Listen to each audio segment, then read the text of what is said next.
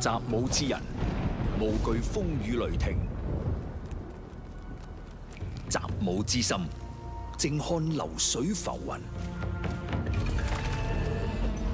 習武之道，邊個先係真正嘅對手？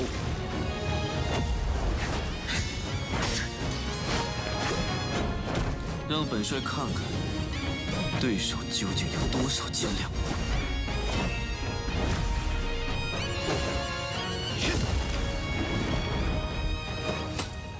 武道如水，水可剛，亦可柔；水可攻，亦可守。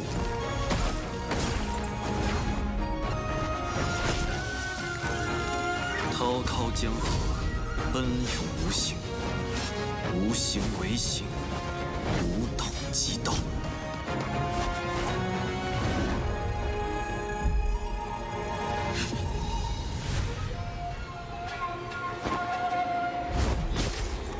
真正的对手就是自己。習武之道就係戰勝自我之道。武係我，兵亦係我。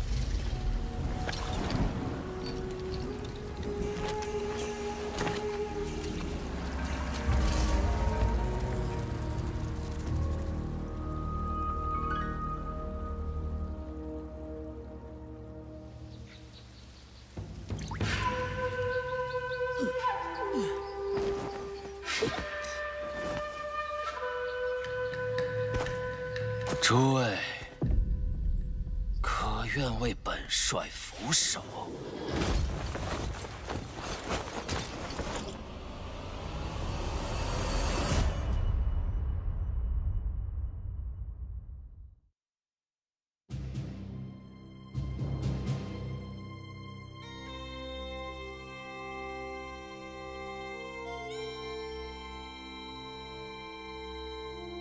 我就是你们要找的。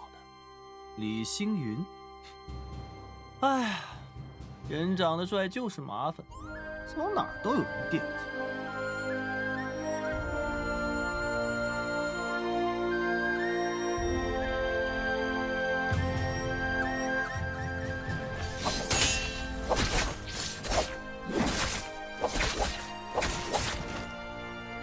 记着，本姑娘叫姬如雪，是幻音房的人。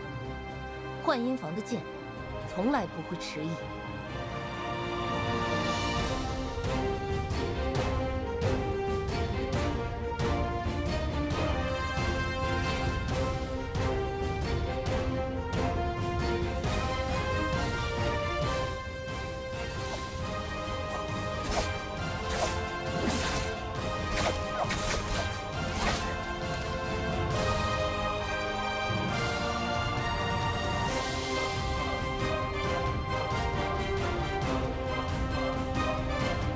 从今日起，本帅心之所向，便是人心所向。诸位，可愿为本帅俯首？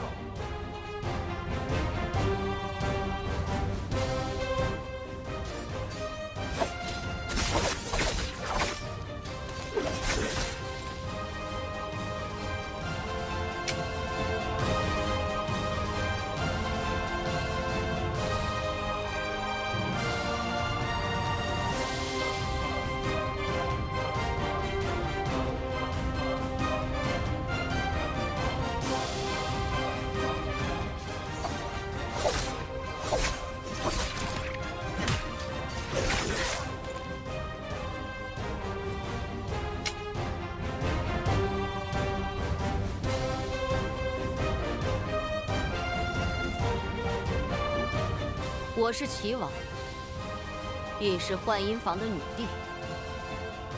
太平只是这世间的面子，而里子早已烂透了。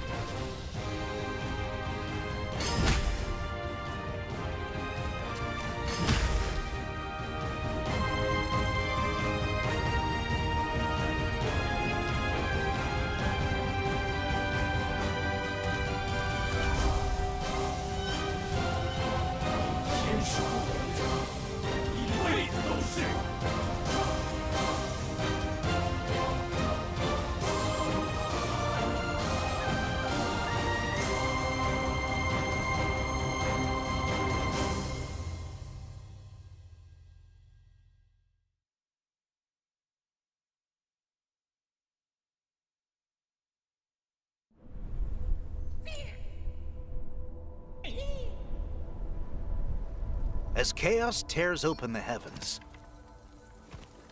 the natural order inverts. My, how many journeys back and forth have you made already? Still not found? Searching for someone lost in the rifts. No small task. It's nothing.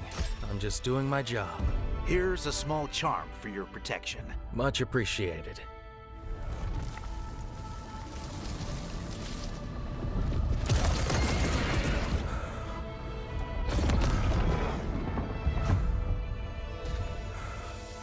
This is nothing like I remember.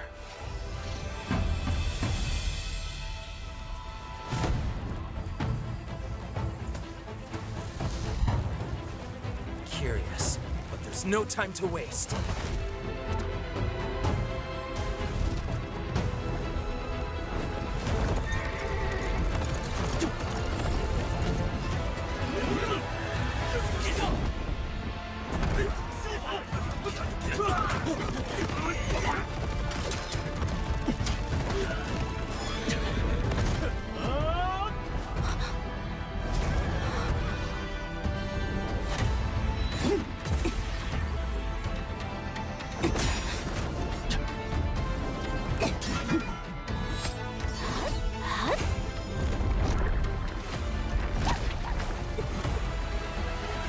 All that, Justina, only to become the matron?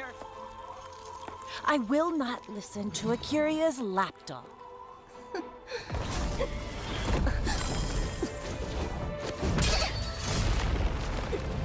Today, I will purge you shut of your filth! Go now! You're courting death, Justina!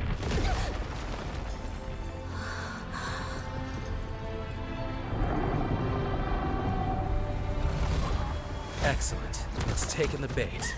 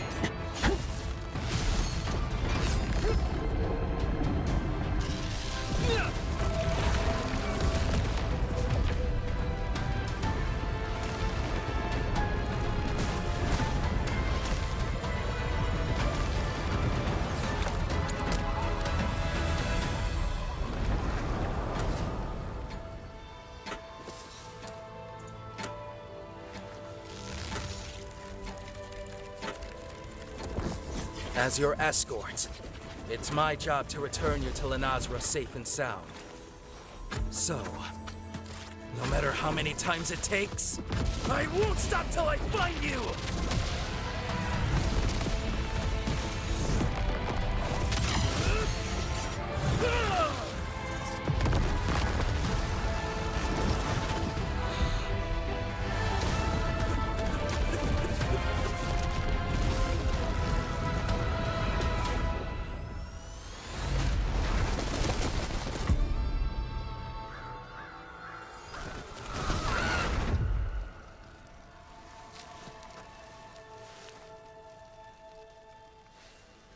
That light, does it burn brighter than I do?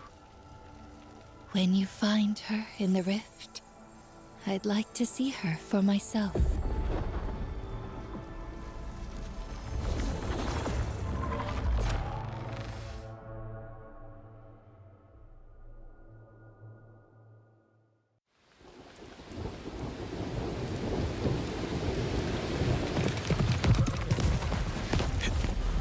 风卷雷云，百折不善。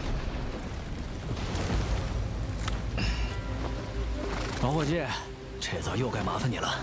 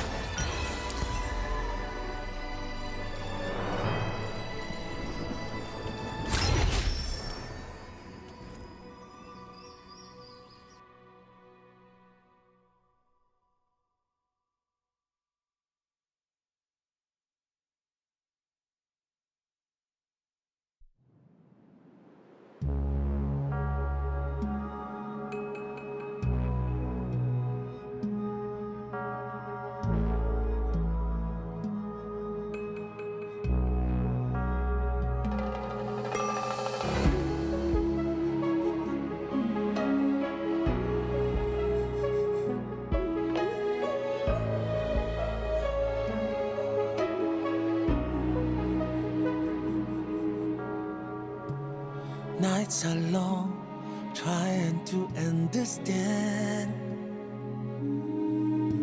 a life of words unspoken. How all of her hopes, all of her plans, told so much of what I meant to be. How some should stand, but I'm broken. Your love will help me so near.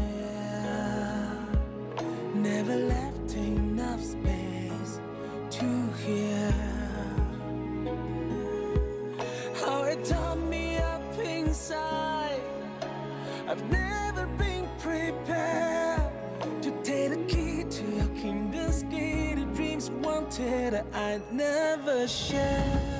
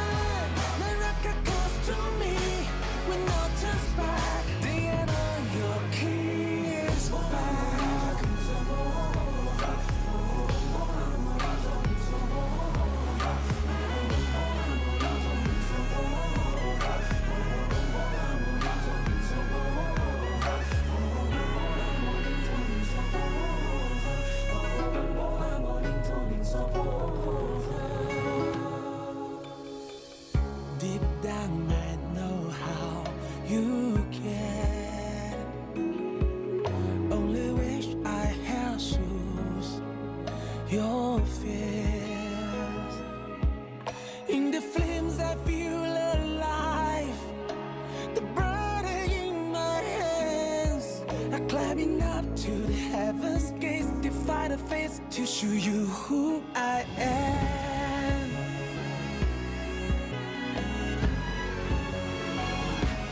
Break this throne, now trade for my freedom instead. I fight it on my own road ahead.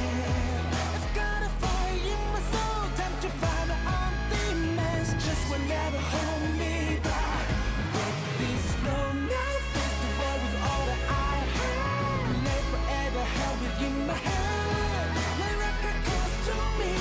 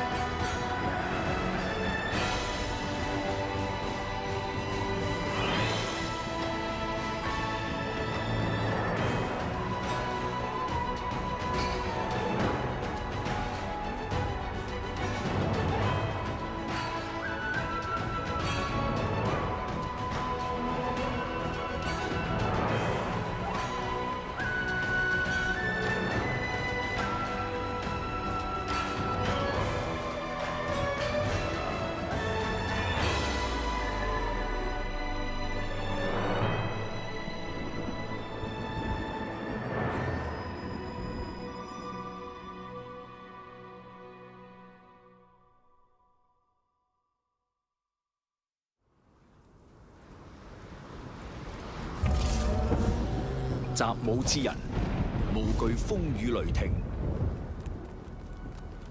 習武之心，靜看流水浮雲。習武之道，邊個先係真正嘅對手？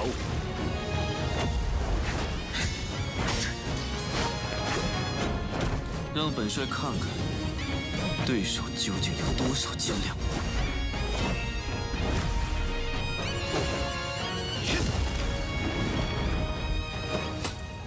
武道如水，水可乾，亦可游；水可高，亦可收。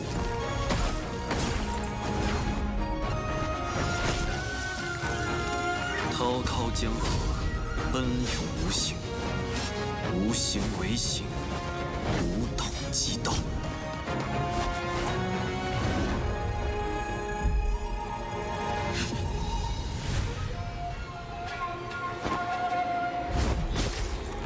真正的对手就是自己。習武之道，就係戰勝自我之道。霧係我，冰亦係我。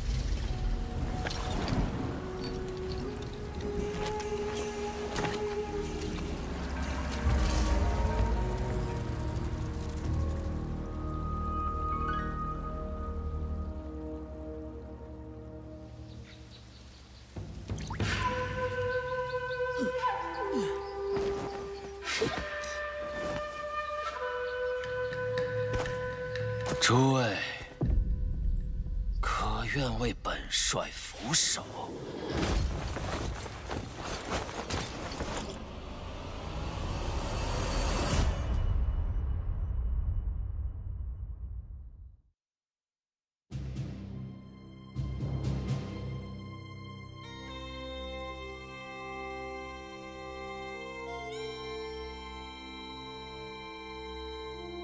我就是你们要找的李星云。哎呀，人长得帅就是麻烦，走哪儿都有人惦记。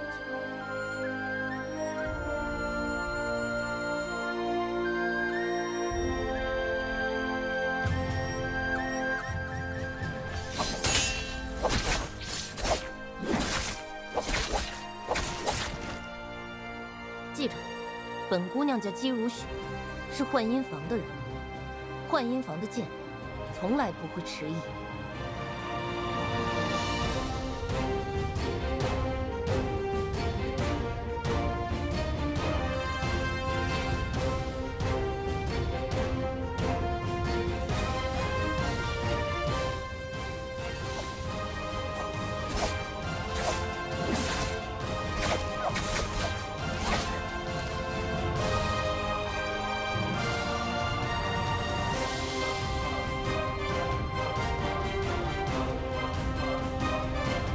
从今日起，本帅心之所向，便是人心所向。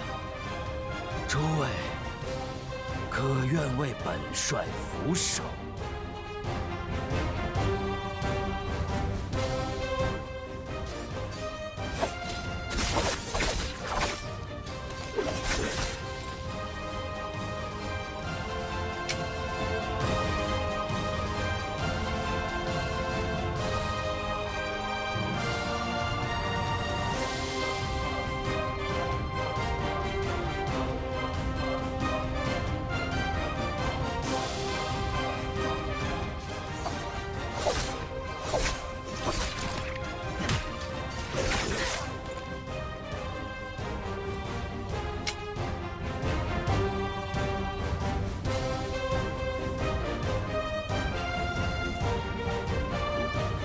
我是齐王，亦是幻音房的女帝。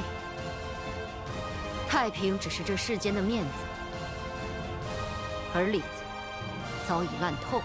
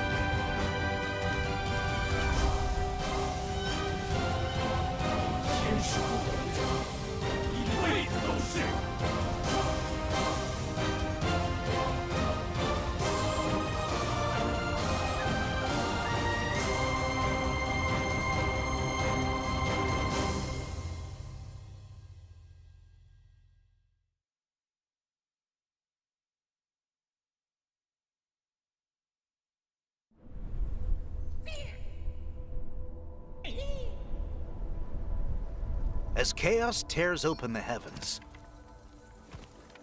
the natural order inverts. My, how many journeys back and forth have you made already? Still not found? Searching for someone lost in the rifts. No small task. It's nothing. I'm just doing my job. Here's a small charm for your protection. Much appreciated.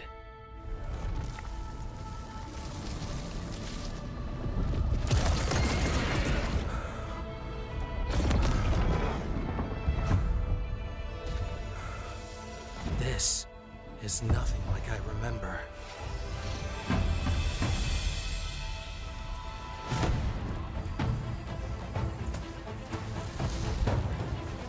Curious, but there's no time to waste.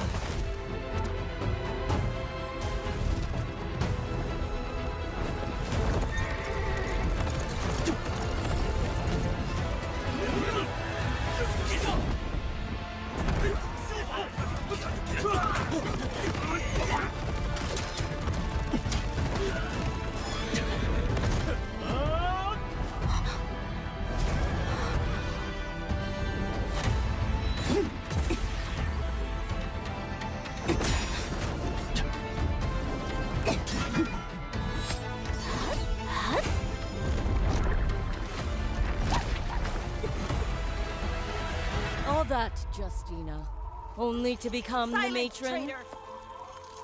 I will not listen to Akiria's lapdog.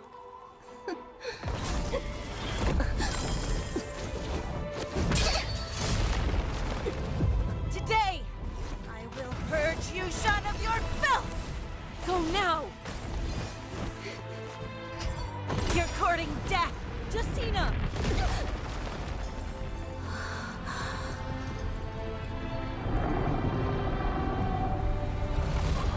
Excellent. It's taken the bait.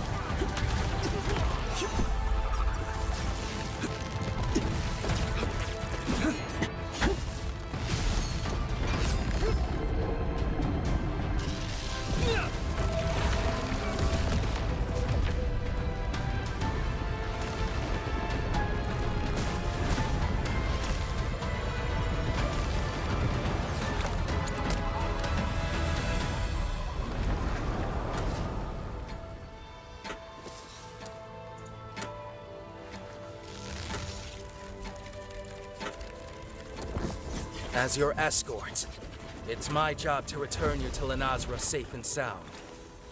So, no matter how many times it takes, I won't stop till I find you!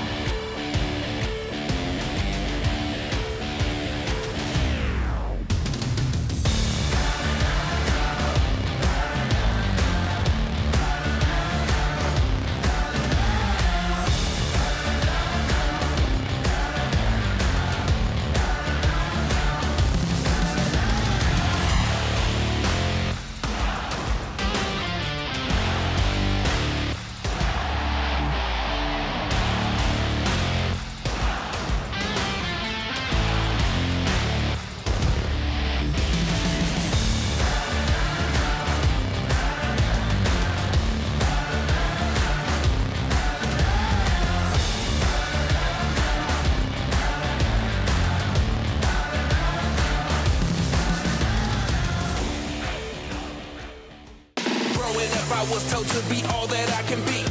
You can get it too if you just focus and believe.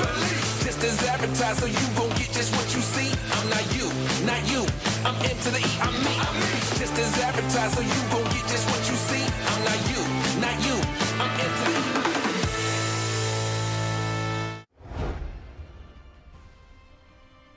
Hello everybody and welcome back to the Naraka Bladepoint Summer Split. I'm Gutmoxie. I'm so happy to get to be back here alongside you, Dunkin' Donuts, as we have the absolute pleasure of getting to bring you solos. And I'm so excited because this is my first time getting to cast solos ever since we got the new rule set, which means that we get the versus 1v1s in a little bit. Yeah, no, same here. You know, I got to do the solo final, and we didn't have it during the solo final. So it's going to be very exciting to take a look at all these zero bands. Wait, I'm double now. I'm double dunking right now. Oh, but we're going to have a lot of action today. I'm very, very excited for it. It's going to be interesting. You know, the other day I was watching those, you know, those 1v1s to decide the band pick. And things were getting a little bit troll, a little bit goofy, very silly, funny. I'm interested to see if that happens again, or if they were given a stern talking to and made, you know, like, take it seriously, buddy. You know, we'll see. But yeah, should be a really good day, Moxie. Yeah, we already had Inno as well getting MVP last week, where T5 was able to pick up, I believe it was 5 eliminations in round 2 with that pick. So it's nice to see already that the newest and latest hero is immediately getting thrown into all of the action, but you can throw yourself into the action to make sure that you have your stream linked to your account so that you can be collecting all of these goodies. Now, it is just a regular day of a bi-weekly, so it's going to be your Tear, your Spectral Silk, and then your Splendid Treasure gifts. However, when we go into those bi-weekly finals, that's the ones that everyone is going to be wanting to keep their eye and their account linked for, because those are when you get the exclusive cosmetic drops, and those exclusives change depending on every single season. So it's not just a case of picking up something that you lost the previous season. No, these are going to be entirely new drops just for the summer split. Yeah, now make sure to get it done. Go to the top right of the screen, go to drops and rewards or inventory, somewhere there. Make sure that it is progressing. But we're going to be progressing forwards today. I'm assuming we'll be going into that ban pick, zero ban thing relatively soon. But for the day, I'm not really... I mean, it is the last day, of course, for this bi-weekly. You know, it's, you know, make it today, otherwise you don't make it into that bi-weekly final. So it's going to be the second day for all of the players here today, and then some players who played in the previous days aren't going to be playing, aren't going to be able to defend their current spot in the standings. And here we are taking a look at the calendar, you know, all that's going to be happening. And here we have the standings, Moxie. Take it away. Let's see what we've got. Yeah. So some of these players are going to be ahead of others when we go to the top half of the leaderboard, because they'll already have played out their 2 days. So we can see that players like Jin are going to have an opportunity to start pushing themselves up. So too is going to be Shu coming on through from Bauda and Arano as well. As we can have a look and see that Star has played both of his days, which is why he's currently ahead of everybody. Verse, though, 29.4 points picked up in one day. Yeah, surely he's going to be able to make it through into those bi-weekly finals. And TW5 as well, who ever since we saw like a little bit of a stumble on EWC, he's been back with a vengeance. He got back-to-back MVPs on day 2 last week, so he really is coming back strong again. Yeah, absolutely. This is a really, really good showing. Top of the leaderboard right now, we've got OUG's Mike, to be expected, or for some of you, perhaps not. You know, you're thinking, where's Spider? My boy's been popping off lately, and he's still popping off. He's just that he's done 32 points in a singular day.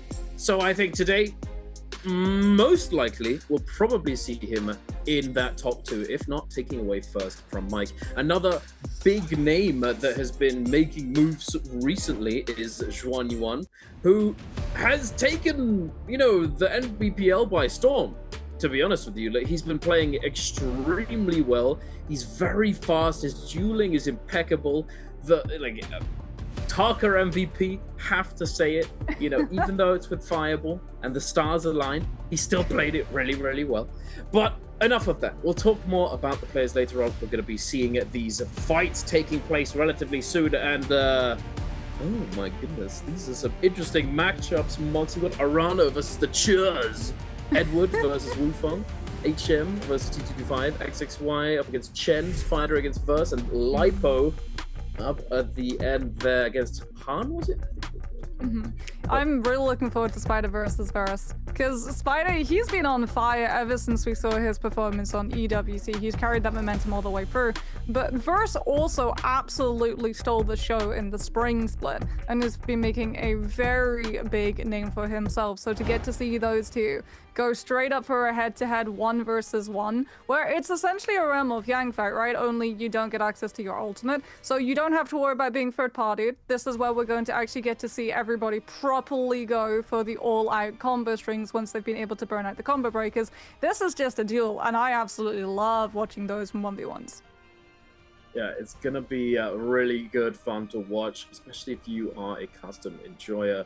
But I wonder if we're going to see anything interesting happen today in terms of, because the meta, you know, what's good when ults aren't a factor is a little different from usual. You know, a lot of characters, they're S tier, you know, top of the meta ranking, so to speak, in solos specifically, are largely to do with their ultimates and what they can do with them. But when ultimates aren't a factor at all, it does change things up a bit, as well as the fact that it changes how you view neutral and how you view fighting.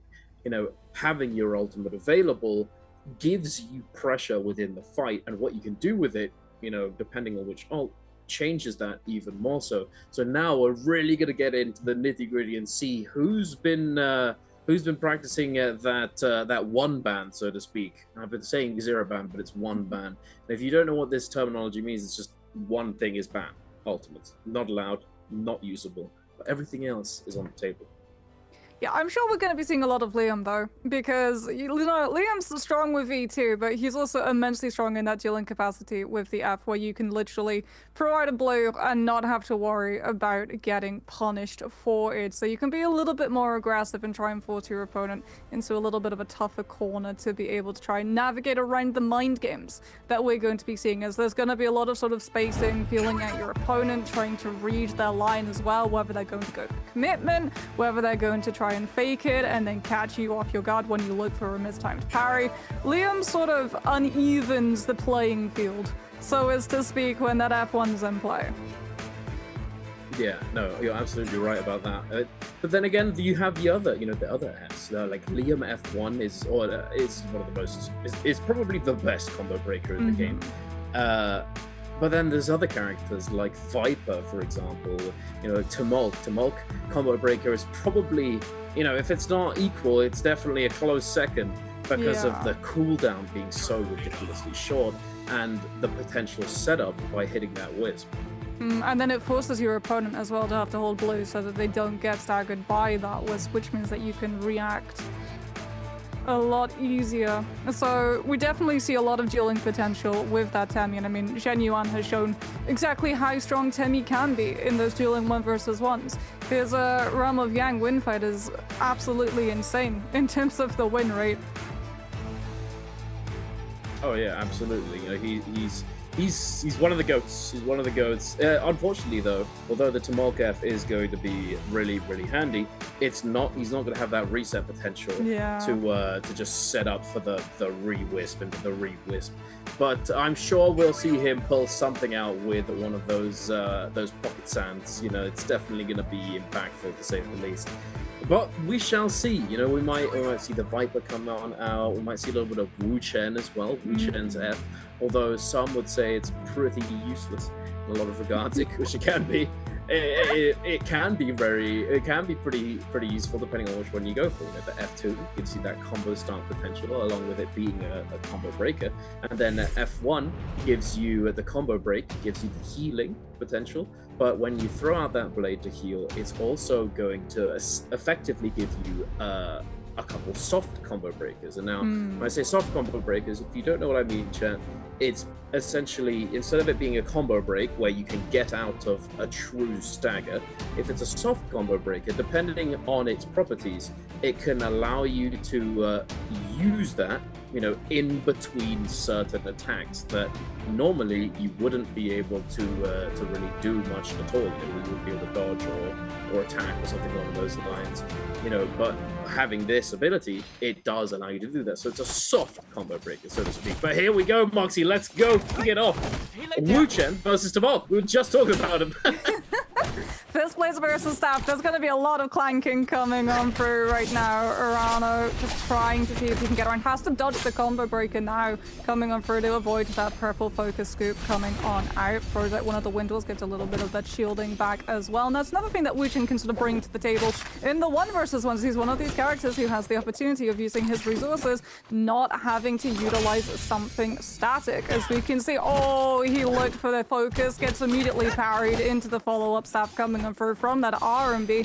Now has to try and create a little bit more spacing. Goes for the overhaul, doesn't quite manage to find the connection. 1, 2, forces out that combo breaker from the Temi side and tries to catch him down as he drops to the ground. We see that F coming on out, as I was just talking about it before the start. We see the Tumult use that Wisp, trying to get it out earlier so that he can get the cooldown ticking away for the combo breaker. Once again, we do see that combos start coming through, a little bit of damage, very nice, taking back the advantage, dodging out, holding away. Fist Blades having doing exactly what Fist Blades does, but unfortunately there is a time limit, ladies and gentlemen. And because, you know, you might be thinking he had raw health, what's going on?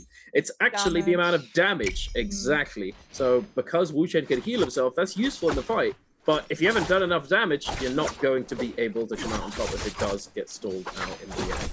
Yeah, let's see now if Urano tries to overcompensate and do a little bit more damage by going more aggressively. But Shu on that Wu Chen's already going to his combo breaker and is just trying to dodge away. Nunchucks versus knives. Who's going to be able to find the value? Shu manages to find the counter, which immediately forces the F1 coming out from the Liam, but he gets him into the aerial, into the grapple uppercut, and that is a lot of damage in one combo string, especially because he managed to come on through with the aerial R&B at the end of it too. So it definitely feels like Urano's winning right now. Yeah, but it's I would say it's relatively cooked at this point, unfortunately for the Chuz.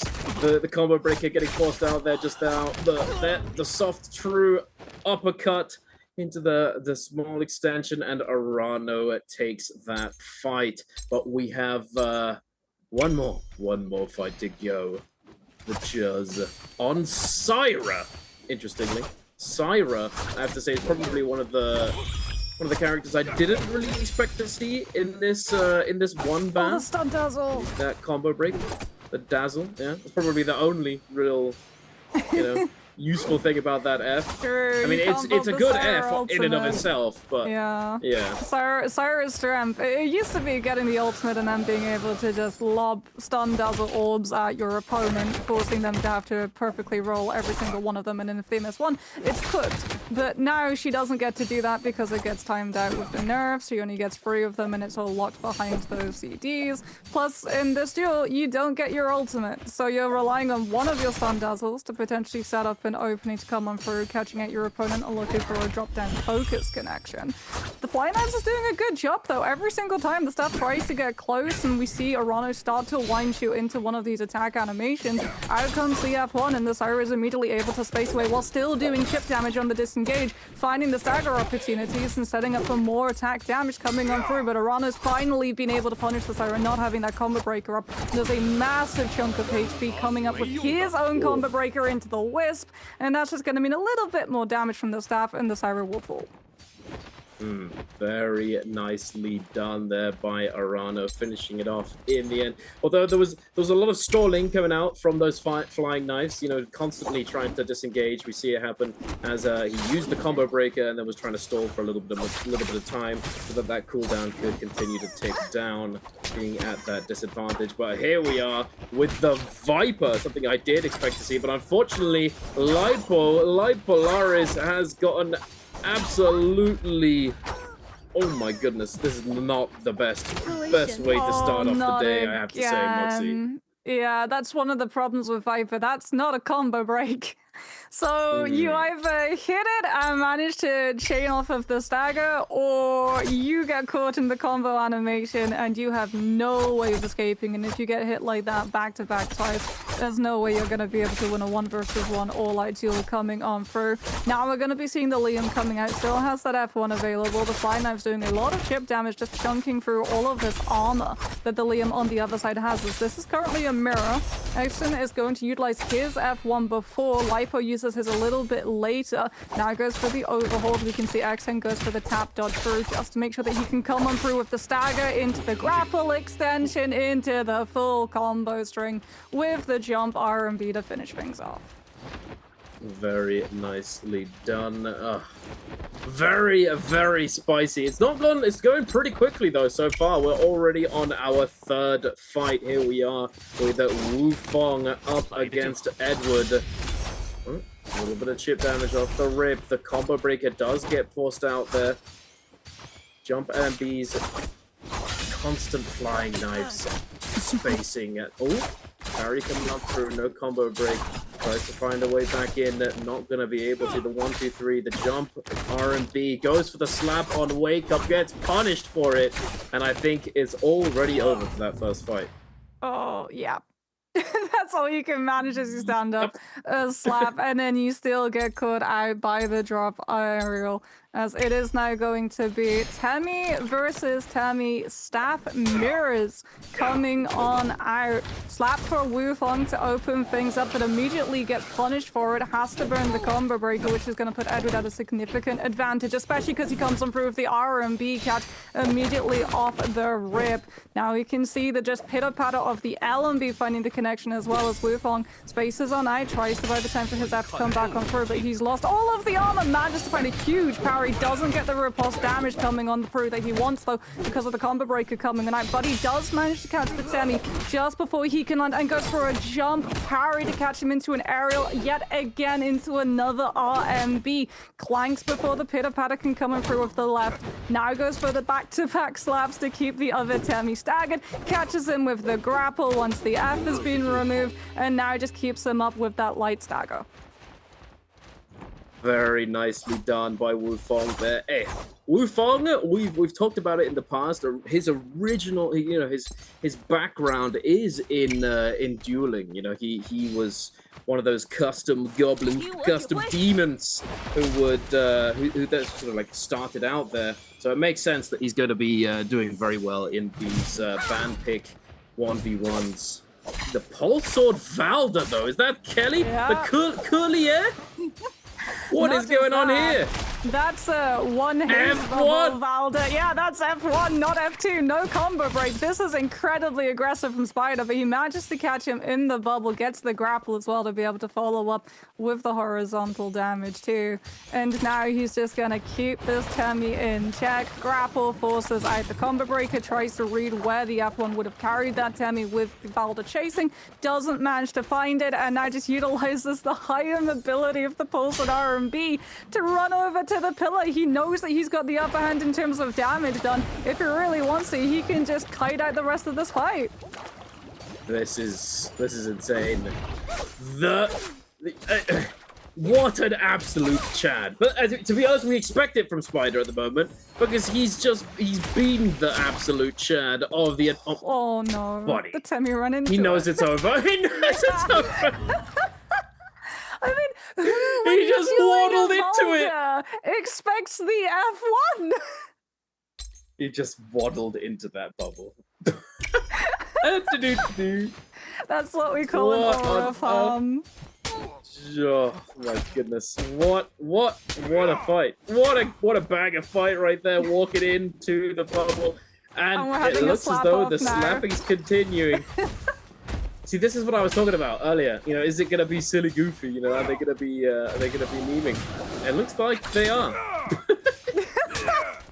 I mean, I feel like when you win your first 1v1 with Valda F1 pole sword, you kind of should have the benefit of winning 2 fights, right?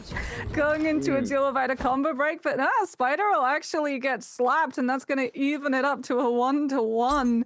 And now it goes all of the way. Liam versus Liam. Knives mirror fight from both of these two, and surely they're both going to take this incredibly seriously. But I say that, Spider immediately goes for a slap into the follow-up R&B with the aerial R&B following up as well when Verse is in that slump state.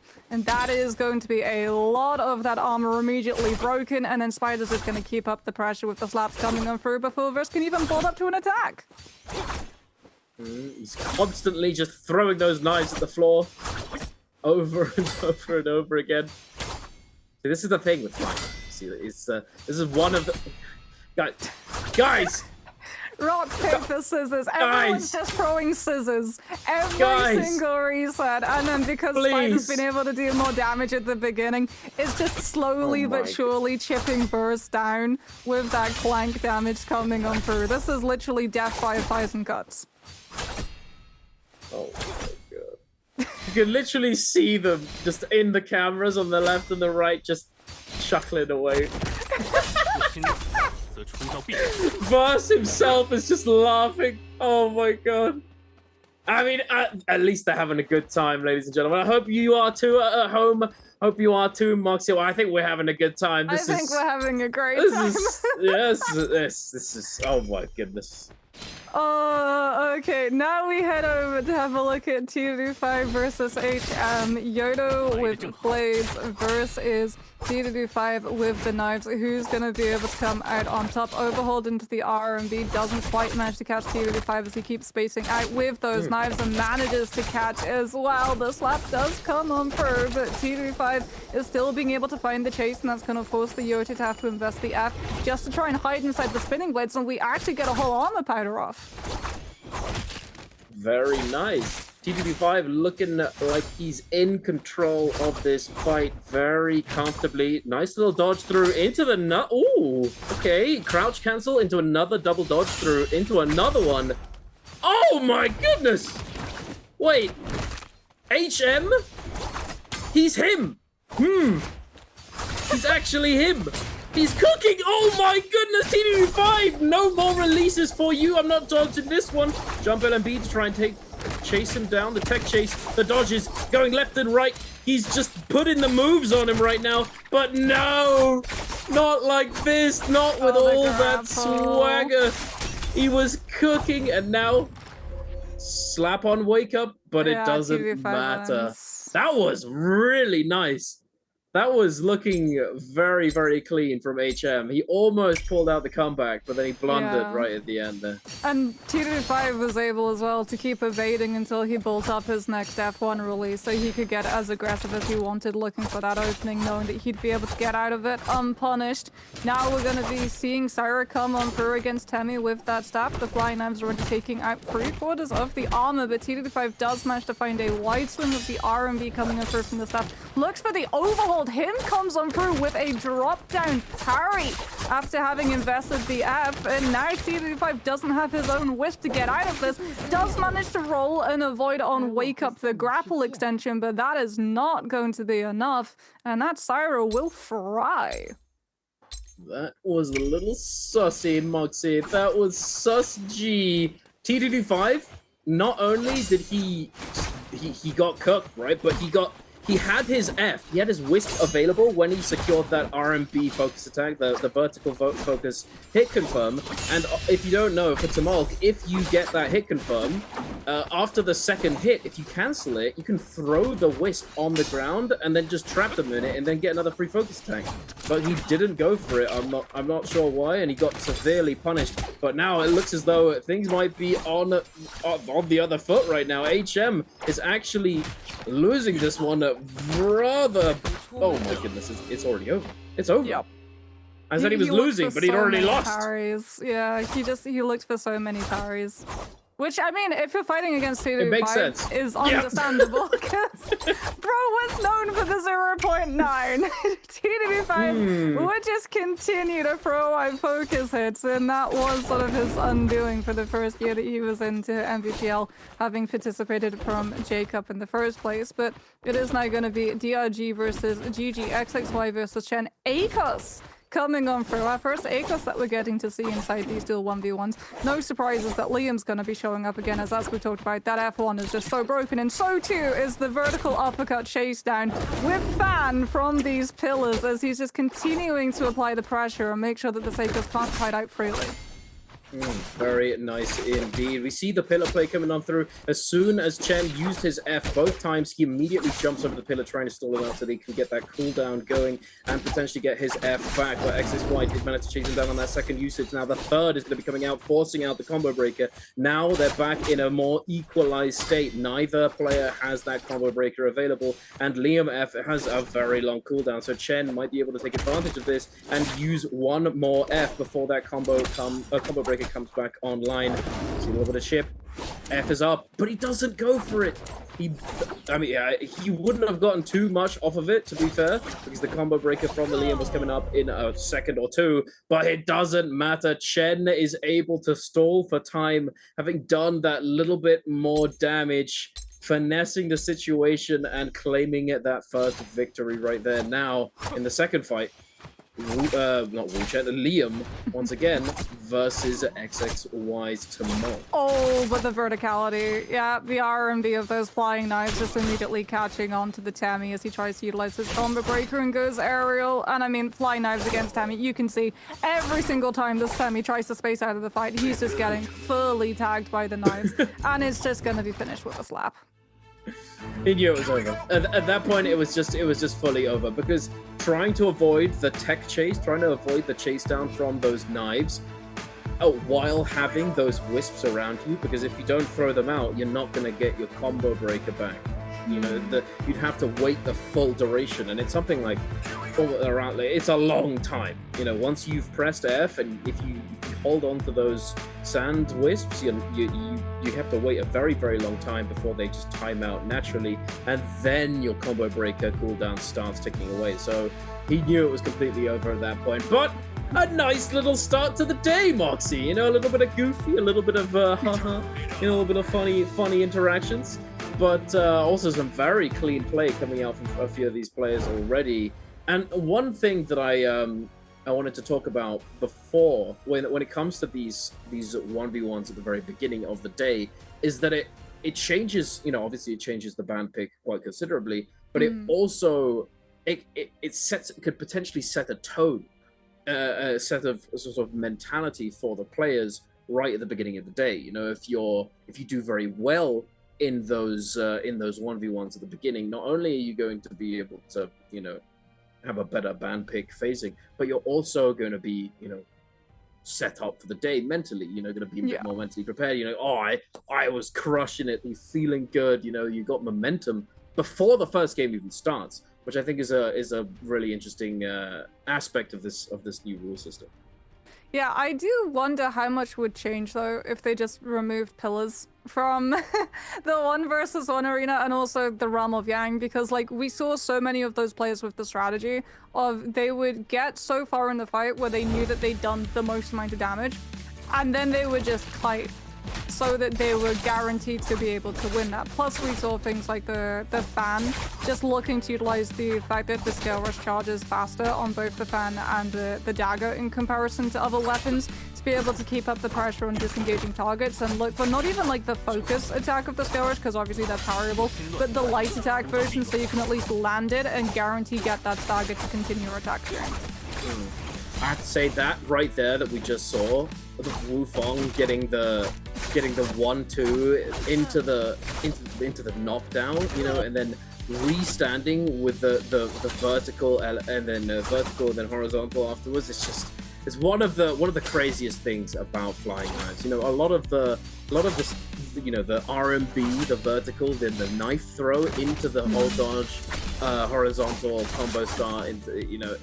There's a lot of soft, true shenanigans that can happen with this weapon, and it's really hard to actually fully deal with it. And this right here for XXY was just rough. This was so unfortunate. You know, flying knives, against Tamok, it's rough. just painful. It's It's like back in the OG days when Tammy with his combo breaker, it was blue, and everybody would just keep like a pair of dual blades on nunchucks in their back pocket so that whenever they faced off against a Tammy and they forced the F, they would immediately swap and just chase them with the uppercut and be able to just catch the ankles. But with flying knives, not only do you manage to have the verticality off of the R&B, which means that you're guaranteed to hit them like twice when they're up in the sky, you can then go for the L and B to catch them just before they plummet to the ground, so they really do hit it with quite a wallop. Yeah, it's very, very difficult. I think it does come down a little bit to the direction that the Tamok chooses to go, because you can, maneuver yourself. Now originally, way back in my day, Tamok's F, you just went straight up. You had no gold focus, no nothing. But nowadays, they changed it a while ago now, to be fair. Now you have the gold focus, and now you can sort of shift yourself into the direction, into any direction, backwards, forwards, left, right, whatever. So it does depend a little bit on that, and you can avoid some of it. But if the player you're fighting against has the right read, they position themselves in such a way where there's only maybe one direction that you could set like a go that would actually save you, or none at all, because if they position themselves right underneath you and then they get the right camera angle and predict where you're going to go, it's kind of good. I mean, Spider tried to do that too, actually. We got to see when he was on the Valda with the F1. When he forced the Temi into utilizing that combo breaker, he immediately pivoted the camera directly up above his head so that he could try and catch with the F1 when the Temi was positioned in the end, no matter which direction he went, which is very smart. And it would have been really, really cool if he'd managed to catch him with it. Yeah, no, it would have been style points galore. But with that concluded, we're going to be going into our first game of the day relatively soon, and obviously kicking it off with Herdoria, as we usually do with solos. I wonder what the priority on character pick is going to look like, because it's been shifting around a little bit. Things have been changing, but it's still predominantly, the S tier, the Lani, the Liam, the all of that stuff. But actually, wait a second, are we?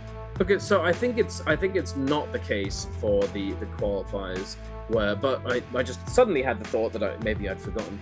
But on the finals day, in terms of pick rate for character is chosen, and then everybody plays the mirror match in the very first game. I don't think that happens during those qualifying days, so we're not going to have that. So it's going to be probably Lani's, Liam, and then likely will be, depending on the map, depending on preference. Some players like to go Syra on the third, some people like to go Shiol.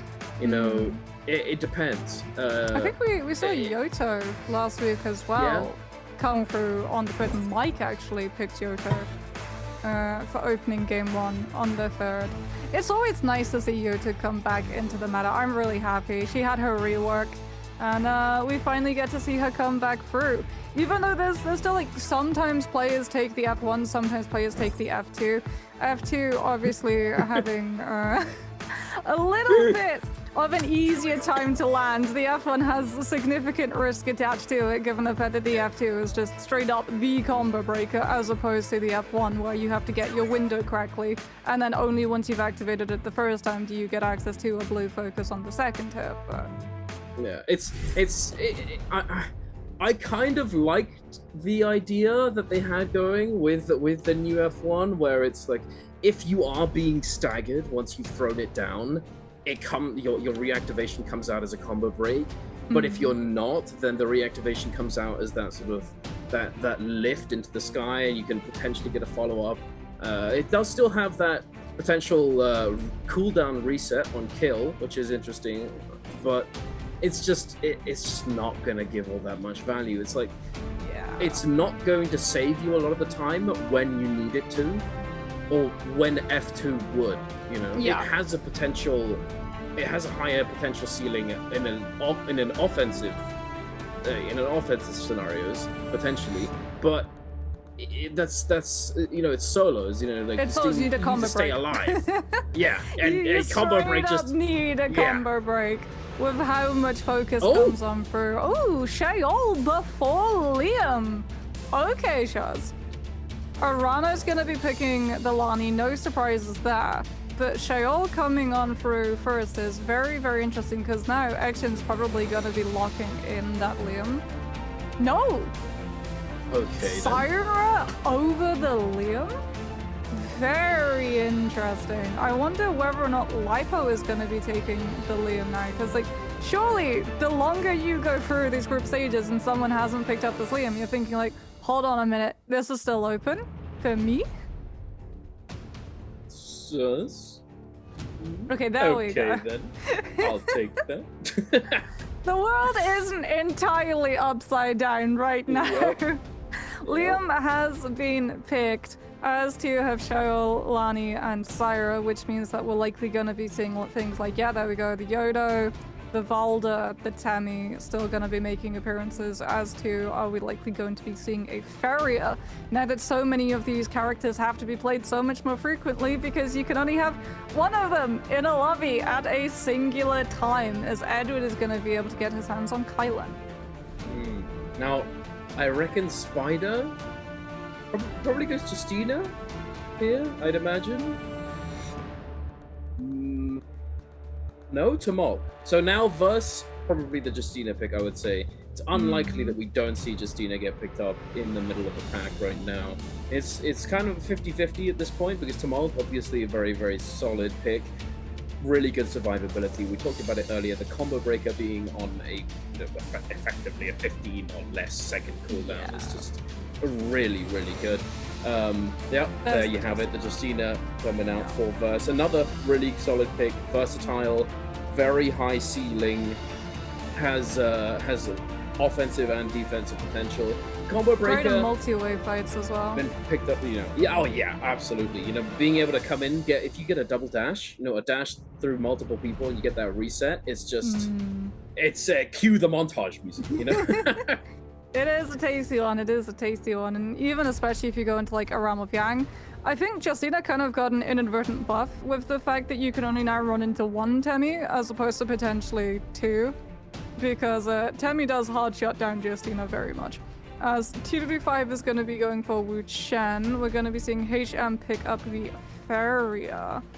What does that still leave on the table? Akos, potentially Tarka, as we have seen his solo pick rate still continue to climb this stage. Perhaps, although I doubt it. I don't really know if XXY plays Tarka, but I imagine something like Tessa, Matari, maybe Valda, Tessa. of course, Valda. Valda. Oh, I Valda forgot hasn't been about her. picked yet. It's surprising to see her in 12th pick, to be honest with you. I kind of assume she's been picked. Very surprising. Because, like, you get a combo breaker that you can use to either offensively connect onto somebody or just zone them as well out of space. Then, obviously, with your ultimate, you get increased HP so that you can try and survive a little bit longer than your opponents. Plus, she's really, really strong in the multi-wave fight if she's third partying into those end zones and no one's really looking at her in multiple space, connect onto everybody stacked up. Yeah, absolutely. Really, really helpful. If you also like, you can. A lot of people, they use Valda ult, and I mean, obviously, it doesn't mean that it's wrong to necessarily use Valda ult in the way that I'm about to describe. But you know, they use it a lot in those you know, low HP scenarios where you get really low. Oh, let me just press the button, and now I got a big shield. Yeah, it's obviously very useful in that sense, right? But you can use it to sort of jump in when you're almost full health. You know, you could jump in and then just have that shield to play around with, use the spears, and then knowing that once you do come out of your Valda ultimate, you're not going to be 1 HP, and go for a much more aggressive, you know, aggressive engage fight, like in just described, going for the multi. You get more uptime in that manner too, because if you pop your Valda ultimate when you're low HP, yes, you can heal yourself through your, like with your actual health bar through your Velder ultimate, but that does mean that you're spending parts of your V2 healing yourself as opposed to getting to play aggressively. We're gonna be seeing Wufong pick up. Okay, yeah, there we go. No surprises. Combo Breaker F2 on that Yoto, and it's also gonna be V1, so we're gonna get the full 20 seconds in solos of Zanshin's Dance coming on out. Very nice indeed. Nothing too unexpected so far. Looking across the board, it looks all very standard. I think we're still yet to see new Tumulk ult. I kind of want to see it. Yeah. You know, with the floating scale rushes within the ult. It's so cool, but at the same time, it's just like, I'm not sure if it's going to be better than being able to constantly reset Wisp and just give someone no option, you know? Because the thing about the V1, even though, like, you can't get follow-up on the parry, since the opponent can still stop the attack with just a basic parry, you can get stopped, as opposed to if you're running the V2, as we talked about. Like, we've seen players like Shen Yuan perfectly position that Temi Sandstorm on a Rummel Yang so that it blocks off any potential pillar play, and then you catch them with so many Wisp resets into hot swaps onto like a musket or a bow, and you can literally just take them 100-0. Yep, it's really, really good. You know, I remember when they changed the Tumulk F around, and it's the fact that you can't combo break out once you've been whisked is just it's kind of crazy. You know, he's been sleeper OP for a very long time. I feel like that F is just insanely good. But we're kicking it off, ladies and gentlemen. Our bi-weekly 3 solo day. Oh my goodness. Game 1 groups A and C and Verse and Lipolaris are scrapping it out off the rip. Verse with a slight health disadvantage, but quickly changes it.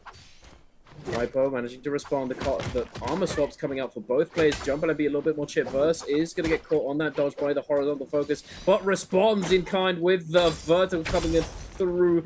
Sees the parry, doesn't go for the overhaul, goes for that dodge catch. Very nicely done. Verse looking to try and chase this down, but trying not to be too aggressive. Lipo probably... Oh, combo breaker now coming out. Verse going to go for the reset. Smart, safe play. You don't want to throw it away right off the rip. Full reset coming through for both of these players. However, those subjects have been able to chase down Lipo, so he does lose a huge chunk of his HP.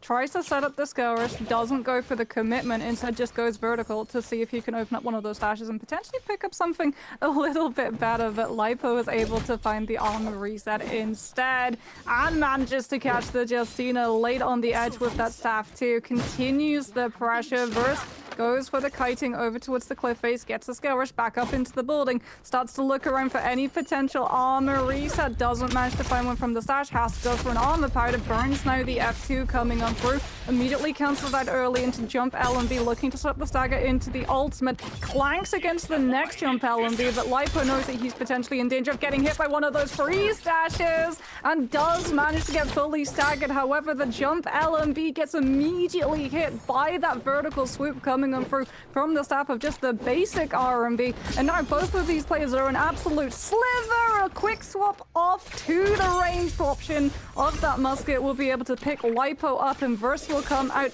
a hair above his opponent. That was insanity, I have to say. Where did the first orb go? The first ball just didn't do anything. I'm not really sure what happened there. Perhaps it was some weird terrain thing. Regardless, we're moving over to a fight between Spider and Arano. Arano having now grabbed 2 armor swaps right here. Spider trying to chase him, not going to be able to connect that last wisp. Does have combo breaker ready to go once again. Going for the musket shot, not going to find it. Spider now on the defensive, looking to go get that reset. Throughout the wisp right there. There we go, Spider. No. Still going for the reset. Makes sense. He does have a pretty significant effective health advantage, having purple armor over Weapon Arano. Purple for both. But it's always a risk. Arano, though, is going to be able to upgrade in the blue, having looted that pile.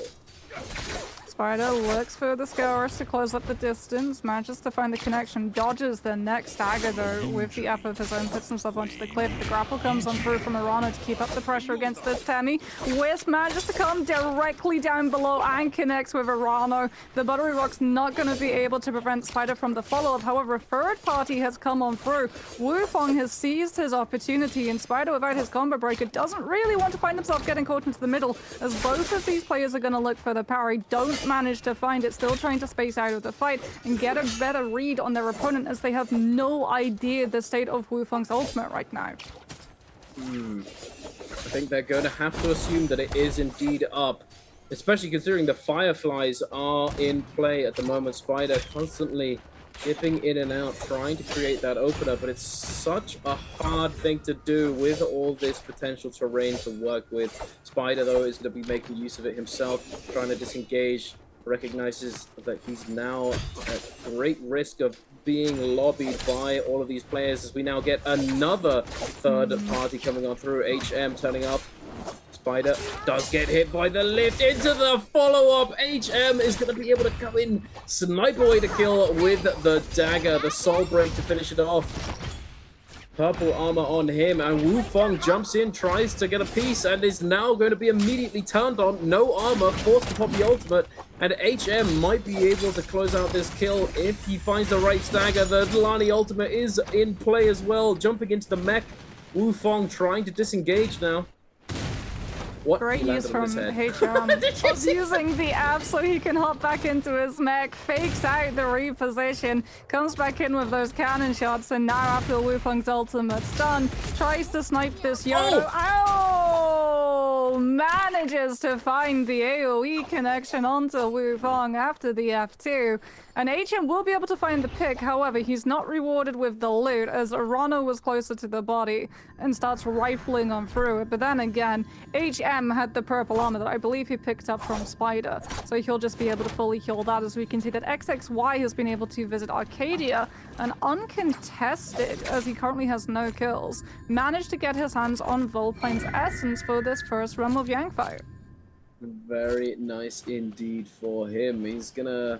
Although we have seen it, I think we have seen Volpine Essence Yang go wrong for them. It's not saved them, but it is certainly a rare occurrence. Now we've got Arano again up against Spider. Spider looking to try and contest this Realm of Yang portal, trying to steal away the Yang pass from Arano. The jump, LMB's menacing. Gonna be using the F aggressively. Let's see if he can find that. Oh. No, he's not Juan Yuan, but wait a minute, he might be. Reload. Oh, the continuous wisp. Oh no, Arano, he's just gonna be held in position. Oh, what? Okay, combo breaker comes out, as does the ultimate. Can Arano use the ultimate to teleport? He just has to last 7 more seconds and then go through that portal. Can he manage to find it? He's getting a little bit of sustainability up at the Lani ultimate too, utilizes the dash and sends himself directly through the portal, and gets all of his health shield and ultimate back up because he had that Yang plus 2. Hey. That hurt me, I'm not gonna lie. Spider, lock in, buddy! Just so the focus! He could have gone for that RB focus attack. It would have connected if he positioned himself just close enough, but unfortunately, he just doesn't go for it. And misses out on the kill.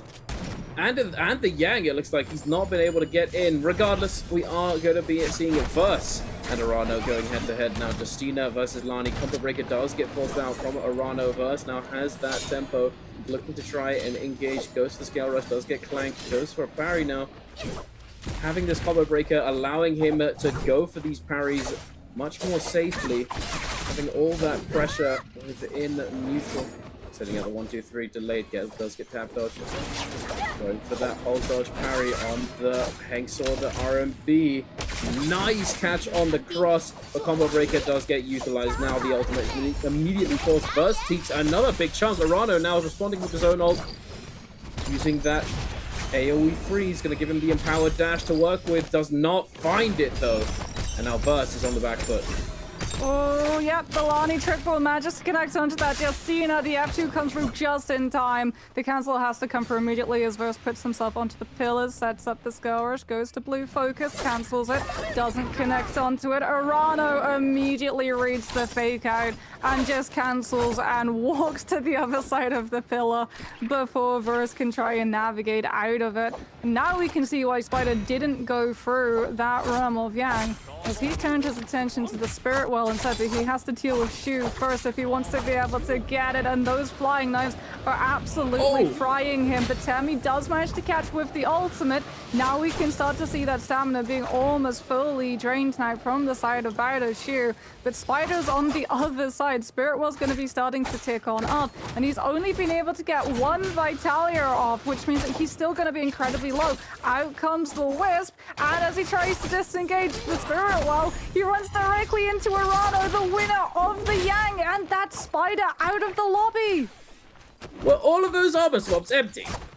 I swear he ran over to them. He did pick up one, but I think it was empty. I'm not too sure what happened. Yeah. Oh my goodness, so unfortunate for Spider there. And you know what was so unfortunate as well? When he got that wisp, he went for the re-wisp, but because of the wall of his ultimate being just on the outside of the dome for the Spirit Well, he threw the F back in, and it just hit the dome because obviously it blocks range attacks, which includes wisps.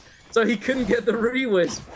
Oh my goodness, so sad for Spider. Not the best start to the day, but then again, he does have a very, very solid scoreline from these previous days, so he's not in all that much trouble just yet. I think Shu might be in more trouble right now. This poor Shale is currently stuck in between two Realm of Yang winners, both of whom are out for the Blueberry right now. He's trying to disengage as much as he possibly can. He's already burnt his combo breaker. Out comes the fan in the back pocket to start chaining up these skirmishes. As we can have a look and see T25 in a very similar position, getting full shocked on out by XXY and Lipo. The Liam's already burned the ultimate, tries to disengage away, but Lipo with the halberds is going to be able to catch him on the disengage, and that's going to be T25 knocked out of the lobby too. Unfortunate to say the least, and I believe that along with those two, there's only one other who's been fully knocked out, that being Wu Fong, unfortunately also getting fully knocked out with 0 eliminations. Chuzong, he's having a lot of fun right now. Yeah, the Rift Dealers was not safe. He showed up at the Wait a minute, he's out! And every single person turned and looked at him. Yeah, that fan is doing wonders for the Shayol, but I don't know if it's gonna be enough to save him because every single person is in pursuit right now. One stray swap to a pistol or a musket, and this Shayol is about to get absolutely fried. The F1 comes back just in time, but it's not going to be enough to save him this time. And Shu and his blue disengaging scale rushing fan are sent out of the lobby. That is rough. Very unfortunate to have what feels like everyone in the lobby just turn up, you know, oh, what's going on here? Oh, we're chasing Shayol? I'm down, let's go. And down he goes. He's got Yang depletion. No. Yeah, exactly. He's gotta get a bloom right now.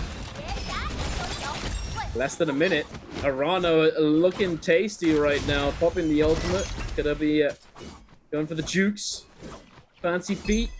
Can he make it out alive? It's looking rather dire for him, especially considering that he does have that.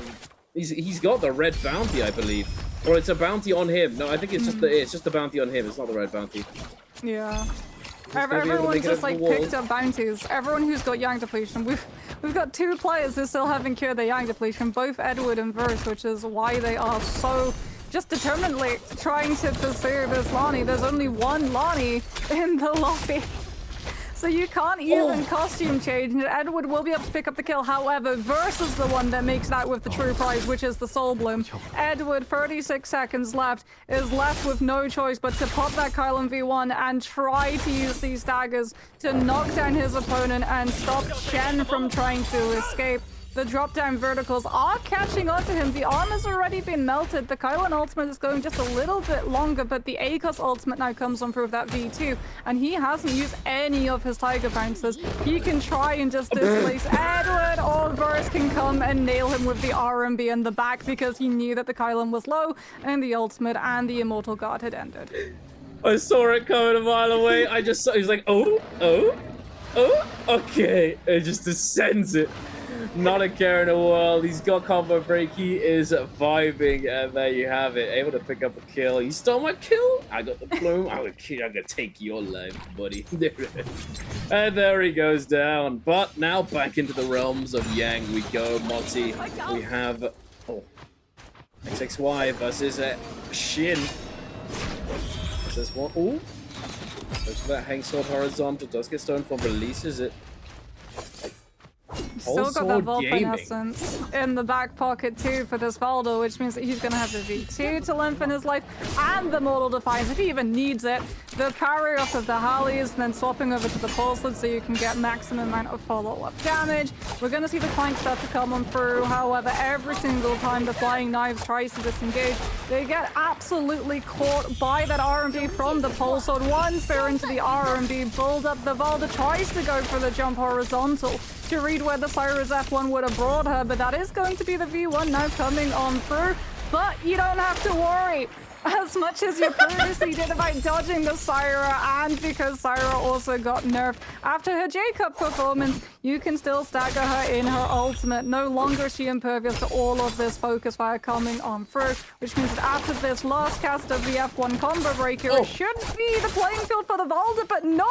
The Flying Knife stops her fry! The jump however, one horizontal swing is all that's enough, and after wake up, XXY will finally be able to finish things off. The slow chop with the yellow I love it. Oh, beautiful. For the Pulse Sword Gaming, I like to see it. Now into the other realm of Yang, we have HM. Oh, massive from Lipo. Gets the Clank with the Flying Knives, and it's over. The unique property from Flying Knives, if you send out that Flying Dagger and they send out a light attack, they become they get staggered, and you can start your combo off of it. Very nicely done by Lipo, picking up his second elimination of the game, along with a golden spear and gold armor. Looking very nice indeed for him with that white tiger's prowess. XXY. Oh, hey, buddy. So, I got the buff too.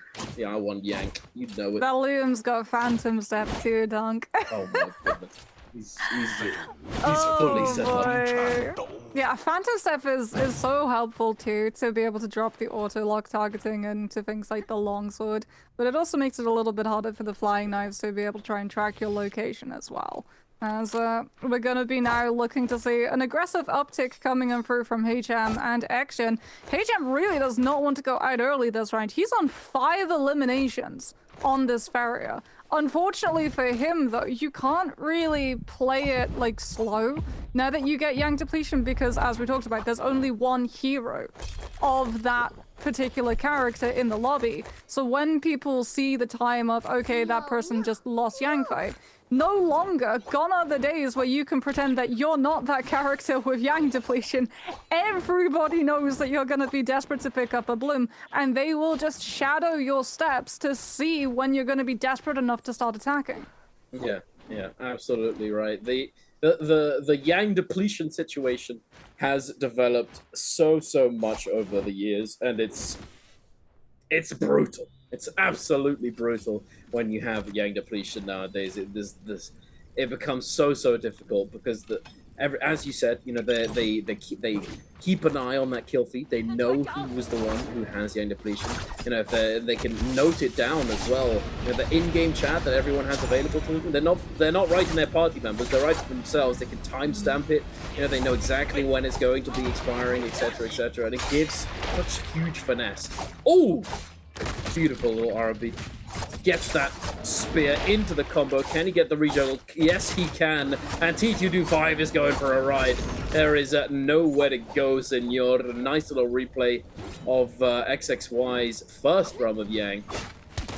Yeah, that was not a fun one, to be honest. Some very rough waters against the Valda being able to catch and just chain together those flying knives and spears. But the rapids haven't slowed down, and this time around it's HM up the creek, potentially without a paddle right now. He needs a soul bloom. He's got 2 minutes 41 seconds.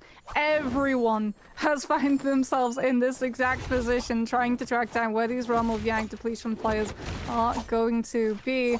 And HM, like, he's gonna be in a really rough position because if he tries to use his ultimate, he's not gonna be able to interact with the body and get the soul bloom.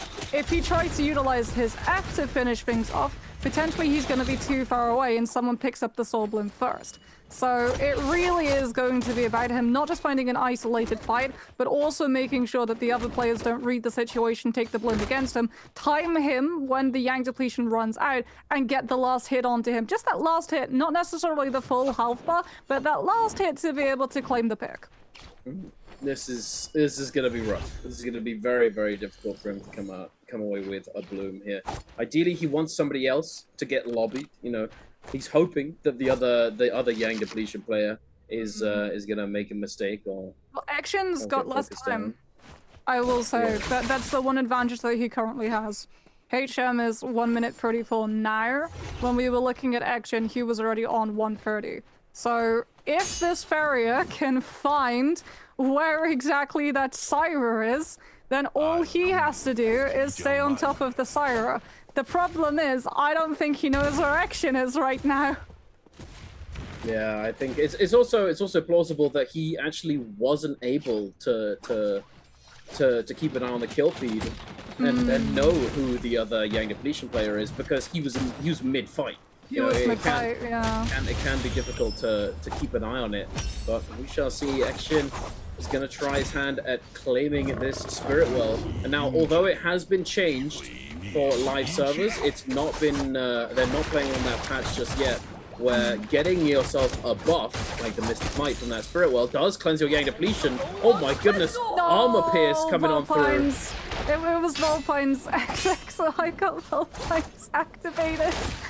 And that let him save himself into the Valda V2. Action was denied the pick he needed. He's very sad. He's very, very sad indeed, unfortunately. But looks like HM, during all of this, was able to go and get Mystic Might. And now his Yang depletion's gone. He's gonna be incredibly happy about that one. That's being able to recover his game immediately.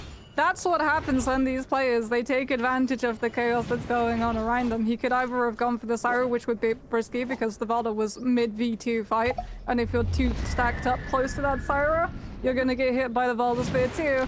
Or you just go for the Spirit Well when nobody is looking, and no one really wants to contest a farrier inside that dome. As we can see now, HM has gone from being incredibly behind to controlling the tempo of this lobby entirely.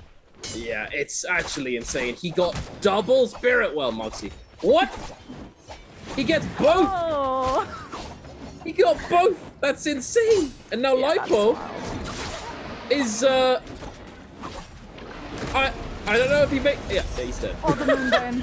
Oh, no. Okay, he manages to dodge parts of the Moonbane hit with the F1. And that Phantom Step is coming in clutch, but he gets entirely zoned into the zone itself. And these Scale Rushers, I mean, yeah, he's just gonna try and keep himself from getting picked as a last hit. However, Verse will be able to tag him just before he goes down. Chen now goes to half HP, almost getting hauled into the zone, almost Scale Rushing into another hit of Moonbane. And Verse has seen that this ACOS is low and getting fully lobbied and wants to try and keep that pressure up as he looks for the uppercut and forces out the VT from the ACOS, who now has to turn on to XXY, who's a little bit too close to the edge of the zone.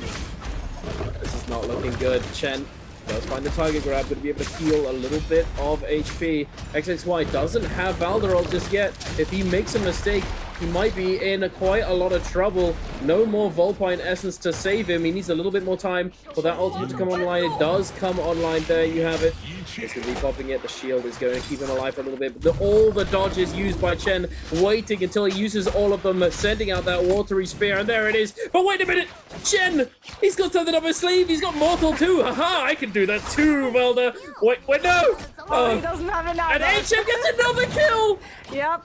HM finds another. It's kind of crazy too, because you actually got to see XXY came through with the spear, but it's actually the other two players left in this lobby who've been griefing the Valda ult, because just one hit immediately breaks that Valda CC. So Verse broke the first one with R&B from Fistblade, so now that the Valda doesn't have the V2, they get tagged immediately by HM, who gets another one, putting himself up to 7. More to the point, he manages to catch Verse in a full combo string, ended in that aerial R&B in the zone damage tick too, which forces the Justina into having to burn the ultimate, and the tome comes out from HM being able to pick up the Spirit Well from before. One little bit of reset has been found for that Justina, but the ultimate's about to end, and HM still got his. He's going to be in full advantage for when the ultimate and Pillar gets dropped on this Justina. Oh my goodness, wait a minute. The Sky Punch Gaming has actually saved him. Verse is chilling. I think it might actually go Verse's way here. I'm not gonna lie. HM getting a little bit too aggressive there. You know, he was feeling himself. He was very happy. You know, I've got ult advantage. You're not going to be able to win this one. But then he just gets a little too greedy.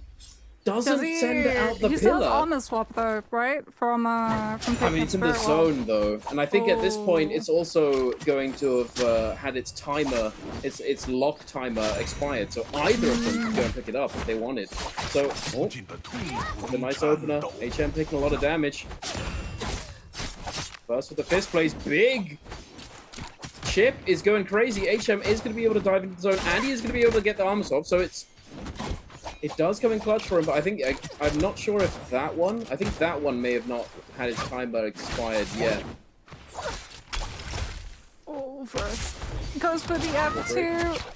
Now looks for an opportunity. Zones as well with the LMB is on these fist blades, just trying to buy himself a little bit more distance so he can find one of these armor powders and get an even footing against HM sustain. He's stalling too because he's going to have Justina ultimate before the Farrier, considering he used his so earlier in the fight. However, that's bought up enough time for the tome to come on through, and Verse now loses all of that golden armor he was trying to heal himself back up with. Not ideal, but he does still have heals. It is still possible, but the armor pierce is very, very impactful at the moment, because if it does keep going down, if the timer keeps ticking away, it's possible that the armor pierce might be the deciding factor, as HM does not have the time to heal up that health right now, but no more repair kits. Oh, no, there we go. Okay, he did have a heal. So that pressure is now gone. No weapon repair kits. He's not going to be able to go for it once again. He does have ultimate. The 1, 2, 3 jump. R&B. What is going on? Because he locked them into the zone off of the back of all of that stagger coming in through from the fist blades. That forces the Farrier F2, so Verse currently has combo breaker advantage right now. Darish doesn't manage to find the stagger. Verse comes on through with another jump LMB, catching the Farrier as well, continuing to pressure and slowly chip down all of this legendary armor that the Farrier has available, but unfortunately he gets caught mid-air by HM, managing to chase him down with the RMBs on that dagger, and now we can see, yeah, looks for the lockdown with the purple, doesn't manage to find it. Verse dodging away from every single one of them, trying to catch after the uppercut with the jump LMB, still holding on to the ultimate, might have to use it because he just went to half HP. That's going to immediately be the Farrier locking down the middle of the zone with that pillar drop, trying to knock Verse back into that zone and having to burn one of those dashes to reposition rather than looking to freeze his opponent aggressively as the zone is closing, and the Farrier's in a better position, but he gets frozen by the last dash from Verse. Looks for the cannon shot, trying to find any form of pressure as the health bar starts chunking down immediately, and it is going to be Verse just managing to win it out in the end. What a 1v1. Oh my god. You see him at the end, HM's just like, spinning around.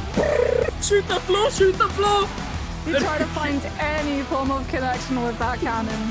Oh, that was very, very close. The last turret shot that I think he sent out, where he was right below him at the very, very bottom, almost connected. Almost. It was so close. If he found that shot, it would have meant his demise.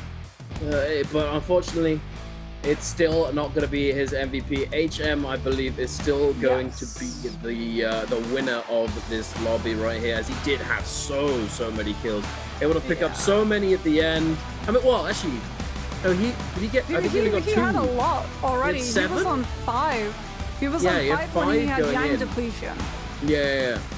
And then he managed to find 2 further along the way, because he managed to grab 1 onto the other person who had Yang depletion. And then we also saw him be able to pick up another onto XXY after the Valda's V2 had expired. But still, losing that 1 versus 1 denies him the kill score multiplier. So, like, it's a lot of points, but it could have been more. Yeah. He's bound to be kicking himself off of that one. That fight, it devolved into sending 1-2-3s over and over, mashing Sky Punch, just canceling horizontal dagger focus over and over again, going up and down the cliffside. It was very messy, but it was still very nicely done at the end there. The panic farrier, I mean, there's what else can you do at that point? You just have to shoot the floor. It's probably the better option, to be honest, than anything else. But unfortunately, it just wasn't going to be enough. I'm not sure if he had any Vitalia left, any healing berries. I'm not sure if he had any left, but perhaps that would have been the safer option to simply go for that instead of going for the turret shot. Regardless, hindsight is 2020. We are going to be looking here at the answer for treasures. You know the drill, ladies and gentlemen. If you want to get your hands on a special gift box, make sure to get your answer to this question in the chat. And the question is, which hero did not appear, keyword being not, in game number 1? Was it A, Zipping Yin? Was it B, Farrier Shen? C, Wu Chen? D, Valda Kui? Make sure to get your answer in the chat, and 1 lucky winner amongst those who answer correctly will be chosen, added, and whispered so that they can claim their prize.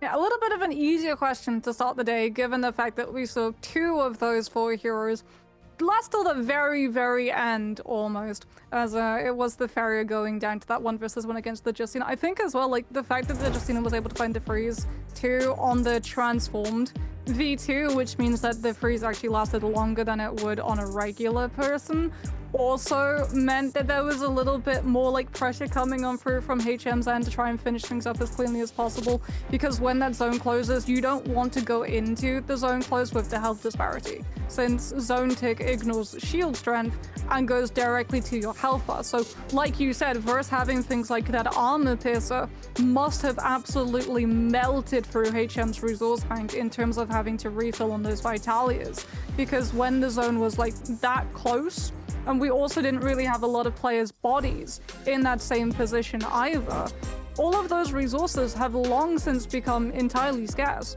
They've all been picked clean. So you only go into that 1 versus 1 fight with what you began it with. Yeah, it's considering as well how long the fight went, it's just like you're burning through all of your heals. It becomes... Yeah, so I don't know if he did have any healing berries at the very end there, but regardless, it is what it is. Still an MVP, 7 kills, very solid indeed, and it's going to put him in 11th position in the total standings right there.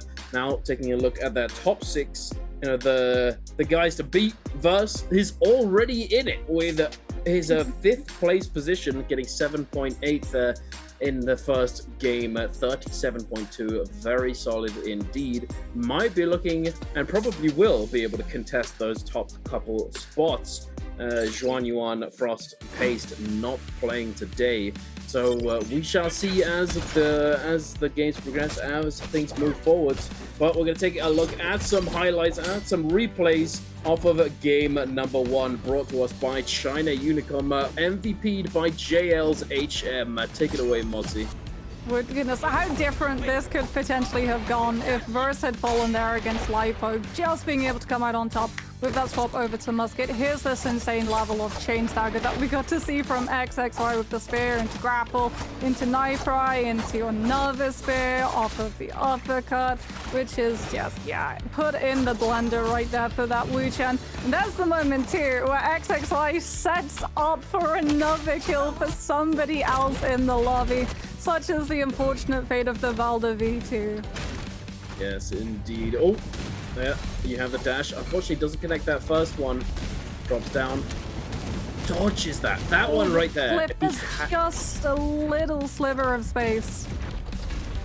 I'm sorry, but Verse, buddy, right then, just then, obviously it's a very tight and intense moment, but he healed armor. What are you doing, dude? He had less than half HP. Why did he heal armor there? What? Yeah, it really should have been Vitalia. Yeah. What on earth? Oh.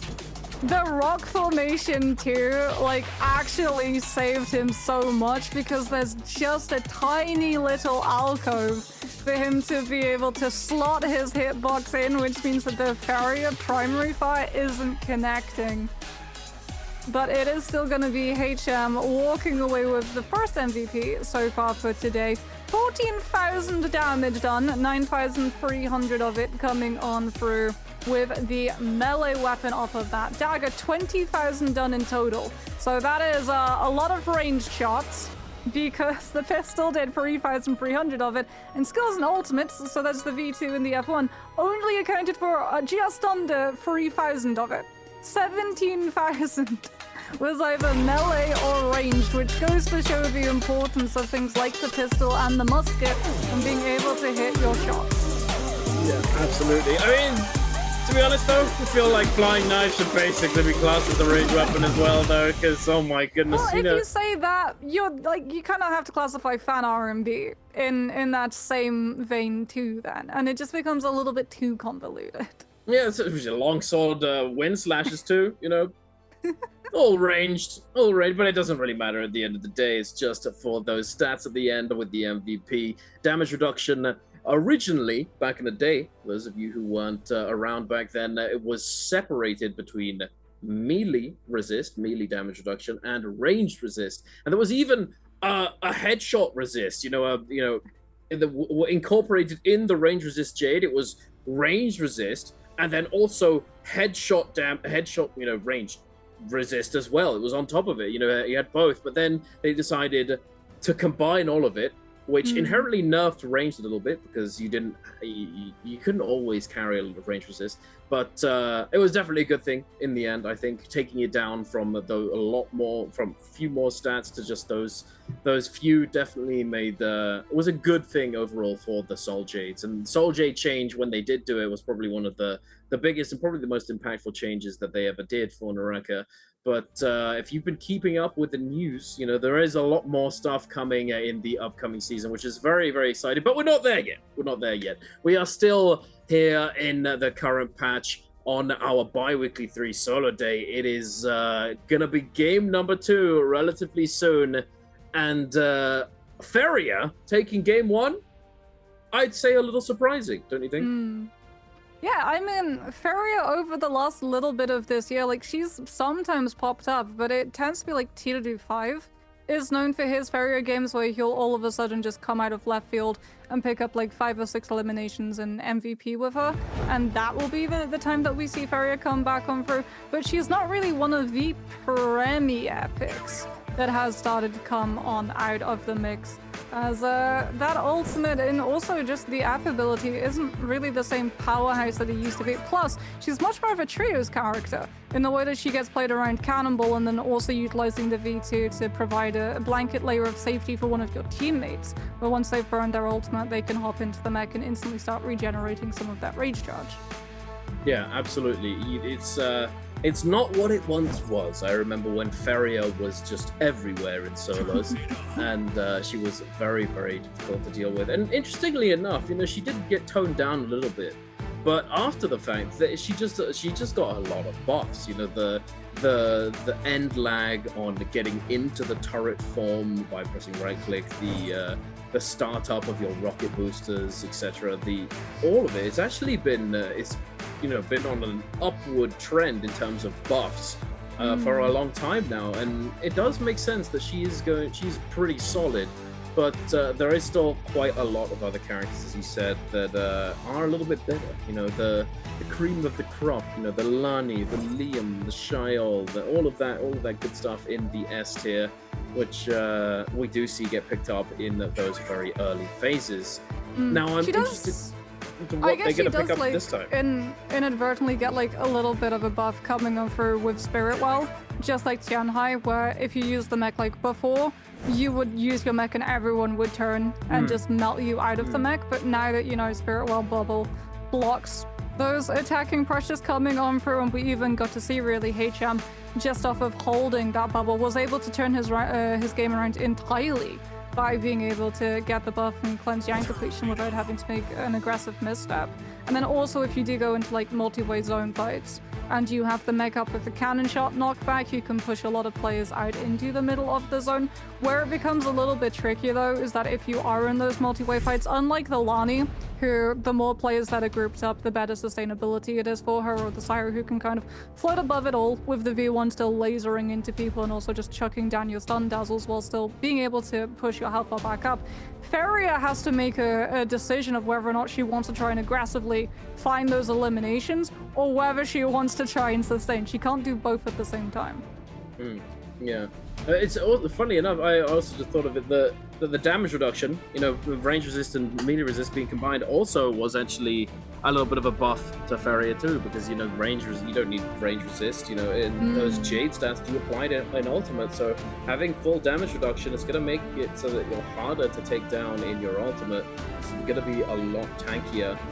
But regardless, let us see, Moxie, what we're gonna have played in our second game of the day. To be expected, Shin is gonna pick up the Lani. No surprises there. Lipo, are we going for that double pick on the Liam? Because he was given Liam in the previous game. Is he going for it again? It would be back to back, and it would be incredibly early to go for your double pick. So it's actually going to be the Syra that he decides to take. I feel like Syra is kind of a good pick if you're the only one playing that character, because a lot of the time, even if like a Syra has Yang depletion, players don't want to aggress into a Syra because they know that the Syra is going to give them mutually assured destruction.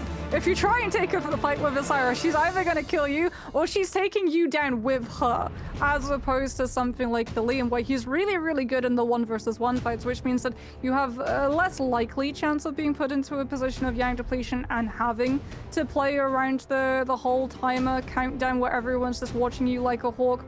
But at the same time, if you do lose that 1v1, you become target number 1 in the lobby because everybody wants you gone.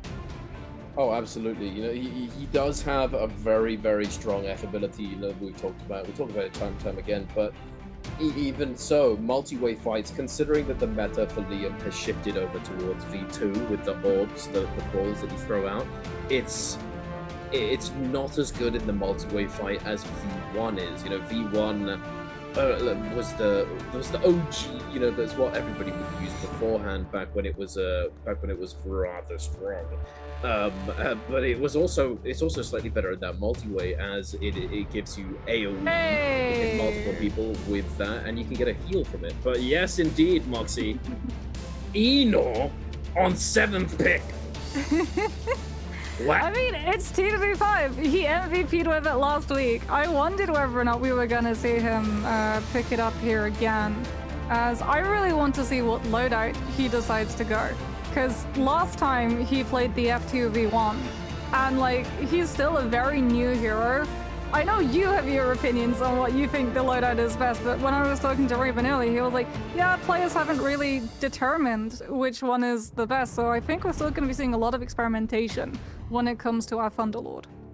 I mean, I mean, I said that, but yeah, you're absolutely right. It's still a consensus hasn't been reached. That's for sure.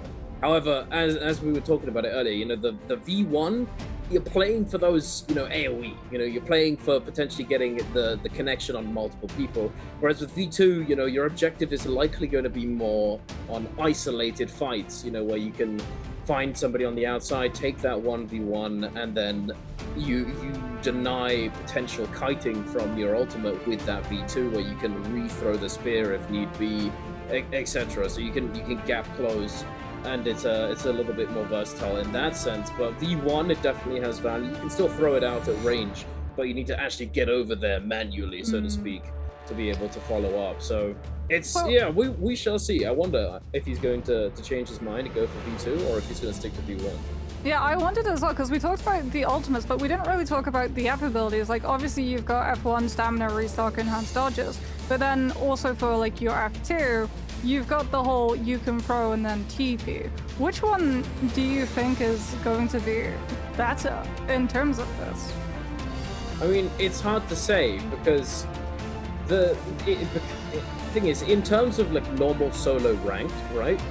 Having V2 will probably almost always be superior, because you're gonna be able to. You're not gonna have those complicated multi-way fights in the same way that you would in Nbpl. In the Pro League, it functions very differently. Whereas in the Pro League, because of the potential for all those multi-way fights, where a lot of people piled into a relatively small area. It gives rise to more potential for V1, I would say. And obviously, if you do manage to make it to those end games, which happen less often than they used to in solo and VPL, but if there are a couple people in those end games, with 3, 4, having V1 could be pretty good. It would potentially be better than V2 in that sense. So I don't know. The same. Quite frankly, he kept it the same. He kept it. Well, let's see, because I reckon he'll still be able to do stuff with it, because I think they're both viable, but it's just, I think it depends on whether or not, because in normal ranked, V2 is better for solos, I would say. And then, but with Nbpl, if there are enough multi-way situations, and if he's not the one being lobbied, and if he does get into that ultimate, and he does find the multi-hit on the V1F, it could be huge. It could be massive. I mean, he's going to be a good character as well into these Realm of Yang fights, given the fact that his ultimate is a transformer. So you do get all of the benefits that other transformers have, that being, the health bar of your ultimate scales off of armor level and also, like, your health bar. So if he picks up a lot of health soul jades, then he's going to have a lot of hit points and be a very, very tanky boy. Likewise, it's going to be doing weapon damage scaling off of the rarity of weapon that he has equipped when he goes through it. So all the more reason to go for those Realm of Yang fights. Plus, I think as well, the fact that you can kind of utilize both in your normal neutrals, either the enhanced dashes if you go for like the F1, or if you go for the F2 when you're looking for a start of a combo breaker and then you want to follow up with your second hit of the F2 into an extension, you're going to be able to just take away a lot of space from the opponents. But then in your ultimate, you're going to be able to deny pillar play a whole lot of, because if anyone's really aerial and you manage to catch them in that really punishing execution, you've got a huge advantage over that head. I mean, yeah, you're absolutely right there, but it does still suffer in the same way that Yushan suffers. He's more mobile, but it can still be very difficult. The pillar play has evolved so much and it's gotten so much better now that players are always carrying a dagger or a fan or something along those lines that gives them so much mobility and speed when it comes to scale rushing around those pillars. So yeah, it will come down to TP5 being actually able to catch that, but if he does, it will be quite devastating. But it's gonna be a little difficult. We'll have to see how it turns out. But for now, we are kicking it off with Spider trying to chase down Lipot. Lipot with the dagger, trying to scale rush away and disengage, and it looks as though he is going to be able to do so. Spider. He ran though into another player, and that player has flying knives, which means that the hunt down is just going to be immediately there. And unfortunately for Lipo, he opened a stash and didn't really. Oh no, he did manage to pick up the armor swap. I was going to say it had blue armor, and he was just able to pick it up before she was able to take him out of the mix. That has allowed though Spider to be able to catch up, and now we have a three-way fight. Lipo tries to break line of sight, does so against Chu, but doesn't recognize that Spider is waiting in the wings and gets his grapple cancelled, but he does make it over to the tower, one of the best kiting spots in the game. If you're ever in danger, get to the tower, get to the big building, and you can go up, down, all around, play ring around the rosy with your pursuers, as he is now trying to do. Well, does make contact, but he gets chipped! But shoot, another armor swap. Sheer Grief Spider, and that allows Lipo to just break out of the fight, pick up, like you said, another great armor swap, and now the shoe is kind of on the other foot because Spider is the one in a weaker position right now as he's on great armor too, as we're going to be going to a 1v1 right now against Verse and Wu Fong. Both of these players utilizing those nunchucks. Kylan finding an opening off of the back of that combo breaker though. Looks for the uppercut extension. Immediately Wukong has to burn the combo breaker before Verse can follow up any of those bars coming on through. Goes for the bow swap instead as well. Manages to force out that Liam ultimate. Tries to dodge out of the first one. And wait, is that V1? It is indeed. What? Well, that just means that Verse doesn't have to worry about being kidnapped, and now you can just pop the Kylan ultimate and chase him down. That is interesting, I have to say. I mean, I talked about it before, you know, I spawned it into existence. V1 is actually pretty good in the multi-way because, you know, you got the AoE, you can heal off of it, etc. You can cancel it and go for the combo style, which he did do against Verse just then, but I think he forgot that Verse hadn't combo broken yet, so he just wasted it. He could have gone for the reactivation and potentially healed a little bit, which in hindsight would have been the best option. But unfortunately, he does go down here. And Verse now gonna get eliminated by Shin. Unfortunately, not having his ultimate there does get taken down, and now we're back over to Spider next to the ballistic slap. Sassy slaps coming out. Spider, get me out of here, please. Oh, nicely done. Spider reads the danger. The danger levels go up the moment that Chen pops that F. He recognizes that if he tries to go for the heal inside of his spinning F2, he is going to be cancelled, and now heading over to another armor swap. It's been armor swap central this game, Moxie. Yeah, but Lipo's back. Oh! Chen sets it up, Spider becomes prone and vulnerable, and Lipo follows through with the dual blades and might actually be able to get this Temmie too. Looks for the skill rush. Chen is holding on to the ultimate break glass in case of emergency if he feels too much pressure up against the Syra, but what he has to worry about is the fact that Temmie ultimate doesn't stop Syra ultimate. That beam goes through regardless, so he's not even really going to want to cast it and look for a reset opportunity. Instead, it's going to be swap over to the bow, try and lose the Syra's LOS behind the crates, and then come on through in the neutral when the combo breaker's back. And there it is. Combo breaker does get utilized once again. Goes for the quick bow shot, doesn't find it. Terrain blocking it. Be kiting away once again. Not the best kiting weapon, nunchucks, but it still does the job. Oh, wait a minute. It instantly turns the table on him. Instantly, with one RMB chunking him down, forcing the ultimate coming out from Lipo, and then Spider, as you said, the salty. He's mad.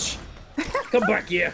And the Temmie's having to run from both. The Syra beam, the stun dazzle hasn't connected onto the Temmie just yet, but unfortunately for Chen, he doesn't have a combo breaker right now, and Spider manages to track him down with one hit coming on through from that V1. Chen grapples over to the ballista tower, can't hold his position on the perch. All of the troves have been opened, and Spider now is able to come on through with the bow swap shot, just being able to pick the Temmie in time. But my goodness, what a long fight, because I'm pretty sure we just heard the Realm of Yang have its first portal spawn, and both of these players are still locked in on each other on the hot drop fight. Oh my god, it's been non-stop action since the very start of the game. Lipo being the first player that Spider interacted with right at the beginning, and now it's still going. We're still gaming. Lipo finds the opener with that scale rush into the LMB focus. Very nice. Forcing out combo breaker from Spider. Both of them are going to be able to heal up. Spider, though, is going to be able to get two. Lipo again, sending it once again. Very nice. Spider not able to read the release. Clank in the air off the grapple LMB. Lipo in danger right now. I'm not sure if he has armor heals. Chen's back. Might do. Oh my. What's going on? Just guarding the outsides of the zone to see whether or not Spider and Lipo are gonna still be fighting. Spider was able to pick up a great armor swap as well inside one of the troves that he's walked to. Lipo has not had that same level of fortune though. And that zone damage is going to start to slowly chomp him down. As we can have a look and see, yeah, we didn't even get to see the battle for the Yang classes. So locked in with Spider, Lipo, and Chen, as now it's going to be the first realm of Yang fight. Edward going toe-to-toe with Verse. Edward already being able to find the connection, forcing as well this chip damage from that pistol as Verse tries to back out and kite over to the pillar to set up a scale rush into the 1-2 light stagger from the spear. Nice little catch there. More chip damage. Oh my goodness. Edward is in control right now. Goes for the cancel. Verse very tricky. Goes for that scale rush into parry. Gets hard punished right here. Now the ultimate, it's looking cooked. It's over already, unfortunately, for Verse. Oh, get away from me. He's just going into the sky. Trying desperately to get as high in the air as possible, trying to stall out this ultimate. He's still fighting. I respect it. You gotta respect it. Pulls out the white dagger to try and kite this out, but it's not gonna be enough. Not able to break away, and Edward catches up, and with a quick R&B is able to take him down, securing himself a golden pole sword, purple crystal, and what I assume will be Vermilion Bird's-Mite. Speaking of both TE and Bowder, right there in the top right, are going to be able to win their Yangs alongside OA's Edward. Edward being the kill leader with 3 kills, looking like a really solid game for him so far. Yeah, XXY, Action, and Verse all going to be now afflicted with Yang depletion. Issue instantly comes out of his, now coming on through with that Farrier dropping the V2 and trying to put a little bit more pressure onto Wufeng's zoning. Out comes the Fist Blade into the Scale Rush. Now we get the ultimate looking for that opportunity, and the Farrier just immediately kites over to that mech to keep up the pressure, and Wufeng is trying to get out of there as quickly as he possibly can. Unfortunately for him though, he's not alone. He gets spotted out by HM on this Justina, who immediately pops the ultimate and is looking for a freeze opportunity. Wufeng, though, has now figured out that if he can try and lead the Justina back to the Farrier, these 2 players might solve both of his problems for him. Yeah, 2 birds with 1 stone, perhaps, but that's insane. HM, he finds the way in, dives in, dumps all of his freezes, and then just gets absolutely ripped, just loses all of his health and forced to reset and run away fully and go for just disengage. And now he's in plumed, stuck there, no ult, a Yang depletion, white armor with 2 purple armor players lurking around there. It's going to be tough for him to make it out alive. Verse now engaged in a fight with Action, has lost his armor. Oh, beautiful catch right there, delaying the R&B, catching the tap dodge. Verse managing to equalize though, is going to be able to kite away a little bit. Gonna go for a heal. Wants to deny a secondary heal from Jin. Not gonna be able to do it. Spacing out a little bit too far, perhaps. Catches on the drop down into 1-2-3. A little bit more chip. Looking pretty solid for Verse. He's taking control of the fight. LMB not gonna be transitioning into the uppercut. Beautiful catch though from Verse. Gonna be able to take him down. Jin's just dead. It's over. Yeah. Verse managed to force the combo break, then managed to trap him as well into that zone. The only way that the Lani would have been able to react and try and break away from it was the ultimate, and Verse just manages to catch it on the opening animation startup frames with that last little hit necessary on the nunchucks. And we can actually see, I believe that Lipo got knocked out, but he was able to take HM down before he fell. Shu was going to be able to survive another day. As to, I was about to say, Spider and Chen, are they still in the same area? Yeah, they absolutely are, but this time there's a reason for it, as we are going to be seeing another realm of Yang start to spawn on up. 2v5 actually went into this one, and we can see that ultimate starting to come into play. Doesn't manage to find anything. Now he utilizes the combo breaker. He's got another 3 seconds to be able to use that next hit of the F. Decides to go for it to use the chase down and catch on to Action. And now with those flying knives can potentially look to pressure down into the reset before it can come on through. The chip just going directly shredding out of that pillar, anticipating the scale rush, putting himself up onto the higher leverage too. Managing now to come out with another cast of the F2. And that with the chase down will be able to confirm the kill. Very nice indeed. It was looking a bit rough for him for a second there. And when he was jumping around in his ultimate, he was getting kited somewhat in his ultimate, but it was long enough that it's able to stall it. So he's he mitigates some of the threat from the Lani ultimate, able to survive. Very nicely done by T225 there. Now we have the secondary realm of Yang's. Yang pass secured for first, popping the ultimate, sending Spider flying away. Get out of here, buddy. My Yang. Oh. Wait, I was about to say, don't go too far going? away from the Yang. Those Kylan dashes might take you a little bit further than you're meaning to, but Spider has been fully chased on out of that positioning, and it is going to be Verse going head-to-head against Arano.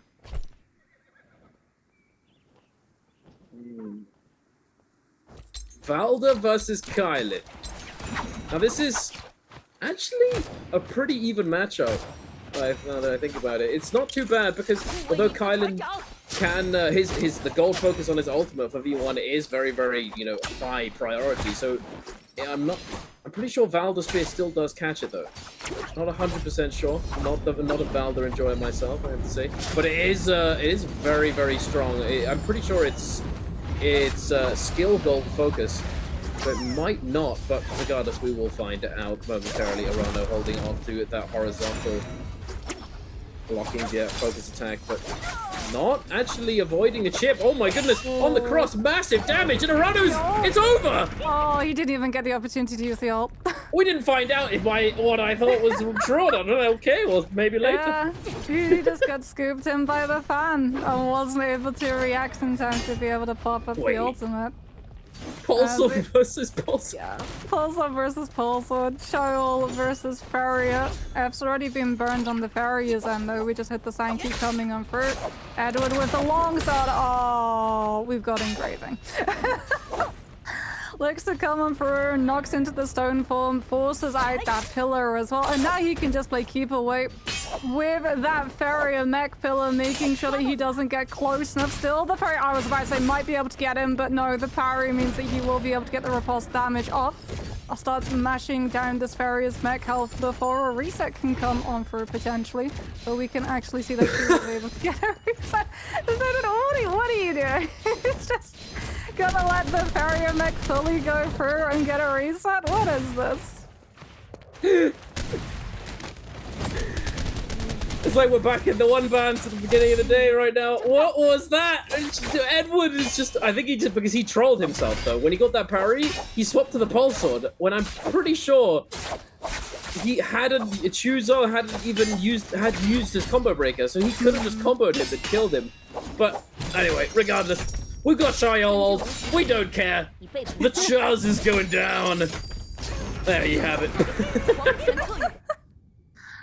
Do you think it was muscle memory where like you're so accustomed to when you get a parry, you swap to pulse so you can get the immediate one-hit chunk of damage in that swing? As Verse is going to be able to find a parry, goes immediately for the swap over to the Hong Sword so that he can get the LMB with the legendary skilled hits.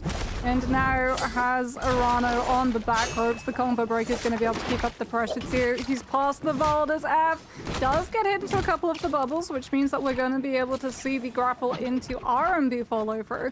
And Arana's going to try and break the ankles and disengage this fully off of having those boardings and being able to scale rush, but Verse is able to track him down with the swap over to those numbers, catching him mid-air. He was, Arano was praying to praying to God that there was an armor swap up there, but unfortunately there was not another armor swap. And Verse takes him down very quickly. That is a nice little building to kite around, but he can't go into Plume. Obviously, it was in the zone. There's not very many places to go there. He could have gone down the back, but he'd been cut off. He would have been cut off regardless. So, rather unfortunate spot to try and kite away with, but it is what it is. Ed was on 5 kills, by the way. Yeah, that's pretty good for Mr. Edward right there. Entirely sacked too. He's got legendary juiced. pulse sword to be able to absolutely melt players down in the end game. but he can just come on through with that immediate scale rush entrance. And he's got legendary longsword, which means he doesn't even need to be in the thick of the fight to be able to keep up the pressure and potentially get those last hits of damage to be able to claim the kill. TNB5 also was able to, with that win inside the realm of Yang, come on through with his second elimination. The first one I believe he actually picked up off of the F2 in his hot drop fight and then immediately got taken down. But as we've, you know, talked about and you've pointed out, running that V1 means that the longer he lives, the more likely it is that he goes into an endgame multi-wave fight, which is theoretically where the V1 is going to have more power. But unfortunately, it's this. So here's the thing. It's good at those multi-wave fights, but the problem with Eno is that because he can be he's very vulnerable. You know, he doesn't have combo breaks, so it can be rough. You know, so it's like he just gets focused. If somebody sees him, he's instantly just gonna get ran at. And if he makes one misstep, he's gonna be forced to use the ultimate, like he has just now done, and is trying to get a reset. Surprised that no one's fiending him yet.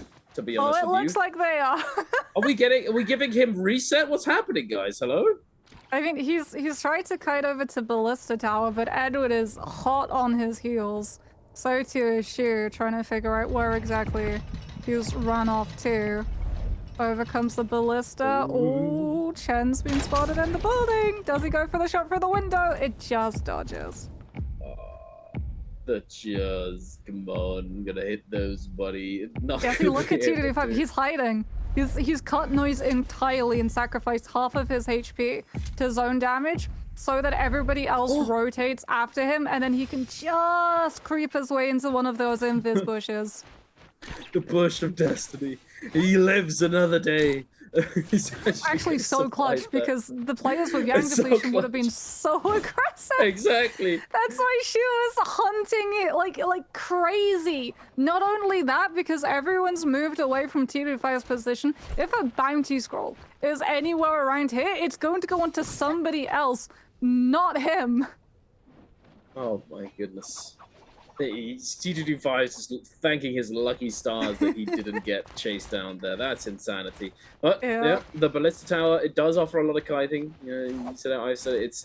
But I'm quite surprised that he did manage to live there. But thankfully, that gives us an opportunity, another opportunity to potentially see the V1 prowess coming on through. But no, he runs straight into Chuzong and instantly loses 750 armor. Okay, he's good. Surely, right? Chuzong's not giving this up. No. We've got Phantom Step, we've got a staff for our movement, we're trying to get over to a building. The problem is he doesn't have a combo break.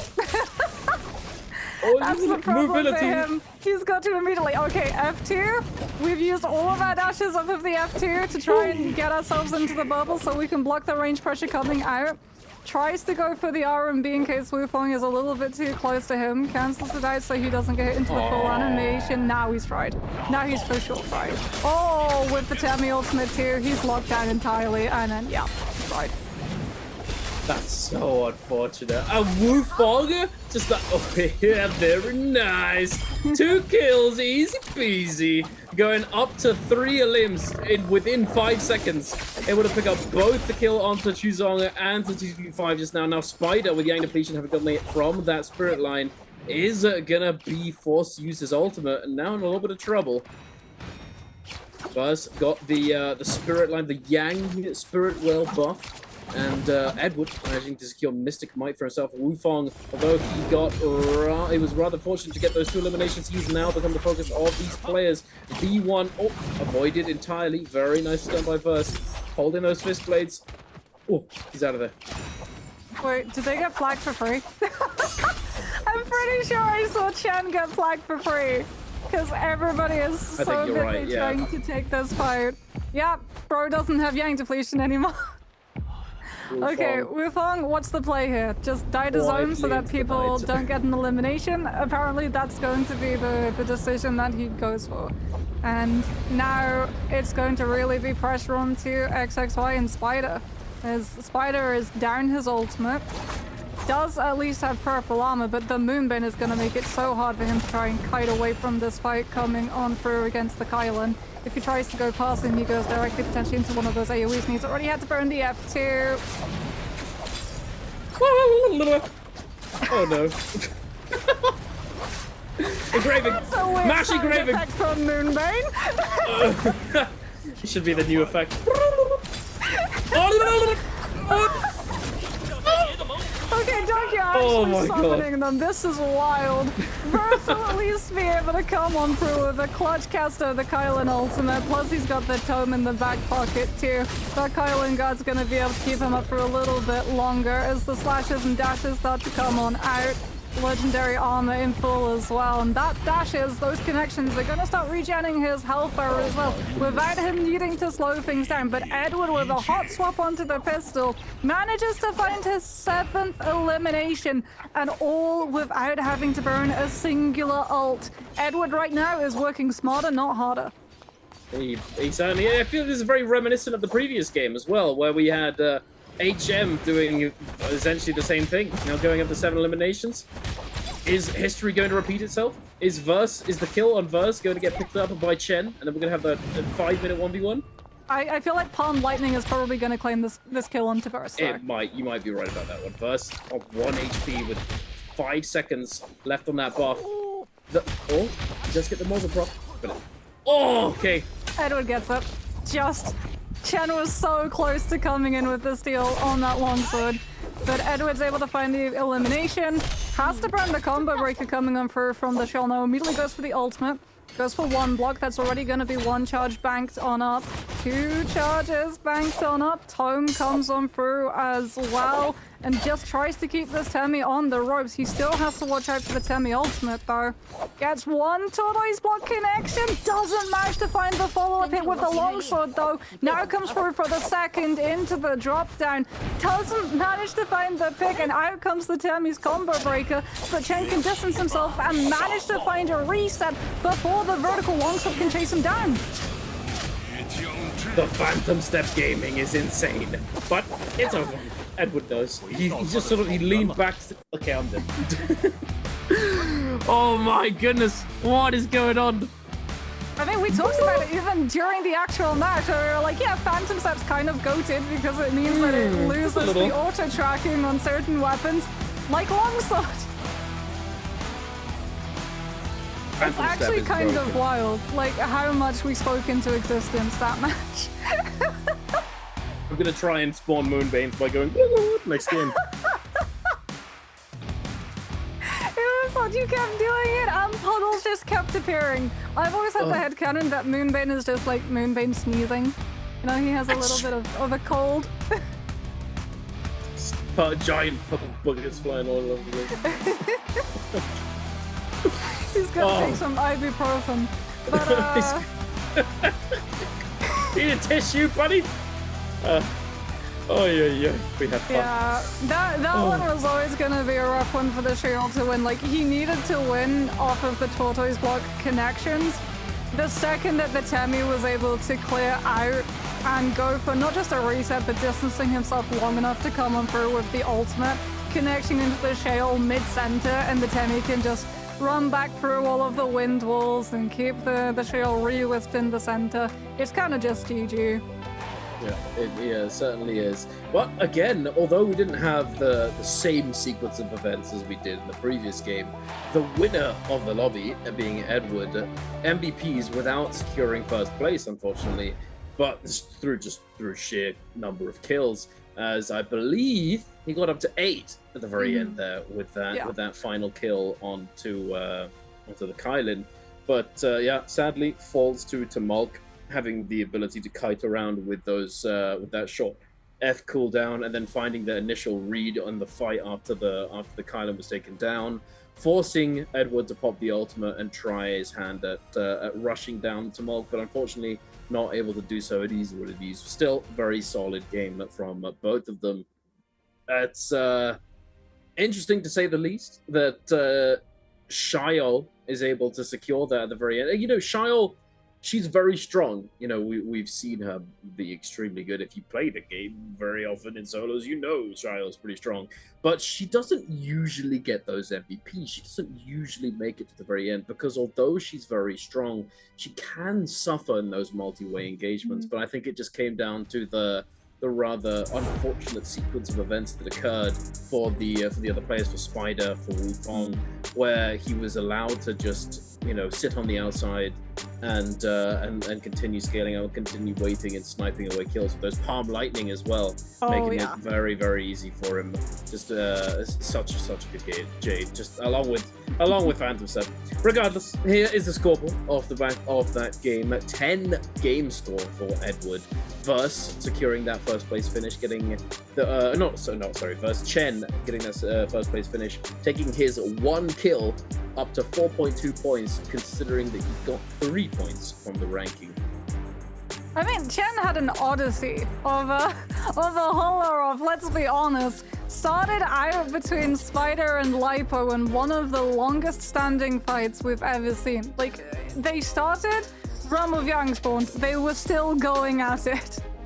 All in that freeway. And then he even tries to run back with the Salty Res. Spider Salty Reses, Chen reses to see whether or not he can check out whether Spider and Lipo are still fighting, and he might be able to third party or catch them as they try and make a break out of the zone when the zone damage would have chunked their health bars low enough to be potentially catchable, and then just survives on the outside for so long. But I think like another reason why we saw the Shiol take an advantage in that end game and late game was the fact that we saw the Tammy ult just immediately get turned onto T2-5 when we saw players still with the Yang depletion having to play overly aggressive, and it meant that the multi-wave fight wasn't focused on the Shiol and he could just play the sidelines with the flying knives, with the palm lightning, exert enough pressure and also track down with the flying knives and the ability to charge up your attacks while still chasing players down, still be able to see what people were trying to run off for resets with.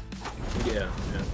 But here we are, taking a look at some highlights off the back of game number 2, MVP'd by OA's Edward, and right here at the very beginning where we were made aware that V1 Liam was in the game, and the slight blonde. Oh, we didn't see that! Wait a minute! Oh my god, the ballista right to the dome on that Farrier. That's a lot of jump LMVs. That is more jump LMVs. And yeah, and here we get to see the Shiol just keeping this Farrier on the ropes, coming on through with that engraving as well. That tortoise block too, the fact that you don't immediately have to throw it out now as the Shield, that you get to bank the charge and your opponent doesn't get the opportunity to reaction dodge it, has made this character so much stronger in comparison to where she was before. Oh, absolutely. She's very, very good. I have to say that although I think it was a good thing for Shiol, because she wasn't really all that good beforehand, before they made that change, I will say that I think they could have, or they should perhaps, they should change it slightly, in the sense that, although, yes, I think her being able to store charges is a good thing, the fact that they last for the entire ultimate once they've been given to her, I think is a little bit too strong. I think it's also, it would add more counterplay against Shiol, which I think is always a good thing, right? That once she has a block forced out, once she's given a charge, that charge for the shield throw should have a timer on it. That she has to use it within, 5 seconds or so, 5 maybe 6 seconds or something. And then that would, because then let's say Shiol makes a mistake and she gets all 3 blocks forced out within the first couple seconds of her ultimate, she should be punished for that, right? Since it's kind of a bad thing, but as it stands at the moment, it's not really all that bad, because you just get 3 charges of shield throw for another 20 seconds or so, however long the ult has left. Regardless, those were the stats. 21,000 damage for that game for Edward with the Shiol F1 V1. Very solid gaming. There should have been a stat for the number of jump LMVs, I feel like. I was going to say, in the entire replay code, we were just seeing jump LMVs and engraving plays coming in for with the longsword. How many kills did OA's Edward get in game number 2? Was it A5, D6, C7, or D8? What do you think is the answer? And I mean, it's not even that difficult. Traditionally, the second question of the day tends to be the really difficult one. If they really wanted to go out there, they could have been like, how many kills did Always Edward get with the engraving Soul Jade? But we'll have to see whether or not Shale is going to be able to continue that MVP status, as we'll be back with game number 3 after this short break.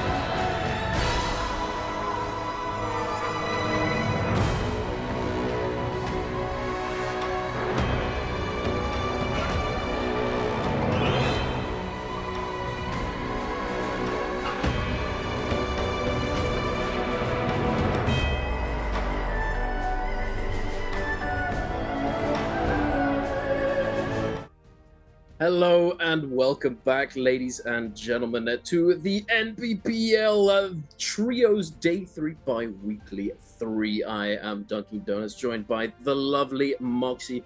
We are your hosts and casters for the day, and it has been rather oogly so far, with some rather interesting games taking place in our first two. I mean, there's not much more to say than that, really. It's been rather interesting. A lot of jump LMVs, a lot of jump LMVs off of, the Fierce Blades and the Longsword, the way that we traditionally see them.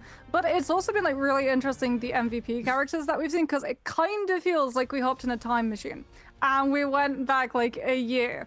because we had Feria MVP in game 1, and then we had Shayol MVP in game 2. Even though they didn't get the kill score multiplier, it kind of feels like the points that they pick up, at least for some of these players, it's not as important as a bi-weekly finals day, right? Because on a bi-weekly finals day, you want the kill score multiplier so that you can get as many points as possible to get as close as possible per game to the MVP eligibility baseline. But for here, just being able to hoard these kills and go as aggressive as possible while also testing the waters for like all of the new metas as we moved on to the 904 patch now coming on through, I think is really, really good for these players. Oh yeah, absolutely. You know, we were just talking about it during the break, that the Yang depletion has become so much harder to cleanse, and it's more people are dying to it. It's, you know what's crazy is that it's gonna get even harder once they start playing on the patch that we're currently on, because the buffs from Spirit Wells at the moment on the patch that they're playing, if you have Yang depletion, it cleanses it. But now with the live patch, that's not a thing anymore.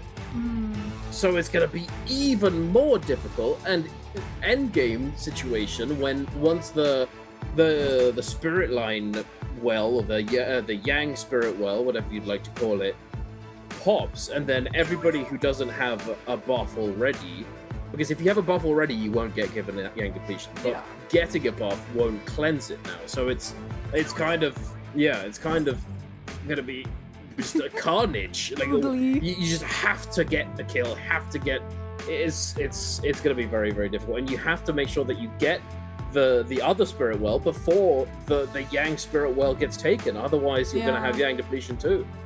So it kind of forces a fight, is what it feels like. It forces more of these fights to be able to break out. And even in like solos now, the fact that we can only have one character of one character of that same character. No more 2 characters, no more 3 characters. There's less of if your character takes like a Realm of Yang fight and loses, there would be incentive, right? You would want as many characters of that character as possible to make it to the end game, because not only is it going to mean that you have a costume change option where if someone starts hunting you down, they might mistake someone else playing that same character for you, and you would want to try and help them be able to make it all the way there. That's gone. So now when we have these players with Yang depletion, as we've seen in both game 1 and game 2, it becomes even harder for them to be able to navigate, because everybody is against them. They know that they have to play aggressive, and they sort of have a bubble of time where they have to play perfectly within like 20 seconds or so in an isolated fight and get that elimination without putting in as many resources as possible, because even if they find the elimination, if they have to burn both their combo breaker and their ultimate in very swift succession to be able to do so, whoever's coming on through third partying and sees that character has picked up a kill on the minimap, they're going to know that they've committed resources into being able to get that, and they're just going to take the fight when they're at an advantage. Yeah, and now the only situation where you're ever you're ever seeing like 2 players not really bother fighting each other and just trying to run the lobby, so to speak, is when people have buff, so buff players will not bother fighting each other, which makes a lot of sense. If you both have buff, what's the point in fighting each other, because then you don't have the advantage of your buff anymore since it's equalized. But regardless, interesting to see that Liam has not been picked in the first 2 phases at all so far. At all today. Yeah. I was going to ask you, do you think it is related to the fact that like players are having to pick heroes that if they do lose Realm of Yang, have the opportunity to win multi-way fights while also having disengagement options? Because Kylan, if multiple people look at him, he can try and pop his ultimate and dash out, plus he has things like Immortality Guard. Syra has high mobility on her ultimate and also just punishes people trying to take a fight against her when she has that up and available. And Lani has one of the highest levels of mobility of a character in the entire game. Yeah. No, I agree. That's definitely one of the aspects. I think another one, though, is because of Spirit Wells becoming so much more important. Now I think the Syra pick on that second right there, because we've seen that now 3 games in a row. I think that's because of Spirit Well, because as you said, if you try and take down a Syra, they're either taking you down, or you're both going down together.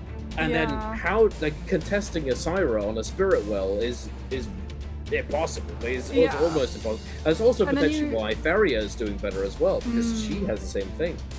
I mean, as well as that, if you let Syra take a spirit well, it's not just the case of disengaging it when Syra picks up spirit well, because like we said, when she has her ultimate, she gets so much levels of mobility. And then obviously if you pick up a spirit well, you get a second cycle of your ultimate. So you're giving Syra an opportunity to come on through with 2 chase down windows. And she then gets access to the legendary armor swap. So even if you pressure her, she'll be able to come back around with the far longer sustainability. So it definitely feels like Syra's stocks have significantly risen, even though we've seen big hits to things like just the sheer amount of times that you can throw out the stun dazzles. But then again, it was traded off. Syra's ultimate, it kind of got buffed and nerfed at the same time. Yeah. It's interesting to see this meta evolve. Now we have the 12th pick coming through for what is he going to be picking up here? Not very many options left. Wu-Chen? There we go. I spawned it again. I'm just clairvoyant, ladies and gentlemen. Yeah. But there you have it. Wu-Chen making another appearance. Although Wu-Chen's not the best, right? He definitely has potential to do well. It's just he doesn't have as many tools as these other characters getting picked before him. As he currently stands, he's not going to be getting picked up in those early phases ever, really. But he's definitely all right. He's definitely reasonably solid. But he does have a lot of weaknesses. I'm curious to see whether or not we see another F1, or if we go over to F2 Wu-Chen. As another, again, consensus hasn't been reached as to which one is better there. The teleport with the swap, or the shielding with the soft combo breaks. It's hard to say really what everybody prefers for solos Nbpl, but we will find out momentarily, Moxie. I want to see if we're going to see another Liam V1. Because it was really interesting, like we talked about, when Liam got released, V1 was the accepted meta, and then Arana came along and started to utilize V2. And people found out that when you're taking dueling opportunities inside Realm of Yang fights, and you have the opportunity of grabbing somebody and then throwing them sky high into the air so that you can get more damage off of them as they fall onto the ground, and also swap over to things like the range bows and muskets or flying knives now, because Liam got a significant buff from flying knives release combined with the V2. And off of the back of that, we do tend to see V2 more frequently, and indeed there it is. Verse is going to be coming on through with the old classic.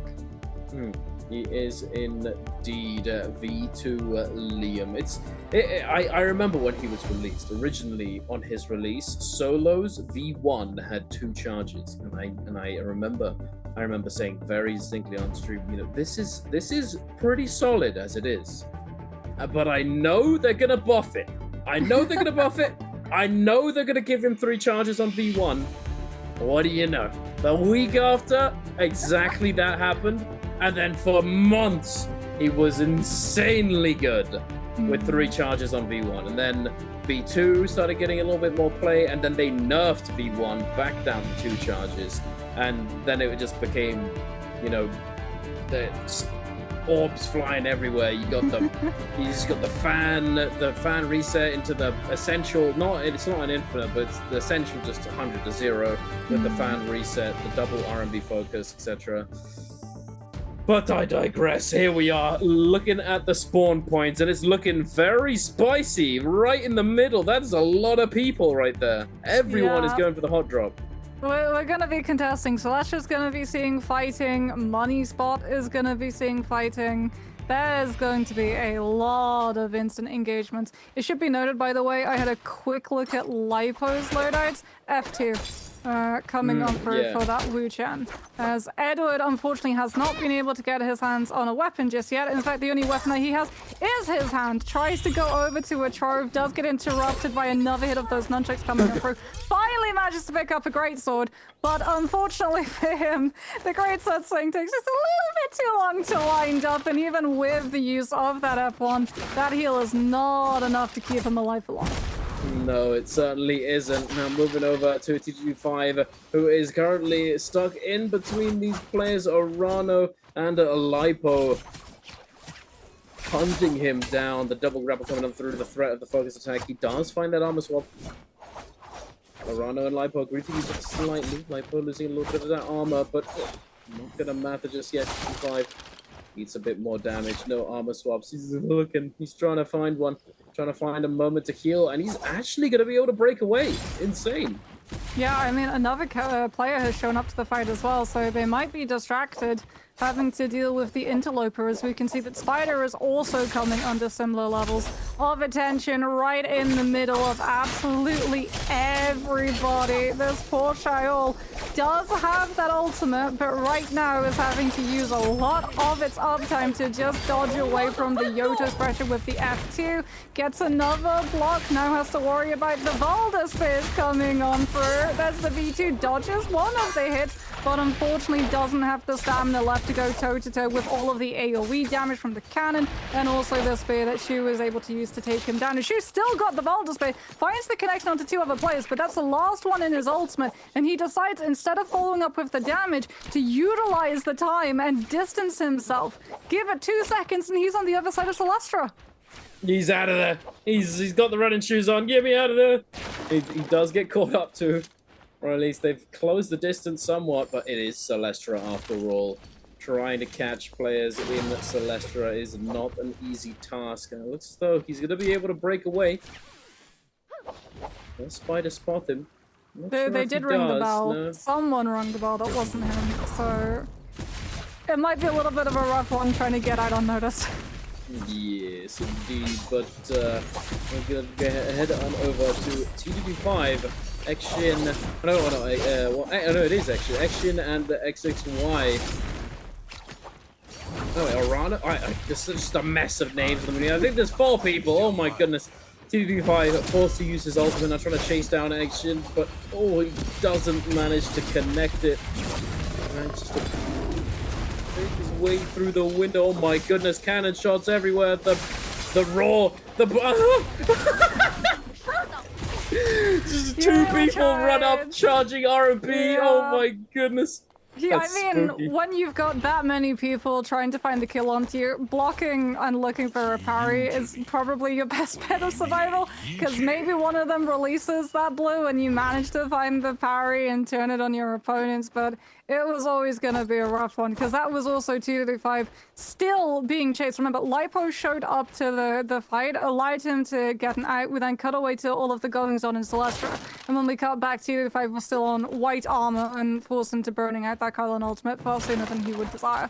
So we're going to be seeing Action now just try to go scavenge for Celestra, see if there's going to be any players lurking in some of those corners or any loot that's been passed up over. As TE's Wu Fong has been able to get his hands on purple pulse sword and purple armor, which he's going to be feeling incredibly happy about, trying to instigate a fight. But first of all, he's going to visit the shop and just get a couple more resources. Get a couple more things. I'll have that and that. Very nice. Now, Arano, he's not in a similar position. He's not having fun right now. He's being hunted by all of these players, trying his best to disengage, does grapple away, get over to these rocks, rather buttery as they may be. Scale rush. There we go. Managed to make it over the rock. Can he make it through the... Yes, he can. Into Celestra he goes. The armor swap. There it is. He's alive. He's chilling now. Yeah, the purple fan. The fact that of all of the weapons that he had in the back pocket, one of which someone got signposted. Oh no. Yep, someone got signposted. Chen might actually get taken down in the same sort of manner, as he ate so much damage coming on through from that horizontal swing of the pole sword. He is on Justina though, and he's going to dash immediately with that ultimate right up into the skybox. 2 dashes back to put himself over the bridge of the middle area of Celestra and break away from the pack. As you know, we were talking about Liam and how strong he could potentially be. He also has incredible strength in places like Celestra and Imperium on Padoria, where you can use the V2 and throw players into those posts. so that they get staggered and you can follow up with damage when the mid-concussion is. Oh, okay, no, Edward's fine, that's his own thing. Yeah. I see He's a purple, I'm bad- programmed to immediately be on the end of my seat. Yeah, the purple is dangerous. The big purple snake he's mad. He's not a very friendly guy. He indiscriminate. He'll just ruin your day, quite frankly. Oh yeah. But we are going to be heading into our realms of Yang momentarily. It doesn't look like we've got many players contesting for the moment. We are chilling and waiting right now. Wufong having fun. Now, one thing actually, while we've got a little bit of time to spare, I noticed that time has gone on, more and more armor swaps. You know, those early game fights, there's just armor swaps everywhere. Everyone's just finding them. Now, you may say that was something that was just popularized, or everybody became more aware of it as Mike was using it constantly, and he was the one who we would see doing it the most and getting the most value out of it. But I think one of the big changes, one of the big things that affected this was the fact that they changed the game so that now you spawn with common armor, which gives rise to the fact that now there's just a lot more common armors lying around, because nobody had to pick one up in the beginning of the game to get an armor in the first place. And it just gives rise to a lot more of those kind of situations. Regardless, we're in the realm of Yang mods. Take it away. HM lost quite a lot of armor. Oh, from supply and demand of armor, we now go to demand of blood inside the realm of Yang, and unfortunately this Liam is taking a lot of pressure off of the back of this Yodo. Goes for the skill rush, immediately eats the fist blades into the jump LMBs. And first doesn't even get the opportunity to utilize the ultimate. Spider now is having to pop around the pillars himself with these fist blades, tries to find the interception onto Wufong, who looked to go vertically and chase him, but doesn't manage to find the mid-air connection, and now yet again has to kite back over to another side of the pillar, go for a skill rush, try and find a reset opportunity, but he does get chased down with the reach of that pole sword. Out comes the ultimate, hasn't thrown a block just yet, waiting for his moment. Comes on through with the chase down potential, and Delani now utilizes his ultimate, and Spider will be able to find the interruption of the first trick ball throw, getting the grapple onto the Lani and then dodging out the trick ball's connection so that he doesn't get locked into CC. Very nicely done by Spider. It was looking really dire for him there, but he is able to stall it all out and mitigate the threat from that Lani ultimate. Oh my goodness, a little bit more chip damage. 1 HP, but does respond as well, and it's not. Oh, he's not ready for it, unfortunately. Wufong pulls the trigger, instantly scale rushing down and catching him with the RMB. Very nicely done. Now moving over to Arano and Edward in the Yang. Arano gets that scale rush, gets the soft drop cut off of it with the fan. Oh, almost gets the connection with that F2. Edward holding that spear focus, the constant threat. The extended overhold. Cannon shot coming through from Arano, forcing Edward to go on the offensive.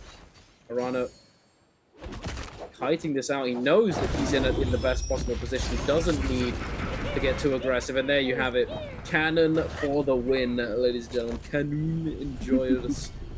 Very nice indeed. Cannon is just, it's just insanely good. It's also another thing that's become popularized massively, is that now everybody, when they can, will take a cannon into Yang. You shoot the cannonball at the pillar, you're going to be able to chip somebody on the back of it, you know? We even see as well, like the true min-max, where you open up with a pistol or a musket shot, and then you go for a cannon once the pistol and musket has pressured them into trying to break LOS behind the pillar. As we got to see that, the Akos just kiting out until the F2 connection was up again and again, forcing out all of those resources from his opponent, and then being able to catch the Syra mid F1 come down with the cannon AoE splash. Verse, unfortunately, he didn't have a great time inside the realm of Yang. He's not having a great time outside of it either. And that is going to be him getting taken down by the Hong Sword coming on through from HM. The Yodo didn't even have to commit any resources, which means that she was likely not going to try and take an engagement against the Yodo. XXY, though, doesn't know what state the Yodo is in terms of all of those abilities, and is going to start trying to apply a little bit of pressure to read out the situation. And it looks as though he's not going to be pushing the issue. The full HP, full armor Yoto. It's a bit of a... There's no need for that aggression as he doesn't have Yang depletion, so he's kind of chilling. Now moving over to Arano and Lipo. Oh, he does manage to get the Tiger Grab connection. The blades dropping from the sky, not going to protect him from that one. Lipo trying to distance himself, does not have any armor to play around with. Nice focus release there, is going to be able to knock him down, but no significant damage. Unfortunately, Arano, having the Vermilion Burst Might, is very happy to just continuously apply this pressure. No There's the need to F2. be careful, and there you have it. Lipo goes down. Arano picking that one up, and we can see, oh my goodness, there are so many players stacked up. T5, Yang depletion, just under a minute left, trying to find the turnaround for the situation coming on through with this Kylan ultimate. Looking to put the pressure onto his opponent. Wufong looking to fully reposition outside of this one, but he has to be worried now because there's another player in the mix as well. They know that this Kylan has Yang depletion. They're going to try and stagger him off of the body, but T35 will be able to pick up the bloom. The question is, can he try and escape the scrutiny that fight has put him under? Because Spider came in at the perfect time, and the clips means that the catch is going to keep going and keep going. T35 just with a sliver of health is able to get the restand and dodge, but he's not going to be able to survive for longer afterwards. He might have grouped one of these other players though by dragging them into taking a fight. Spider goes for the Shyle ultimate, trying to catch the Temi mid-air as he looks to break away with the Wisp F1. That is so rough. Spider, I think he might be cooked here. 35 seconds and counting on the Yang depletion. XXY is going to have combo break up in the matter of seconds. His ultimate is going, is dwindling down. There's not much time whatsoever. He does get one last shield throw in, but it gets cancelled. The damage doesn't come through, but he says the 1, 2, 3, wait a minute. Spider, he has a chance. He maybe do it. XXY try to kite it out constantly. The dagger. No walls to work with, unfortunately. No scale rush potential, but it's over. Spider, he tries his best, but it's not to be. There's nowhere to go. He can't chase him down through the sand wall. Sand in his eyes, and there it is. XXY is actually gonna get the kill. Very nicely done. And that's his second one in that exchange as well. He got the kill on 65 as well now. Very unfortunate for Spider. He did a lot of work to get that kill on 65. Unfortunately, he doesn't manage to secure a kill nor the soul. Wufong looking for a scale rush, just playing between all of these pillars. He's already burned the combo breaker. Shu has advantage in the neutral right now, manages to catch him mid-air, mid-scale rush too.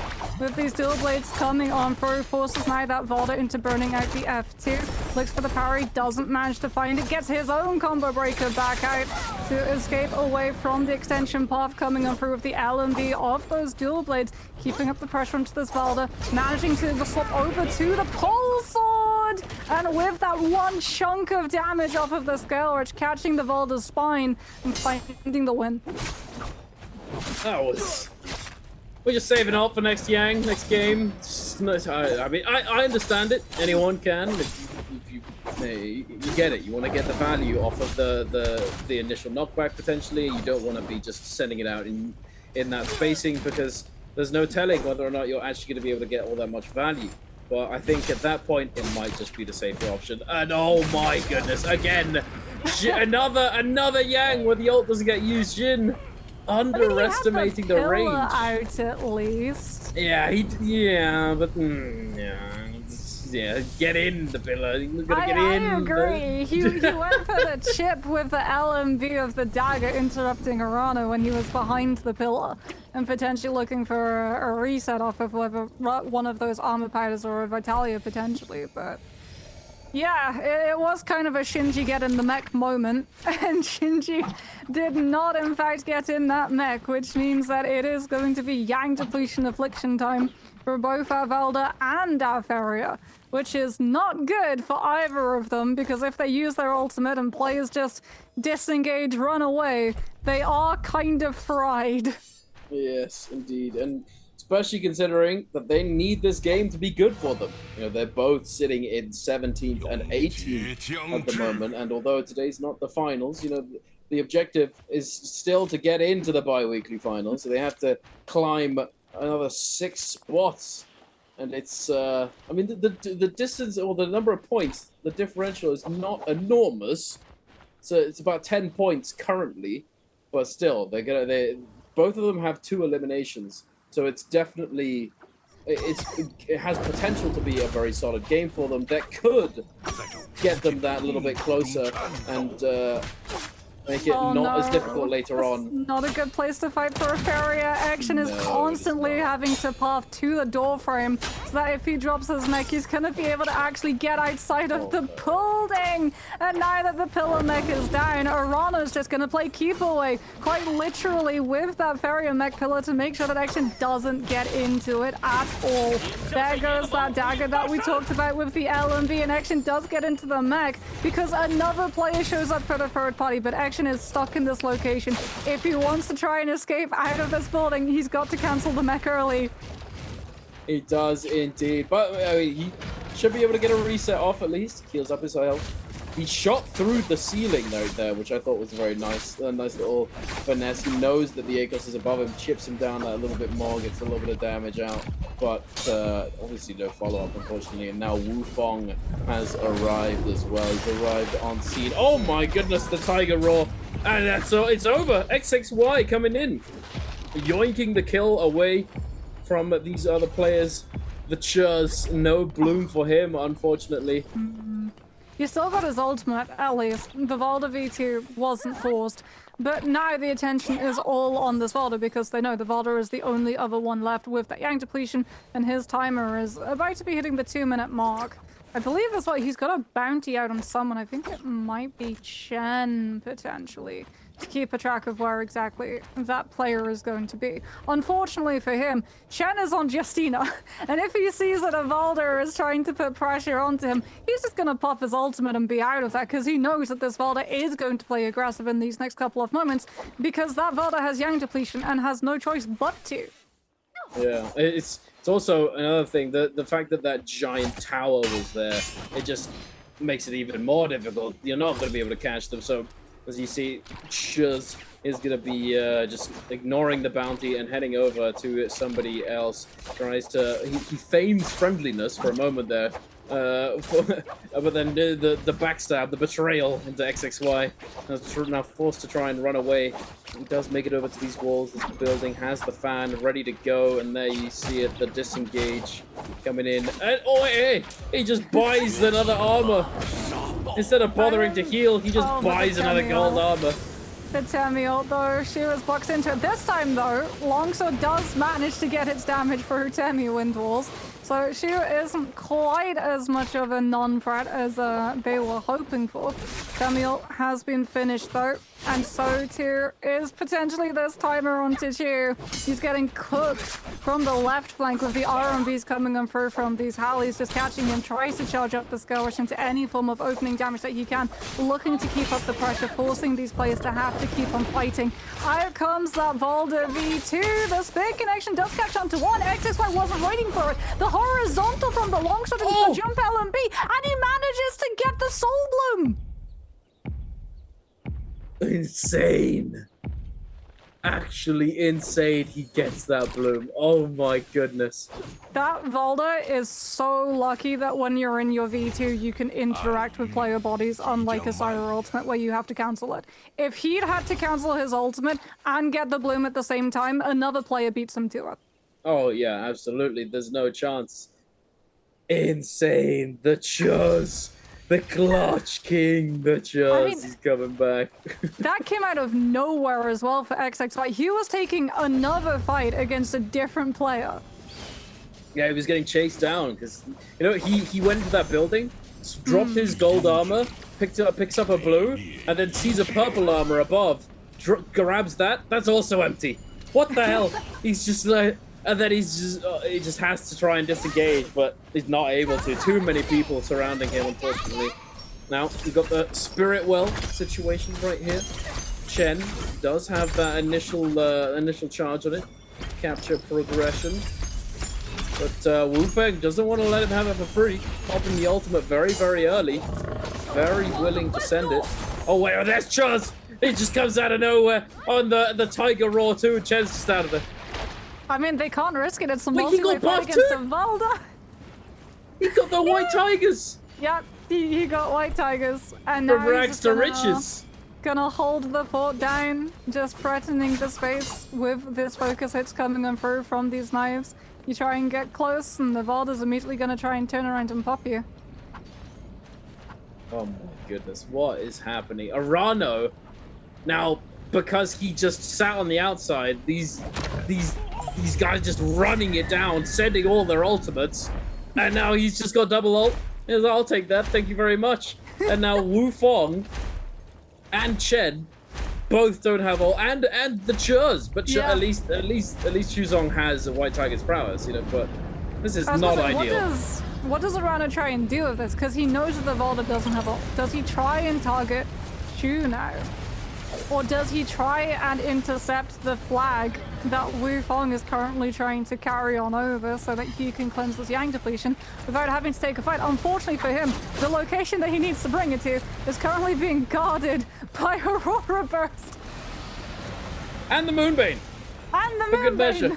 For good measure. But it's definitely a weird situation. It looks like as though Arano, because he knew that none of the players were going to contest him right then, as they all recognized he would have double ult, and that it would be unwise to do such a thing. He just heads over, goes and does a little bit of shopping. But yeah, it's a weird situation.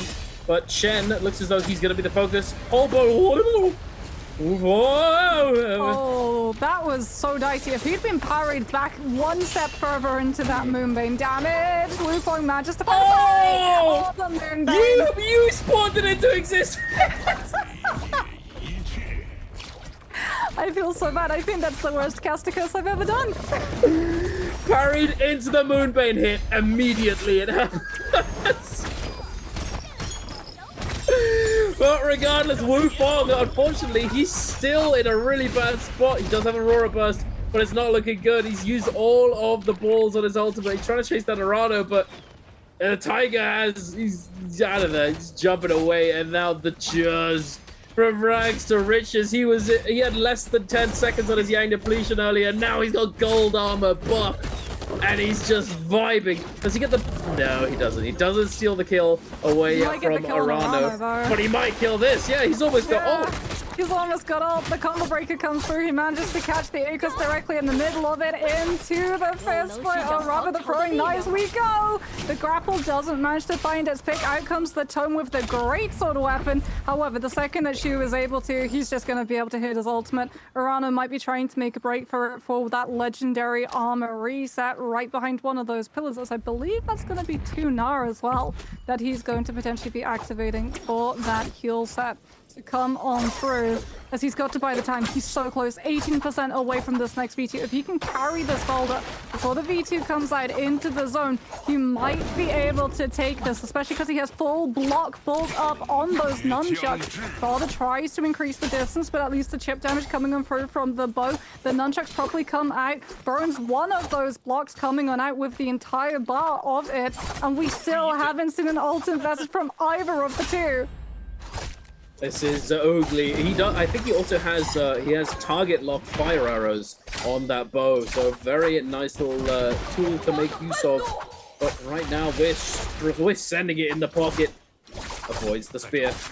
Eats the damage on the flying knives though. That's a lot of damage, chipping him down continuously. Force upon the ultimate now. The shield from the Valda keeping Chuzong rather healthy. Oh, the spear connects. Wait a minute, it might be over. Does he have the combos? Does he have the loops? Ooh. Oh, no!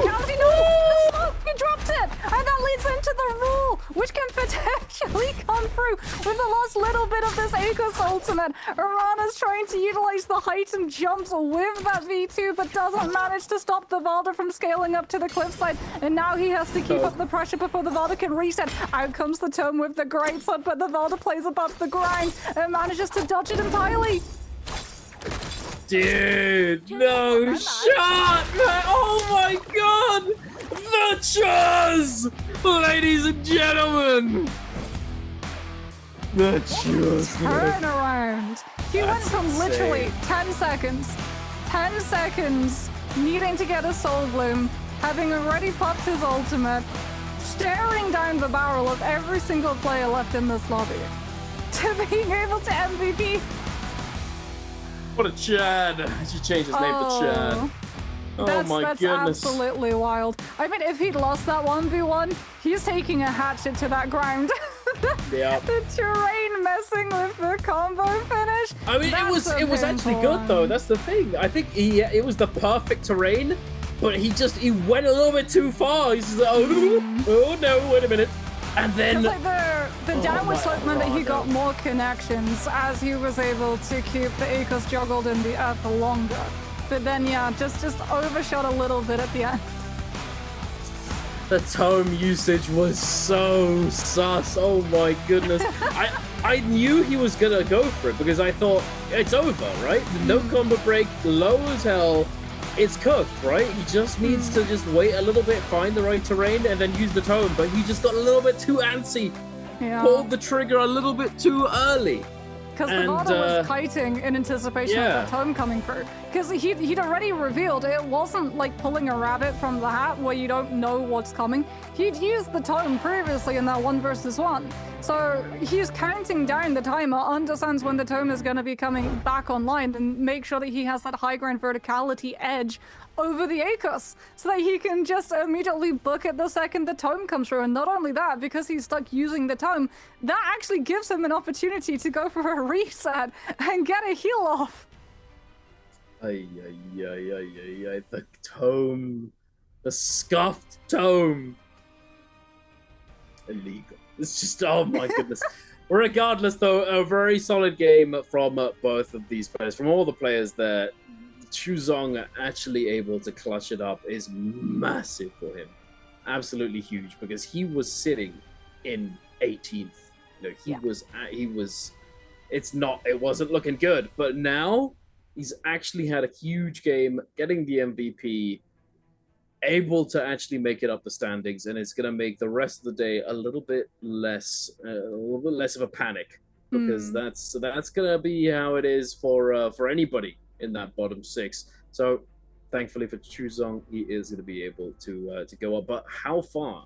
And will he be able to actually continue the momentum as well? Because, you know, he's still got a ways to go, because everybody else is still scrapping it out for that qualification. But once again, you know the drill, ladies and gentlemen. Answer 4 treasures. If you want to get your hands on a special random gift box, make sure to get your answer to this question in the chat. And the question is, which player killed OA's Edward in game number 3? Was it A, Bowder Chuzong, B, GG Chen, C, YZGT225, or D, WBG Verse? And make sure to get your answer in the chat. And one lucky winner will be chosen amongst those who answer correctly. Well, Cheese wasn't able to come through with the most eliminations, but he was able to make up a huge chunk of points, given the fact that he was the last person standing. So he actually does manage to confirm that kill score multiplier. So he's definitely going to be pushing up those leaderboard rankings. But like you said, it's going to be a case of whether or not he can continue that momentum, as we can have a look and see how that is going to impact all of the overall standings. He's gone from 18th to 16th. So unfortunately for Shu, not all that much currently. No, not enough yet. But as I said earlier, the difference between him, between bottom and top 12 at the moment is, you know, it's well, he's closed it down quite a bit. It's now around 5, maybe a little bit less. So it's definitely close, and a lot closer than it was before. But Edward, XXY, right now in 11th and 12th. They're going to be continuously raising the bar as the games go forward. Now, Spider in 6th with 35.5. Not the best day so far, especially if you compare it to his first day of this bi-weekly. 3.5 in 3 games is not where you want to be. Yeah, it kind of feels like Spider again has been looked at by a majority of players because of how frequently he's been popping up previously. so they can get a read of his particular pathing and locations. As we can have a look at the highlights brought to you by China Unicom. This is the moment where we get to see Chen come on through with that Justina ultimate. Realm of Yang, oh yeah, you know that this one's gonna be a tilter. The Feria action has the pillar mech, manages to kite over to it, and prioritizes the LMB instead of going to the pillar, which means that he gets skill rush gap closed into knockdown and RMB focus on wake up. That was a really nice scale rush, though, I have to say. Even though it's a little sus G for a Feria not to just get in the pillar at that point. He should have been ready. He should have definitely been ready to go into the pillar at the moment's notice and try and predict that scale rush was coming through, because you know he doesn't have combo break. He needs to be very, very careful expecting it, because Akos still had the combo break with his ultimate available, so he was gonna go for an aggressive play like that and try and deny the pillar entirely. But regardless, it was very, very nicely done there by Arado for sure. It was the heal bait, pretending as though he was healing into the scale rush, instantly, beautifully done. And then right here, the choke from Arano and the clutch from the Churs, able to close it out in the end. Yeah, I mean, that's also just like smart game sense, right? Utilizing the final zone and what is given to you to have a better advantage into that 1v1 so that you can play the positions that he wants it, because he starts kiting to that high ground real soon so that he can make sure to be able to dodge away from that tome. As we can see, all of the setup that this Valda had available to him, engraving coming on through with that longsword, which does, 5,525 damage, so a fair amount of engraving usages that we did get to see in the 1v1s, but flying knives was the main part of that damage coming on out. 12,455 of the 24,000 that he was able to do total. And flying knives with Valda is a very good weapon synergy, because it means that the Valda can stay at a safer distance while still being able to capitalize off of spade connections from the V2.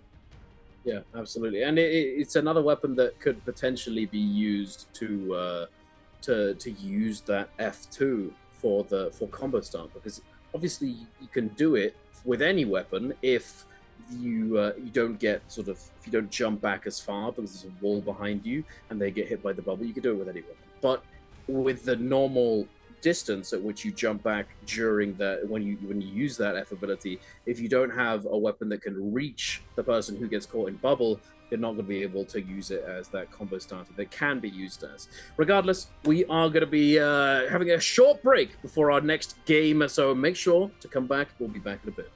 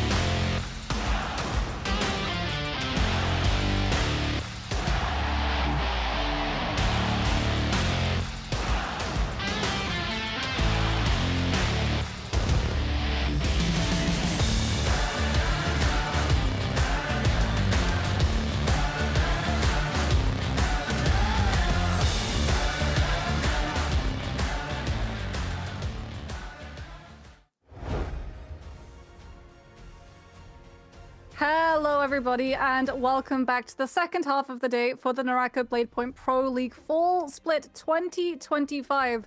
This is the last day of regular play for bi-weekly free dunk, which means we don't have all that much left before we go into the actual grand finals. It's just the bi-weekly finals this weekend, and then bi-weekly 4, and that's it. End of the season.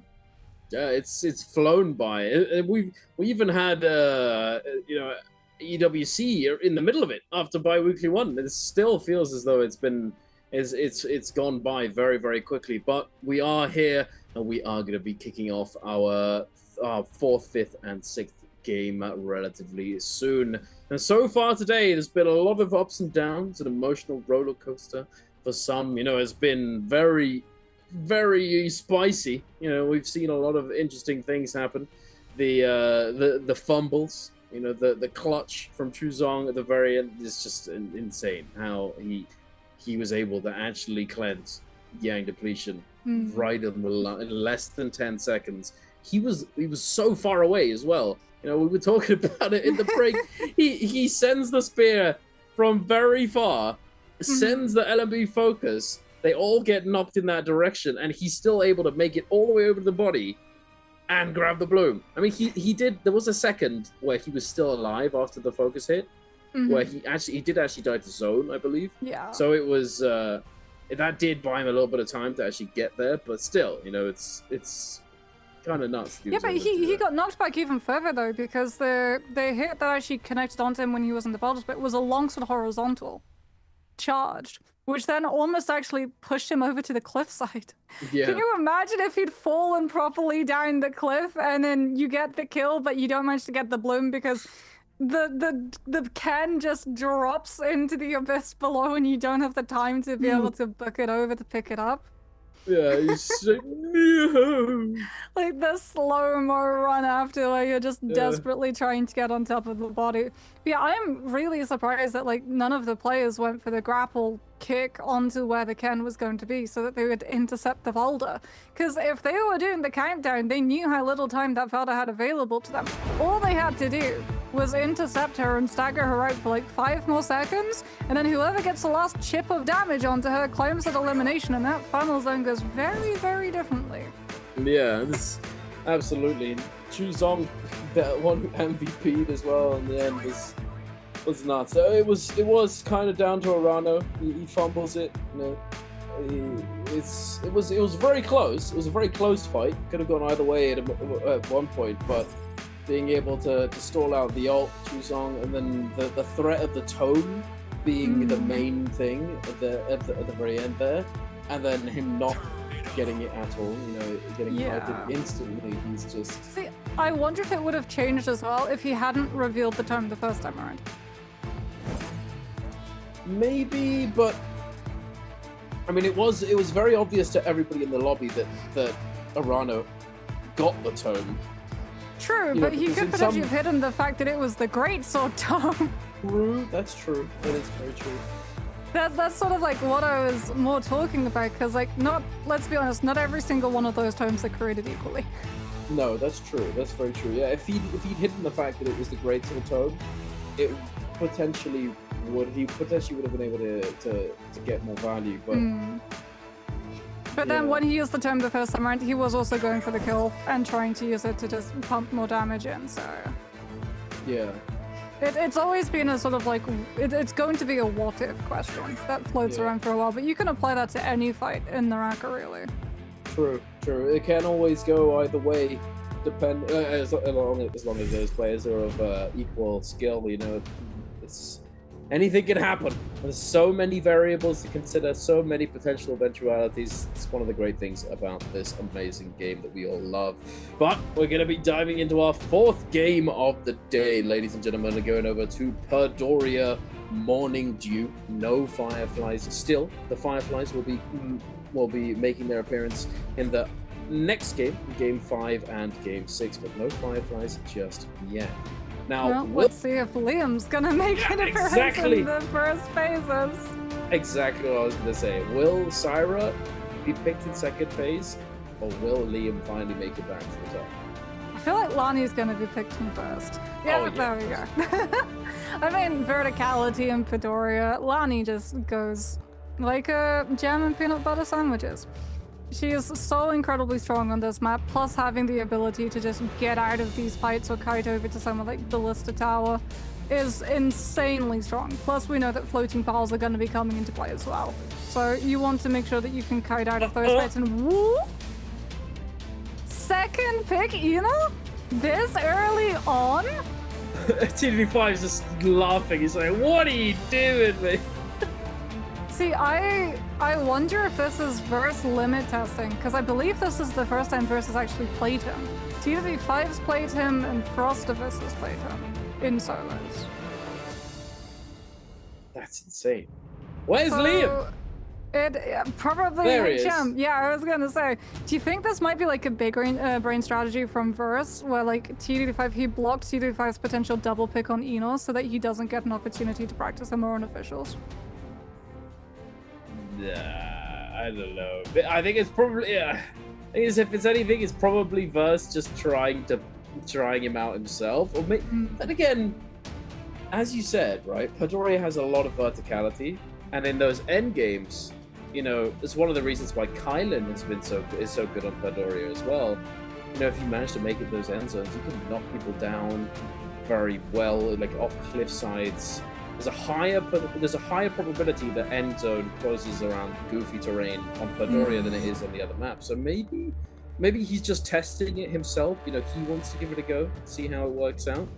But who knows, to be honest. The Chen picking up Chile, XXY going for Kylan, Arano on the Yoto, and then Chu Zong.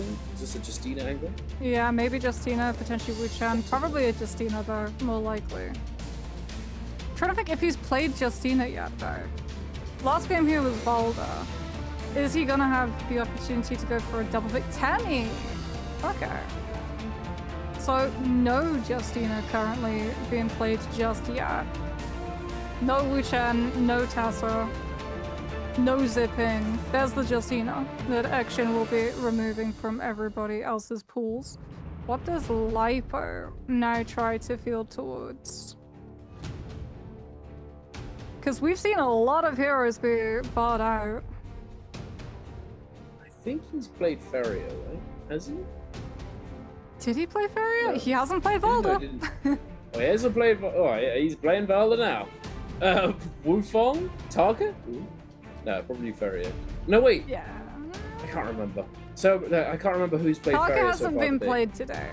No, he's not played today.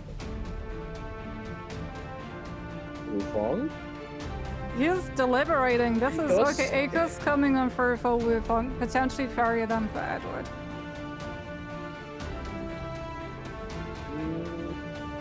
Chen's up. Yeah, Wu Chen, Feria, Matari maybe. Matari, Tessa. We've seen a couple, or from Fong at least. He's talking to his coach. They are going back and forth. Okay, so Feria for Edward is going to come on out. And yeah, like we talked about, you know, verticality, Kylan being able to knock people off of the cliff edges in those final zones. Feria can do the exact same thing with the cannon shots and also going into her mech. Plus, if you find yourself getting baseball batted out of the zone, you can recover with your F. Oh, wait a minute. You know what I just had a thought of? You know how what I said earlier about Spirit Wells becoming much more of a priority? Enor inherently will get value in Spirit Well, for sure. And also, V1 Enor would get pretty good value in Spirit Well. Yeah, so perhaps there's another reason. Yeah, so perhaps and then floating pile fights too, as well, because if, you know, you lose your hot drop fight, and then everyone just swarms on the floating piles the way we saw on Padoria first round today. Everybody showed up at that fight. So if you have your V1 cooking, then you're gonna be able to get a lot of connections onto a lot of people bunched up. You know what's gonna be really funny though? If all of that analysis goes out of the window and Verse picks V2. Okay, there we go, V1. V1. Interesting. Very interesting. I mean, it does make sense though, because like as I said earlier, because multi-way fighting happens a lot more often and is a lot more in depth, and the yang depletion fights too, as well. Yeah, like whenever you have yang depletion, all of the players stack on top of each other, so you're not just getting multi-way fights on your hot drop or multi-way fights on your end zone fights. Now, so many players are taking multi-way fights at so many different intervals. They're going for something like the V1. Maybe that's why Kylan as well is not Kylan, Liam is seeing less prioritization in terms of the picks, because everyone knows how many multi-way fights you're going to actually be taking. Yeah, no, you're absolutely right. V2 is not the best multi-way. It's very strong. It's still pretty good, right? It's still very good, but it's not as strong as it once was. And perhaps that's why we saw Wu Fong running the V1, looking to play for the multi-way, but just not able to get there. Unfortunately, he ends up losing out early-ish. Yeah, well, we'll see. We'll see. I want to see this Eno actually make it to the Spirit World situation, though, because earlier we saw TG5 get lobbied. Yeah. He lived the first time, did not live the second time though. Unfortunately, just instantly just got 100 to 0 almost. Well, so this time around, there is going to be actual scrap for possession over Arcadia, and the Thunder coins therein. Both JL and Bader are going to be making a play for it. Also, I believe it was XXY who was able to make away with Development Essence entirely unscathed, didn't even have to take a fight, and contest some of these other players for it. That's another reason why he's probably going to be really strong in Midoriya too, because of the UIs, the points of interest that so many of these players like drop into those specific locations for us. Oh my goodness, Spider's already been able to get his hands on a purple spit. Are you kidding me? He's going to be doing so much damage if any of these hits land. Oh, unfortunately it did not. He does. Okay, he's good. Wait. Oh. Ooh! He doesn't have his combo break. He gets hit in the reset animation. Wait, who got the armor? Oh. That's unfortunate. And then, yeah, Spider gets powered out of the purple. Wait, Wu Fong didn't pick up the spit. That was insane, though. What? That parry was insanity. He sent the first part in the other direction, and so you can parry people's backs, right? You can parry the back hitbox and a focus attack, but the spear focus attack or the LMB has it's non-existent. It's almost non-existent because it's something that you can turn very effectively, but it still worked. Actual insane. Spider gets cooked, unfortunately. Oh, Edward, 1 HP. Somehow doesn't get parried. Oh, they both died! They clank! Oh, they both died. They both used dagger and hit at the exact same time, and they were both so low that one light attack clanking off of each other is enough to kill them. TB5 also not having the greatest beginning, has to go through with that Syra ultimate immediately, but it's so early in the game that it's only scaled to play rarity. The stun does manage to connect onto one. However, he can't really commit into the fight afterwards because all it does is open up Chen to try and put some more pressure onto Action, who's kited all the way over to the Forbidden Seal, which means no ultimate's gonna be in play right now. 235 outside of his own ultimate drops into that zone too to just try and deter anyone from chasing down into him. I'm still reeling from the Wu Fong parry, I'm not gonna lie. Actually, and Spider's dead. No? Oh, he's gaming.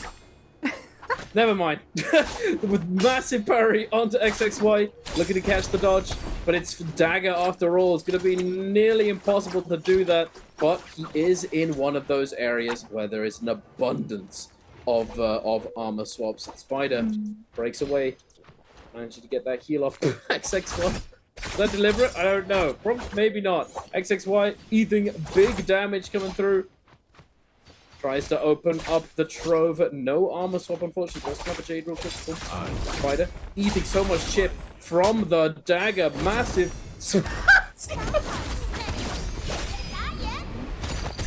Oh, today has been insane. What's going on?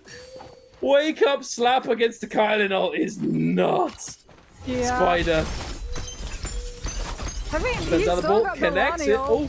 You still got the Lonnie ult. Kylan ult's about to be finished. XXY gets a couple of precious seconds of Kylan God left. loses it now. Spider with the jump LMBs on those longswords. Still going to have part of his trick ball to throw too, and that is going to be Spider able to walk away with the win as the Lani ultimate outlasts the Kylands. Wake up. Oh. I'm reeling, Moxie. I'm actually just I'm lost for words. And we're back. A little bit of a weird day today. It is rather weird. A little sussy. What is happening? Very oogly, but it's been an absolute banger. Edward, he's on the hunt. He's looking for those coins. Looks as though Chuz turned up to see if there were any lying about, but I think he assumes that Edward has the majority of them already, and he's just gonna leave. I'm not gonna bother. Not much point for me to stick around here as the realms of Yang are spawning in. Oh my goodness, Wufang stacked. He's got two limbs. He's got armor. He's got the purple spear. Oh, oh. A little bit of a malfunction. What's happening, on the engine. What's going on? Oh my goodness, I don't know, Doc. Like I said, today is a little bit goofy. As we can at least see our mini-map functioning correctly. And that is going to be showcasing all of these wonderful Realm of Yang spawns that are going to be coming on through. Wufang is definitely going to be looking to position himself into one of those with the amount of loot that he has going into these. Spider, too, because he won that fight, he might actually make a play for one of them. He is starting to drift over towards that location. As Edward is still trying to find this Arcadia Grand Prize. Wait, Moxie, Chuzong got the Vulpine. I think he stole it. Oh no. Did he roll on that 20 on the stealth? I think he might have stolen it. Oh, that was why. He was checking to see whether or not he could still heist the Jade when the puzzle broke. No way. I think maybe And he's a good character for that too, because you just whisked the other character. We'll get if it happened, can we get a replay? Because that will be cinema. I think it's only happened once. I can't remember who did it, but it has happened once before. Insane. Regardless, we are now taking our fights for the Yang Pass. Arano and Shin scrapping, a little bit trading blows. Shin does manage to grab the Yang Pass once again. 25 seconds left on the clock. Not very long to have to wait. Spider, you were right. He is going to be going over to the Rum Yang, rocking the nunchucks. I've been seeing Spider playing nunchucks rather avidly for a while now, and I have to say that I myself have been playing a lot of nunchucks. This weapon, I think, is kind of king in the pocket. You know, I mean, dual halberds, you could argue certainly that is better in the pocket because you just the vertical focus attack just covers so many potential dodge options when you're you just playing. Absolutely fry that cross if you've got allies. But with nunchucks having so many, like, it has a lot of options as well. It has defensive properties too with the horizontal block. It's definitely been getting better and better and a lot more popular within solos. But we're in the realm of Yang, Moxie, and it's Enor versus Liam. We're contesting that second phase picking. Who's gonna come out on top?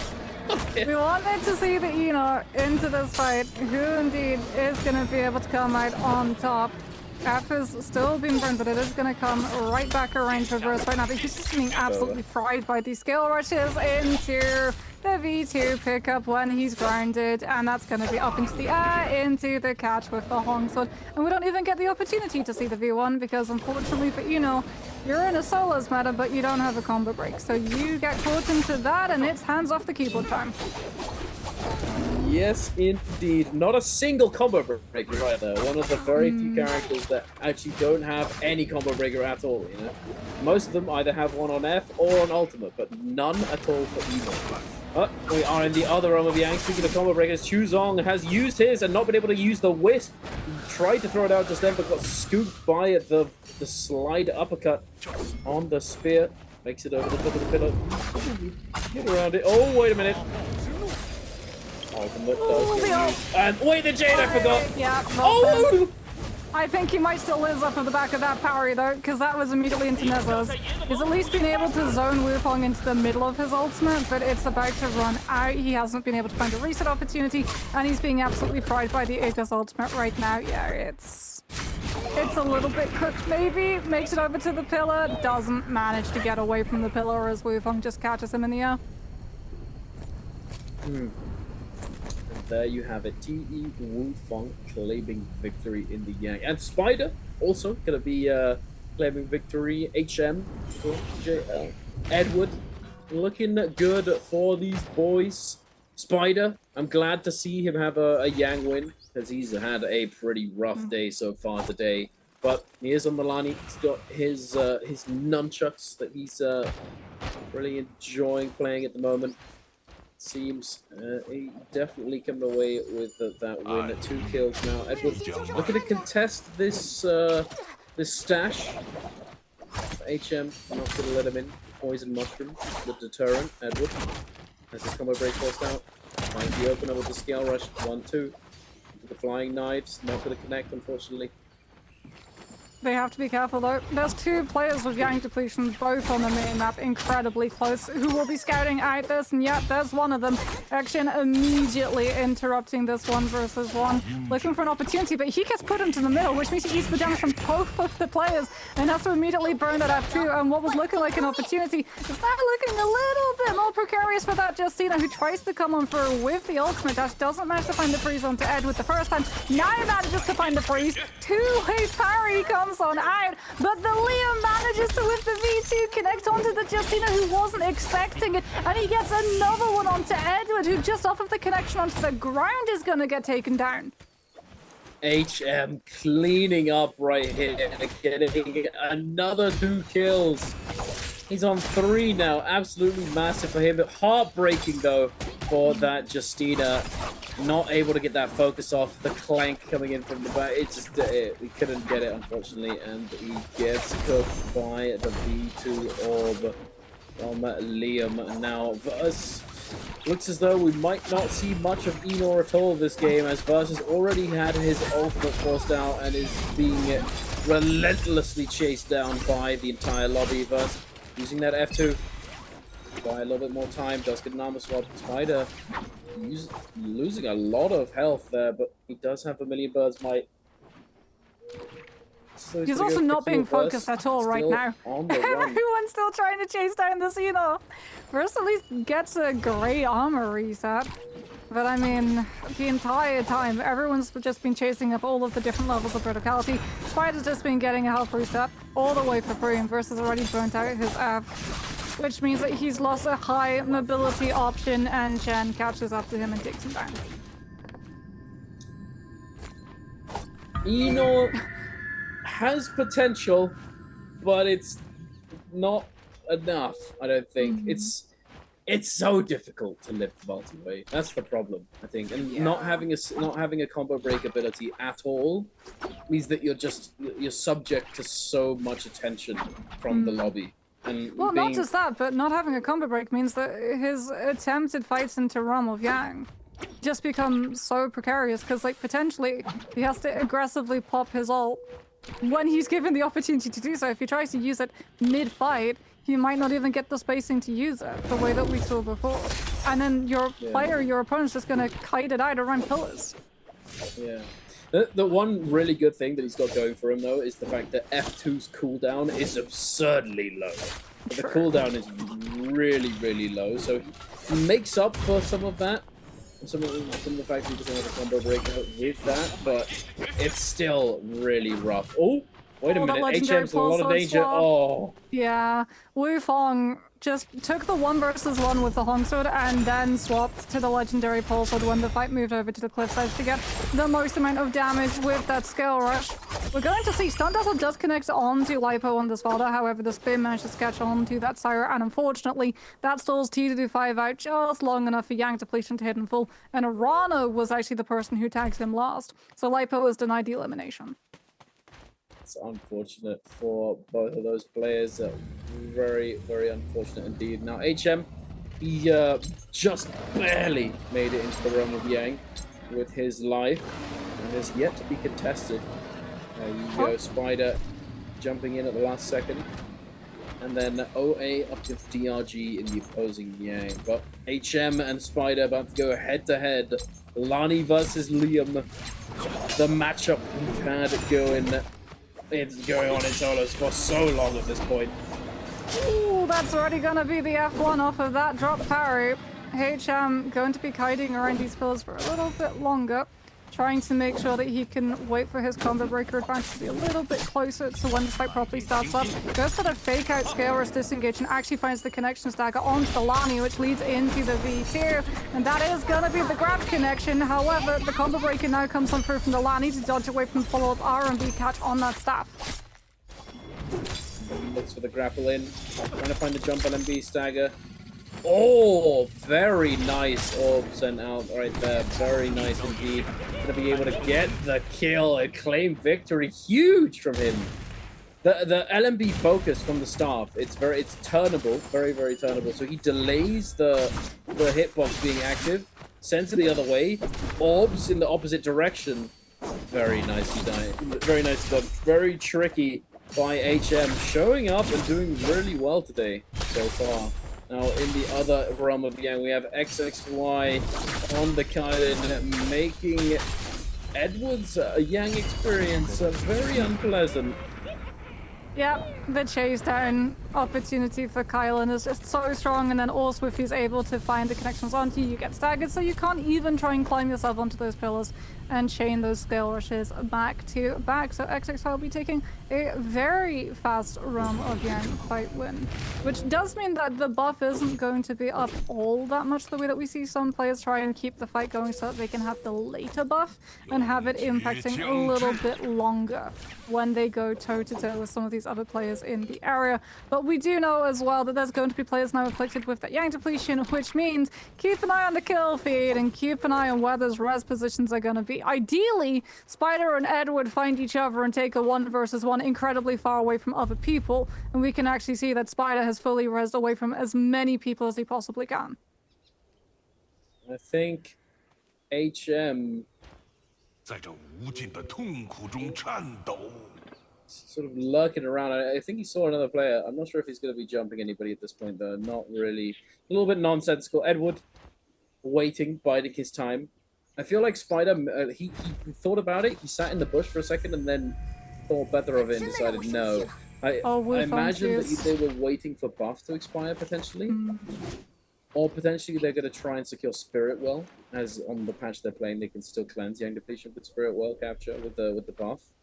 But I think Wufong just saw Edward respawn on that Soul Altar, which is going to make it a little bit harder for this barrier to try and survive these next couple of moments. As we can see, Spider just trying to find as much information as he possibly can around his surroundings. Edward is going to be able to find Urano and a body, but unfortunately not a soul bloom attached to it, as those do neck time out. So you can't just leave them as an insurance policy the way you used to do in the days of yore. I remember those days. Edward was actually one of the ones to do that the most, and to Mr. Astro Brain, I used to call him, formerly known as Wang Liang. Then it was WL. Now Edward. Well, the good news is Spider has found Edward. The bad news is the rest of the lobby has found both of them. Yeah. So these next 2.5 minutes are going to be very fraught with peril for both of these two players. You can see Urano does not want to get all in on by this Lani. He's trying to do everything he possibly can to avoid having to put the pressure out, but he does have to use his ultimate because he lost all of that legendary armor uptime, and he's just gonna back out in the hopes that everybody else turns on to Spider, understanding that he is Yang depletion. The anime run in the opposite direction. Get me out of here, Urano. Oh, he's gonna run onto Wufong though. Wait, has Edward spotted Wufong? No way. Oh my goodness. He stays in the invis bush. The zone damage isn't enough pressure to force him to reposition, which means that they grapple directly over Wufong's head. And now that they've moved past his location, Wufong rotates before he can get caught. And it's actually Arano that everyone turns on to because Edward saw Spider and they saw that the Yoda used ult. And now both the Feria and the Lani are going to try to get this kill onto Arano so that one of them can live. Edward has Assault Smolder as well, I believe. So Arano is absolutely cooked. How did this happen? Arano is asking himself. Why did you do this, Spider? Who gets the Why win? did you do this to me? And Edward just gets gifted the what? No one goes to the body to try and why grab the did blue. Spider? Why did he take it? I mean, Spider's ulting at the moment. H-Cham's also used his ultimate. Unfortunately, Spider's not going to be able to get close enough right now to punish because of that Merciless Havoc coming in through from the staff. And there's the V2 connection, which is just going to immediately smack Spider, who has to burn his combo breaking out because he's out of his ult. And everybody knows that this Lani has Yang depletion, which means it is hunting season for Spider, who gets juggled up in the Merciless Havoc and at the same time absolutely minced by the flying knives on the flank. What is happening? H-M's down off at the back of that too, because he used his ult. Yeah. I think Spider is practicing getting people lobbied. I think that's what he's doing because I don't think he's playing with he's not playing to win right now, I don't think, because otherwise he would have one, fought his heart out to get that soul bloom, and two, after he got that guy lobbied, he just immediately did the same thing to somebody else. I mean, moved on to someone else instead of trying to grab the bloom and continue in the lobby. Yeah. I wonder if this is the evolution into the bi-weekly finals, because like when you get the match point eligibility, you have to MVP afterwards. So if, because we only now see one hero of that character being played, if you can track the people who are MVP eligible and understand which character they're going to be playing, and you can then turn the lobby entirely against them, you're going to be able to prevent them from MVPing for so many rounds. Yeah, I don't know. Spider's gameplay today has been rather peculiar. The first 3 games getting a total of 3.5 points, and then for him to play in a very peculiar way here in game number 4, it gives rise to the question as to if he is just sort of limit testing or if he's deliberately attempting to practice certain things, etc. It's definitely a bit odd. But regardless, he is most likely already qualified for the bi-weekly finals already. So considering he had 32 points in the first day, but we shall see moving forwards in game 5 and 6. Now Lipo under a lot of pressure, forced to use the ultimate. Wait a minute. Around the corner, he manages to catch him with the AoE around the corner. However, Shu is on Temu and immediately drops the ultimate, but he might be safe from the boulder. He's not safe from the rest of the players. Lipo's Big connects onto XX, but he's about to be down his V2 and he hasn't been able to heal up a smidge of his armor, just dodges Moonbane. That came a little bit too close for comfort for the Velda to try and keep up with. And out comes the fan into the building, skirishing away and utilizing as well the 2 Moonbane AoEs to make sure that no one chases down onto him. As I believe Chen got the last hit onto Wufong, but that was also an assistance from Moonbane. Yeah, I think you're right about that one. He dropped down into the hit, I think. That's... Lipo somehow manages to survive this. I mean, it makes sense though. It makes more sense than what other things that have happened so far today. Does make his way into the Moonbane, into the building. It's a bit unsafe to go inside a building in a Moonbane, so it makes sense that they didn't chase him down. Edward under a lot of pressure, along with Lipo taking so much damage from the flying knives, but again being able to find another white armor sword now stuck on the steel lantern, not ideal. Trying to kite away, trying his best to disengage, makes it over to the steel hut, is going to be able to threaten the scale rush, trying to disengage. Can he make it through? No, unfortunately not. The combo breaker is not going to save him, and now we go down to 3 players. Edward able to pick up his 3rd elimination, but having utilized his ultimate now in a bit of a vulnerable state, going to try and take some initiative and jump Chen, forcing him to use his ultimate potentially here. I mean, at the same time, XX is getting a full reset right now. The Doctor and the Fairy are only looking at each other. If XXY just... Okay, there we go. Chen goes for the legendary armor swap off of the floor, which means that XXY doesn't just have to come on through with a pistol shot. And Edward, seeing that the fight has moved on to another 2 players, tries to disengage, gets caught though by that fail ultimate just on the outsides of the zone. And we actually get to see the stanchion Sky Pillar, which silences the Ferris, so he can't even use the combo breaker to dodge out of it. And now we go to a 1 versus 1. This game has just devolved into an absolute mess so quickly. XXY fumbles. Ah! My eyes! What's happening, bro? What is this? It's okay, Dunk. Oh, I'm in so much pain. It's just a 1v1. Any normal 1v1. Game up. Oh no, okay, not after that. I'm gonna go shopping. Okay, we're gonna call director's cut, and then we're gonna let the tuna come through, and this is gonna be a reset, and then the next time these 2 players fight, it's gonna be the first time that they've met up in the lobby. Yeah, that didn't happen. You didn't see it, chat.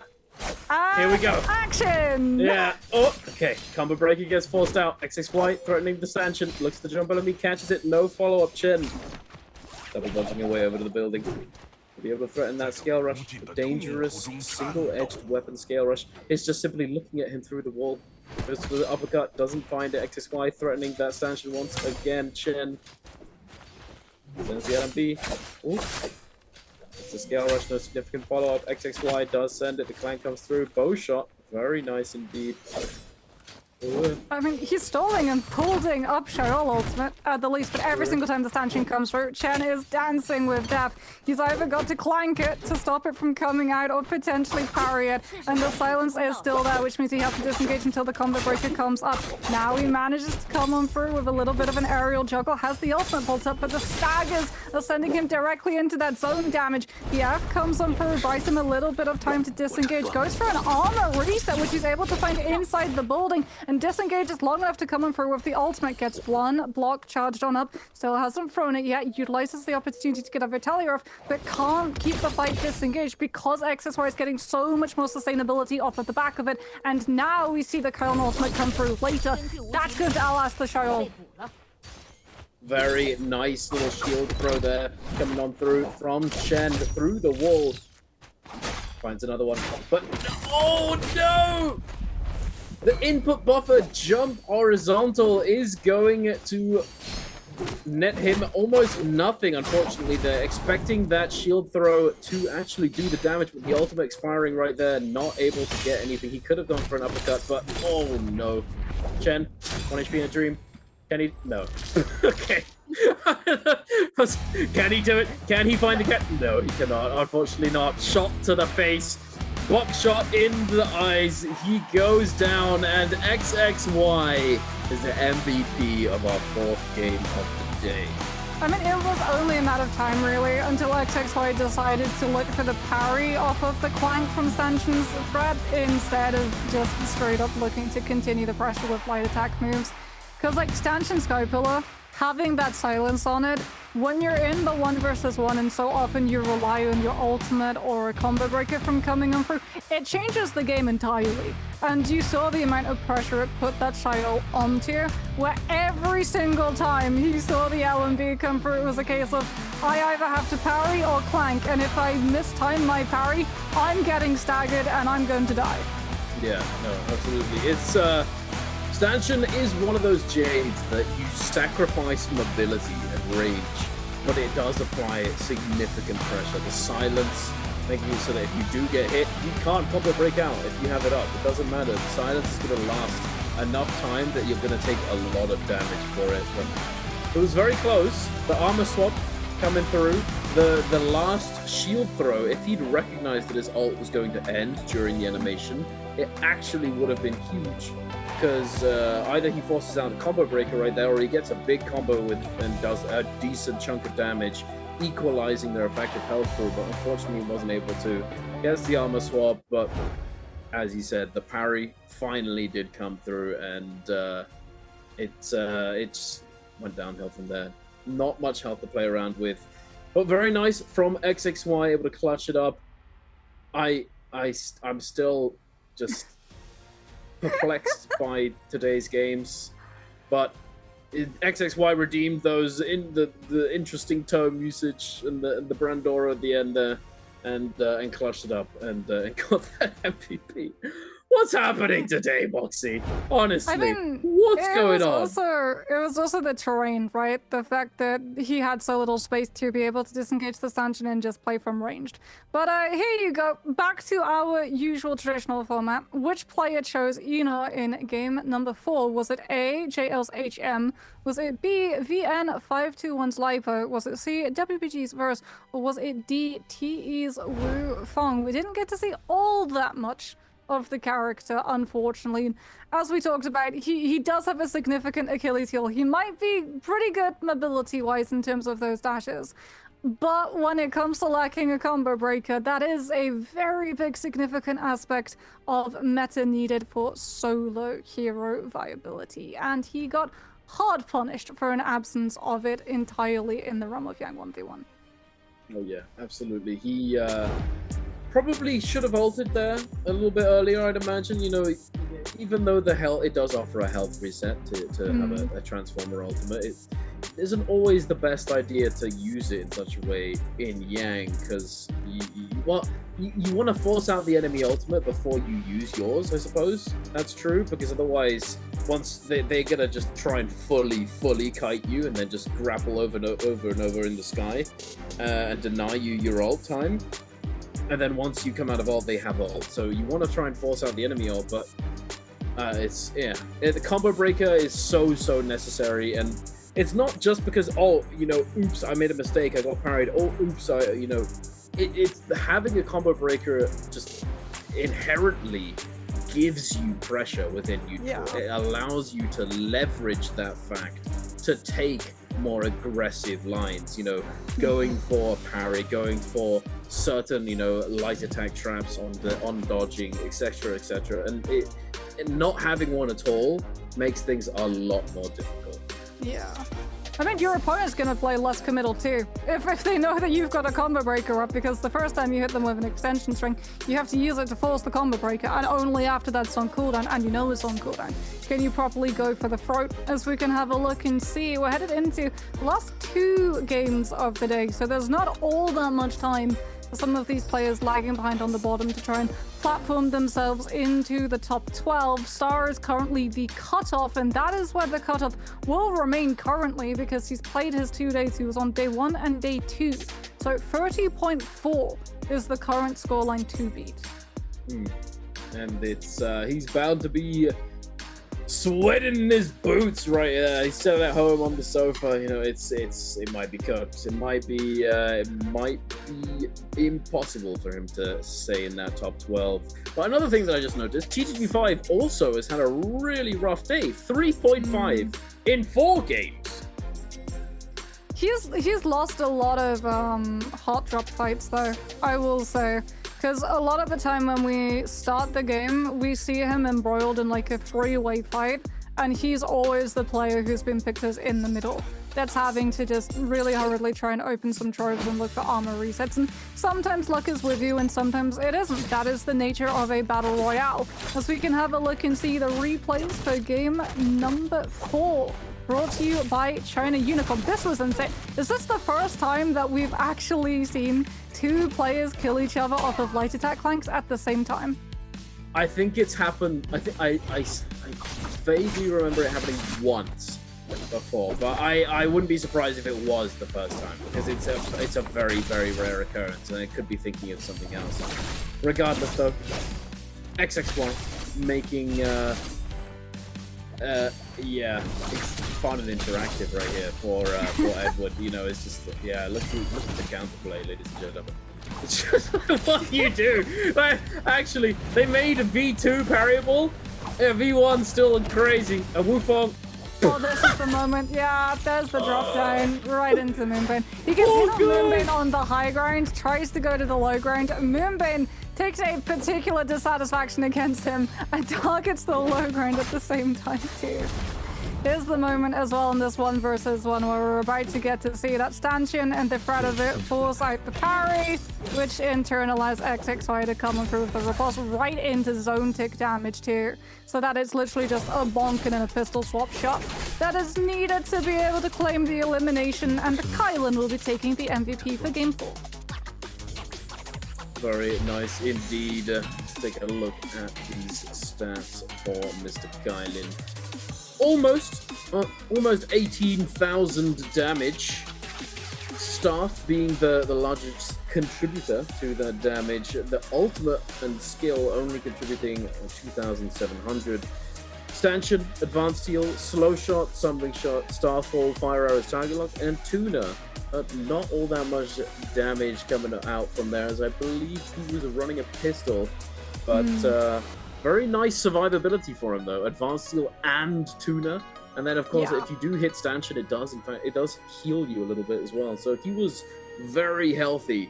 Well, he did 10,794 healing in that round. A lot of healing. So that is indeed a lot of healing, and then you also add to the fact, like, all of the layers of survivability that Kylan gains access to in his ultimate, things like the healing guard. He did just get to tank through a lot of those fights, and we didn't really get to see all that much damage coming out of the skills and ultimates because there weren't really a lot of multi-way fights for the Kylan to really start getting to utilize those. All of the multi-way fights were mostly done on range and actually sparked into existence by Spider when he came through with the Lani ultimate and just decided to turn the trick ball onto any moving target he so chose. Yeah, and I mean, to be honest, like, being in Kylan ult, for the most part, you know, you're not really gonna get all that much damage from a Kylan ult during a game unless you're taking a lot of isolated 1v1s. Since if you're in a multi-way, which is usually what ends up happening in Nbpl solos, you don't want to be the one ulting because that means that you're likely rather low HP or you're being the one that's aggressed on. I mean, you can use it proactively, but it's also just a bit, you know, too much to use. It's a big resource to be using it proactively in a multi-way because then as soon as it expires, you become the focus of the lobby. So the way we saw Arano. Yeah. that poor Yodo, he popped his ultimate to try and stop the players of Yang Depletion from going after him, and then everybody just goes after him regardless. How different the match would have been if when he was trying to disengage and put as much distance between himself and everybody else as possible, if he ran into the bush that Wu Fong was hidden into and was able to sort of just like Lion King moment push Wu Fong into the abyss instead so that they go after him, not the Yoto. Oh, you were thinking of the Cinder Lift? I was thinking of Long Live the King Scar and Mufasa. Look at him instead, please! Oh. Oh yeah, we have fun, but he did not have fun, that Yoto. That was very unfortunate. It looked very weird as well. I'd imagine from his perspective, you know. I'm just walking by, you know. You have fun. I'm gonna go over here, and then all of a sudden, Spider just fully sends it, fiending him. You know. There's the pistol shots are testing the waters, you know. Oh, you ready for this? Oh, no. Okay. You better all, buddy. And then poor HM as well, because like HM had the merciless havoc advantage, was keeping Spider in check, manages to get Spider killed, and then goes down because in the process of like Spider deciding to turn the lobby into just one explosive powder keg of action, the Liam ultimate gets forced at the same time, and without the threat of, you know, a massive fight kicking off and someone getting V2 grabbed in the back, the way that we saw the Justina right side of Imperium the first time that everyone was on Yang Depletion, all of a sudden HM's down those resources and everyone lobbies the Liam instead. Yep. Nowhere to go, no buildings, a lot of open space, a lot of cliff sides. It's just rough trying to disengage at that point. But it is what it is. You got stuck out in the open. It's not where you want to be. Not where you want to be at all, regardless of character, really. But here we are, ladies and gentlemen, going into our 5th game of the day. We're going to be kicking off that ban pick phase relatively soon. And now, will we see Liam picked in the first 2? Or will it be Taka or something? Karumi? I don't know at this point. What's going on? Well, It's Fong's probably not in probably this not lobby, Karumi. so but probably not Karumi. no, yeah, probably not. But we'll see whether or not Liam does actually get picked. But it's possible Liam may have just fallen from the top in terms of pick phasing. You know, it might just not be the play anymore. Since although he is good in the 1v1 and he's good in, you know, generally speaking, he does have that multi-way weakness, and Spirit World becoming more and more important. Yeah. It might not be the play. Because we don't even really see that many players make it to final zones now too. Because Liam used to have an advantage in final zones where he could just grab some of the V2, throw them into the zone damage so far away that the zone basically did 50% of the Liam's work for him. But if you look back at all of the maps that we've actually seen today, those final zones have been 1v1s, and sometimes it hasn't even been the zone closing. Yeah, you're absolutely right. It's interesting. I don't know. Regardless, HM, what you got for us, big dog? Is it gonna be the Liam? Probably not. No, it's Syra again. It's not happening. Chen, does he pick Liam?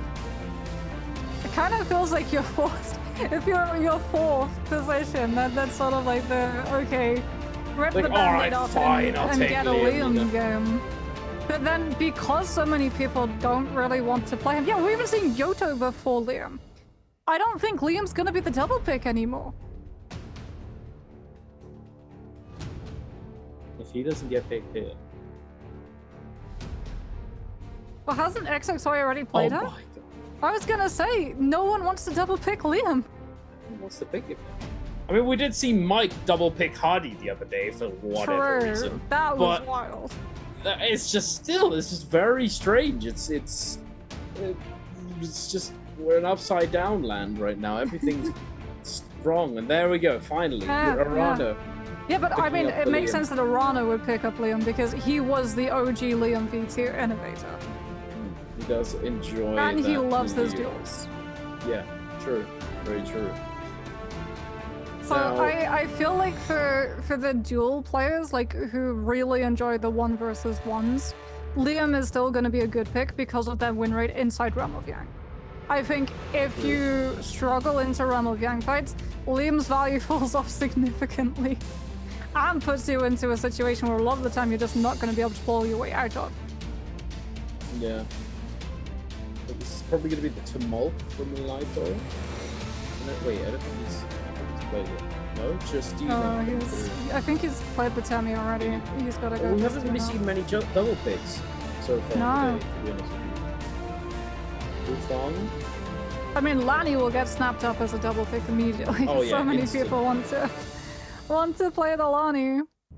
Almost as if Lani is a bit too good. Okay, so Wufang goes see. the Temi. We'll see. She did get nerfed. She got nerfed in the most recent patch, but they're not playing on it yet. Yeah. So Ferry is open, Matari's open, Wuchen's open, but I mean, I don't think anyone goes Wuchen as like a double pick. Akos was open, so Edward's gonna grab that. What does Spider Knight try and feel towards? Play Taka, bro. I was gonna say, like, the damage, like, characters where you're sort of just, like, trying to, if you're late in phases and you want to soften the block, Taka is probably the more valuable one that's left unless you want to burn a double pick, and I don't think Spider wants to burn a double pick on 11. No way. You know what's Well, gonna that's happen though, scary. right? He's gonna play Fireball. I mean, yeah. Probably. Or, well, maybe not. I don't know. It's... See, then we would really have the Lion King moment. If Spider doesn't go Fireball build, you would lift him up to all of the people just being like, look at the circle of life. I mean, I feel like Spider's been just doing... he's just been doing what everybody least expects today. So, based on that, he might not. So who knows? Yeah, but we if he shall wants see. to try and turn the lobby against others, surely Fireball is going to be the better choice, because you just turn around and chuck it at someone who's not expecting a Fireball that way. I mean, that's true. I mean, that is the strength of Fireball, you know, being able to third party effectively. You know, it's obviously useful in endgame, but Yeah, just like 180 no scope. With Fireball. Someone. Spider, he's got a massive grin on his face. He's just having fun today. Yeah. Ever since we had the versus match where it was literally a slap 1v1, Spider's just been having fun limit testing. Yeah, that certainly looks like it. But here we are, ladies and gentlemen, game number 5. It will be kicking off momentarily. Let's see what these players have chosen for their abilities. Will it be Fireball Targa or will it be F1? Right, we don't have a Farrier in this lobby either, I don't believe. Fireball V1. I hear the disappointment in your voice. I mean, so here's the thing, right? Fireball V1, okay, so V2 got heavily nerfed. And it's not, objectively speaking, it's not as good as V1 is now, for solos specifically. And because of that, F1 absolutely sucks with V1. And it's really not good. You know, 20% of your ult's charge gets used by using your F1 during your ult. So that's a long time that you just lose on your ultimate. It's never worth it. So like, you can use Fireball. Fireball's okay, but it's just like you have to play a very third-party heavy playstyle. You have to be sitting on the outside. If you ever get lobbied, you're not in for a fun time. It can be quite useful for those, you know, combo extensions. For if someone's grappling in on you without a care in the world, you know, throw a fireball in their face, potentially, you know, catch them as they fall down from the sky. End game, you know, if we get there potentially, but other than that, you know, you lack something in neutral, and that F1 does provide for you with that defensive capability. The fact that it fully regenerates your entire stamina bar when you press F1, you know, it gives you the stamina advantage. It definitely isn't as good as F1 is in just straight neutral fighting, but if you play a certain way, it can work very well. Just like Xuan Yuan demonstrated when he MVP'd with it. You know, he was very fortunate, you know, in that game where he got purple armor off the rip with a purple weapon and found a white armor with Chen Edward. You know, then he just. He got gold flying knives from podium. You know, it was very solid game from him where he was set up from early on. But we shall see if Spider's able to replicate something similar. For now, looks as though we've got Verse trying to chase down Wu Fong on the already got purple flying knives too. That's Wu Chen. Has a lot of good fortune. Wu Fong's gonna try and take the fight now, but the second he gets hit by one of these chips of flying knives, he's gonna know about the weapon disparity real fast. Out comes, yep, there goes the ultimate swap coming on from that F2. And that's actually gonna set up now SS1's action to come into the plate. Fireflies haven't been picked up either. Hold on a minute. Yeah, the bottle will have those for a snack. Start to build up that V2 charge even further and can now keep up the pressure onto this Tamosh because Wu Fong is just in full disengagement mode right now. Yeah, it looks as though he wasn't all that interested in doing all the work himself. He's going to let the Valda do a little bit. You know, work smarter, not harder. Chuz.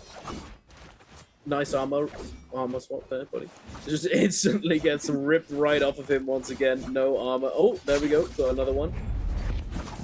Just barely scale rushing up, avoiding that focus release from Chen. Beautiful parry coming on through. Wait a minute to juggle.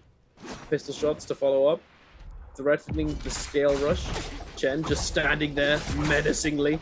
Just you do it, buddy. Do it. Come into the zone. Chen, wait a minute. Oh no. Is the armor on the floor currently broken?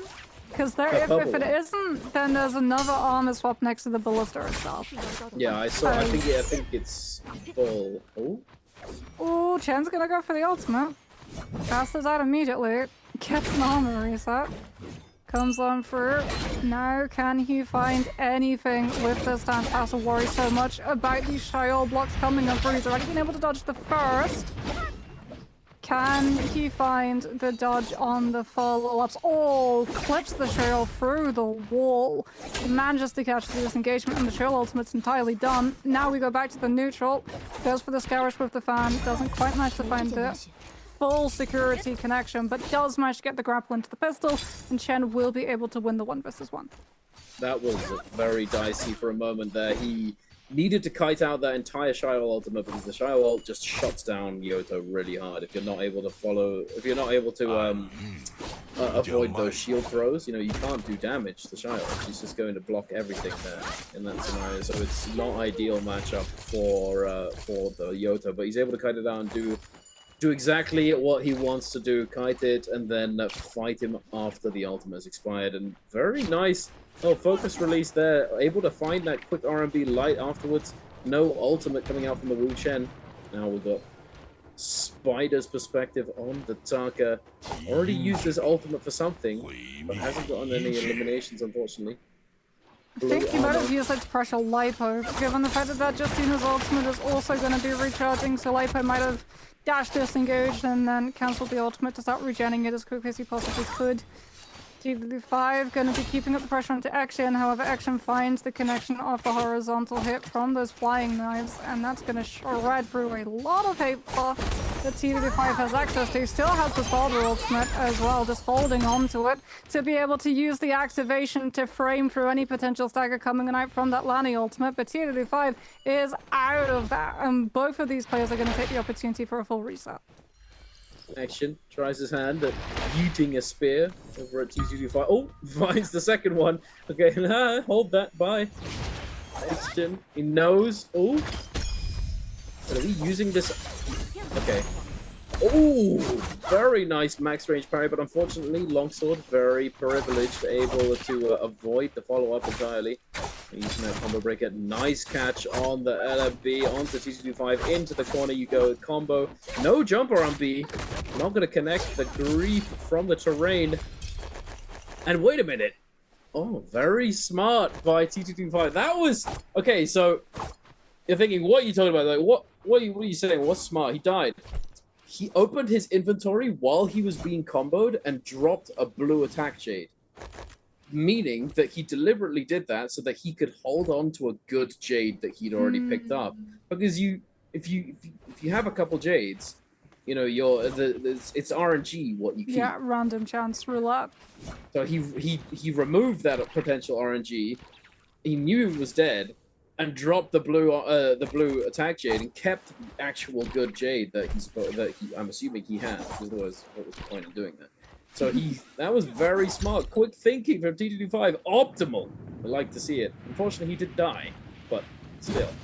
Yeah, he also died at the worst possible moment because Yang portals are gonna be getting ready to set up, and he really wanted to be in position to be able to take those on that Lani. As it is now going to be Edward making a beeline, however, I believe... No! HN isn't going to be in time, and Edward will be able to Phantom Thief steal that Yang pass away, and now it's going to be up to trying to chase this Akos entirely out of this AoE area so that he loses the Yang pass and HN can pick it up instead. I don't think it's going to happen. Unfortunately, there's just too much terrain to work with. Edward with those fist blades, denying all aggression. Oh, fireball. Spider. Oh, the grapple. Wait, no. Avoids the... Oh, he ran out of bullets! No! No. This is going to chase him down with the ult, though. Oh, for sure. Grapple doesn't connect, unfortunately. Dodges that. Very nice. Fireball. What's the fireball? Oh. He still hasn't gotten the Yang pass either. The Wu Chen manages to position himself back into the portal AoE. Oh, no! And Spider doesn't stop him from going through. That's rough. But he gets in himself, fortunately. So we will see. But this... Valda. Is... I mean, it's not the best matchup, I have to say, right now. Because without F1, you're going to be at a... You're not really going to be able to do... Avoiding those spears is going to be far more difficult with Fireball, but This is what I'm talking about. So right here, he starts up the Yang sitting on top of the pillar, baiting Jin to do something aggressive, and he was waiting to see if he could get the fireball. But no. Then he goes on the aggression. Now has to look for the rush down. But there you have it, ladies and gentlemen. Okay. And he got nerfed, by the way. Multiple times. Oh, and I've It's as easy as that. Donuts. It's easy as that, guys. Good morning right now. As we get to look at our other run of gang fights coming on through, Edward finding the catch with the F2 of the roll onto Akos, building up into the full ensemble of knives. Even actually trying to utilize the grapple to intercept where the Kylan's going to be looking to disengage from on the restand. And he's just going to force him over to the pillar, swaps over to the cannon, gets the AoE pressure throughout, and has been able to, for the most part, entirely kite out this Kylan ultimate, which means he can come on through with his V2 late and catch him in the pounce into the Invis. Very nicely done there, timing that pounce perfectly. Now moving over to Chen, and first the realm of Yang. Wu Chen versus Yotho Chen, just sending giant attacks through the pillars. Crowding out this ultimate essentially entirely. Chen now swapping over to the dual blades. Ooh. The focus does have combo breaker. Oh, yo, yo, yo. Playing a game of chicken, essentially, at that point, with 4 seconds left on the clock. They needed to make something happen or just accept the L.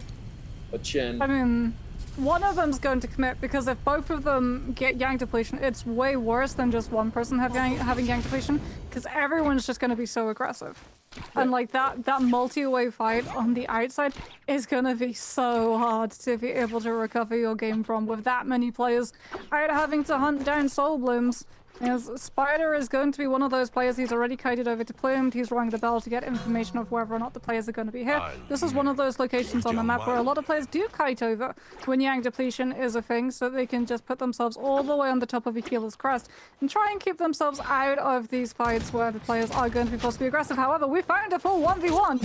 This is just going to be Spider and Verse currently uninterrupted, and Spider is going to try and finish this as quick as he possibly can. Out comes that Tarker ultimate. Still hasn't thrown one of these fireballs. Tries to track down exactly where this Wu Chen has positioned himself with the F2. Manages to find him before Verse can fully heal, but unfortunately for Spider, that fight went on so long, and the Wu Chen being a little bit too flashy has given away the fact that there was a fight between the two. And now it becomes incredibly problematic for Spider, because he burnt his ultimate. The Wu Chen did not. Everybody is now going to be chasing down this Tarka. Ay. The pain, I can feel it. It's just, oh my goodness. Oh, where'd he go? Wait, 5 seconds have passed and my ult's over? Nice! And he's just forced to run into the zone, try and find a Firefly. I've been there, buddy. Jin, sending it. He has a million birds might, doesn't care. He's happy to just fully send it. And Edward gonna pick up a kill onto T25 as well. T25 also having the million birds might. Spider, the stalling. Don't think there are very many Fireflies left at this point. There is one he could check. Or two, actually, close by, but I don't think he's... Yeah, I don't know if he's going to be able to make it. Look at these guys. They just know. He's got 1 minute, he's getting full lockdown by everybody. Out comes the fireball, that's all he can really try and do.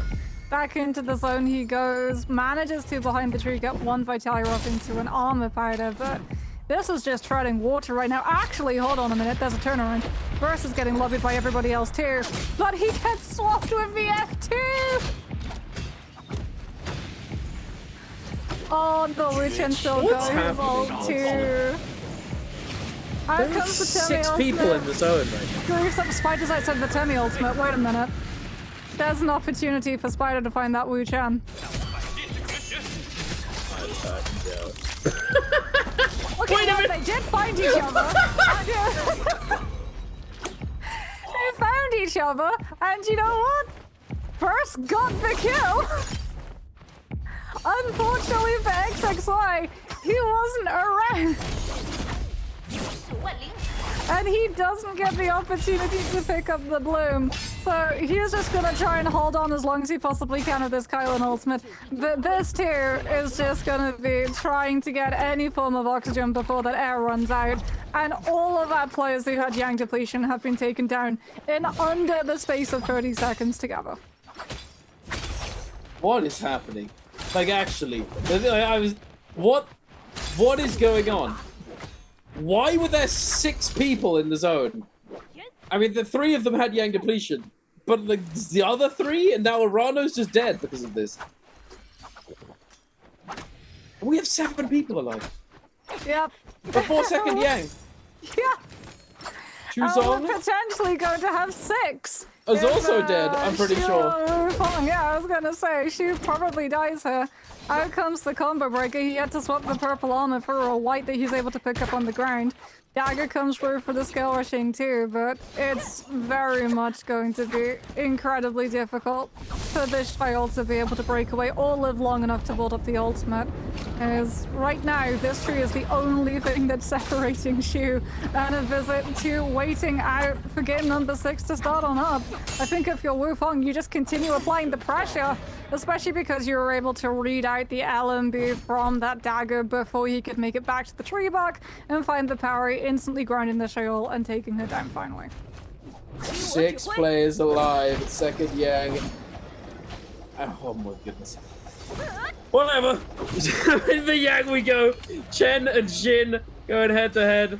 We see the combo breaker come out from Chen. Very early as Jin gets that uppercut, but heading over to the pillar. He's going to be able to stall out the time. LMB focus coming through. No dagger skill rush connect. Jin.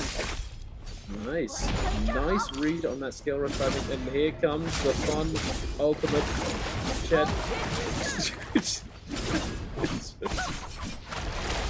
I mean, he's able to react to it. Utilizes the combo breaker from the Valda, comes them through with the V2. Only has to count out a couple more seconds and then the Yoda ultimate will be done. And he's still got spears available to catch the Yoto. However, the Yoda still got golden focus to be able to just tank through the spear CC. And now the Valda's V2 is done and Jin was on the ropes the entire time, so he hasn't been able to get a single armor powder off. Chen drops the F2, falls back into it, also punishes the Valda trying to space away with the pressure coming in through from the cannon. However, Action goes for the swap onto that Honsel and tries to catch the wake up with the Scale Rush and whiffs entirely.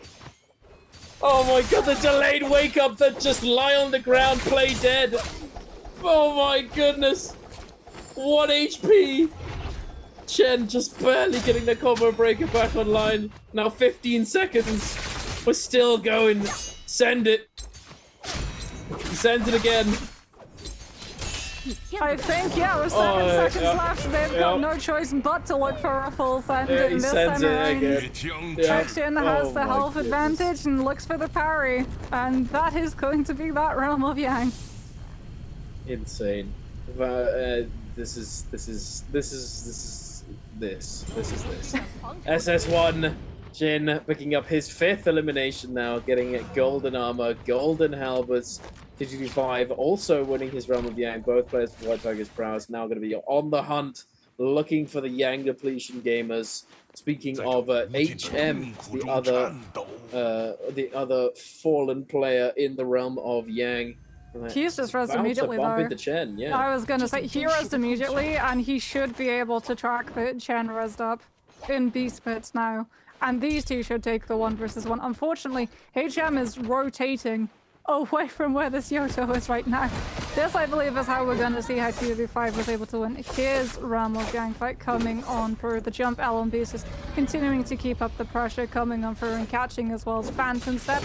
That we get to see as that Soldier goes for the Scale Rush, doesn't manage to find the Stagger, goes for the tap charge through. Still has both the ultimate and the combo break available too. He's giving up a lot of that purple armor, but making sure that he can still control the situation. If it gets a little bit too out of hands, the RMB comes on out, the Scale Rush and the Phantom Step to close it with the distance so that HM's not able to react into it. That forces the Siren to burning the combo break, and now the ultimate comes out, but T2-5 is just going to use the pillars to play Ring Around the Rosies. Gets hit by one charge up, but it's not the stun dazzle. CC manages to dodge the stun dazzle with the activation of the ultimate, and is going to be able to keep throwing this trick ball as the Siren ultimate ends.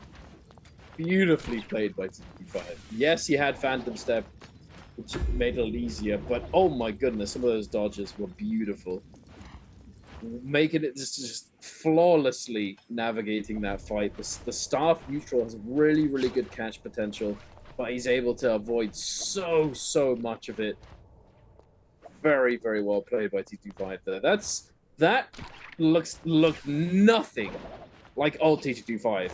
Nothing. He's been putting in a lot of work, and because based off of that Yang fight, it's very surprising to me that he's had such a rough day today. But you have to applaud him for playing so well, even though he's had a very rough day today as well. And mentality is super important to consider. I think he also just got target focused on, because again, like so much of his low scoring games were because he couldn't really make it to the first realm of Yang.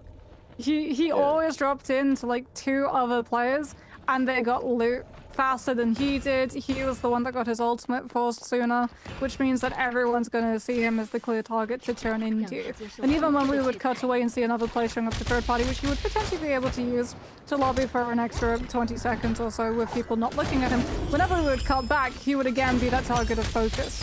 Coming on through, as we can see, the Yang depletion is still going to be felt in full, and this is why you don't take a Yang depletion fight against the Syra, because she will pop her ultimate and she will try and chase you down, and this is something that Edward knows very, very well. So the second that the Syra ultimate comes on through, he is gone, and he's just gonna try and time out HM's ultimate, and then once the Syra ultimate is finished, that's where they're gonna try and jump onto this one poor solo player who has no choice but to already look for a disengage. The Ballista catches his exit, as well as T2-5 understood the macro, got a bird's eye perspective of everyone hunting the Syra down, and lets the fire burn damage on the Syra's health bar finish off the work for him. That's insane. He just sends a shot, gets off of it. He's already dead. Yeah. And Chen, surprised he just gets the free solve him though, which is kind of nuts. Very fortunate for Chen, able to cleanse Yang depletion for himself, and now we have a fight breaking out between SS1 Shijin and Edward, trading blows, trying to assert dominance as they position themselves on where the Spirit Well is going to spawn, both using their Fs. Jin with the combo break usage. Arm lightning doing damage. Catches everyone on the cross. Goes for the parry on the cross. Oh, though doesn't buy it the third time. Catching him with that R&B. It's as though he might still contest it though. Chen look to contest the opposing's one, the Spirit Well.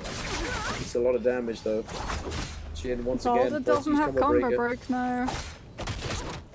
Does still have the V2. Oh, here comes the third party. T2-5 immediately into position. Action without that combo breaker, and seeing the new player showing up on the scene, might not even get the opportunity to use the ultimate. T2-5 with the pistol shot goes to the outsides of the dome so that he can come on through with that range pressure, and finds the pick, and then just loots the body while 2 other players are taking a fight, entirely uncaring. He's about to get the buff. And the other player is getting the flag. And the champion ultimate is gonna mean that Edward is stuck inside, unable to contest. He even gets whisked. And it's just gonna be wisp into pistol, into wisp, into pistol, into death. Ay. What is happening, Roxy? Chen manages to cleanse, but now he's screwed. He gets ulted. T2-5 gets ulted. On the altar. T2-5, no combo break. Chen about to get his. It's over. He's dead. What is this?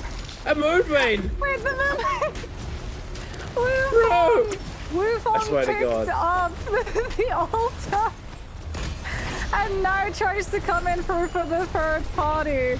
Just manages to force Chen to reposition back onto TDD5's body, dodges the Moonbeam pressure. Chen's utilizing the entire distance so that he can get a full reset off, but Wufeng's been able to pick up all of the damage. Has to be careful that he doesn't grapple directly into a Moonbane, and then manages as well to catch Chen into a Moonbane, who's stuck inside utilizing his own F2. This Yoto is one hit away, and Chen has no choice but to try and reposition so that the pistol shot doesn't take him down and end this game.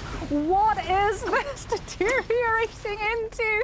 Moonbane just perfectly hit him so many times. All the nunchucks need is one additional catch. The Yodo, at least I believe, has been able to find one Vitalia in being able to create as much distance between themselves as possible, and an armor powder now. So there's a little bit more durability as this chase continues.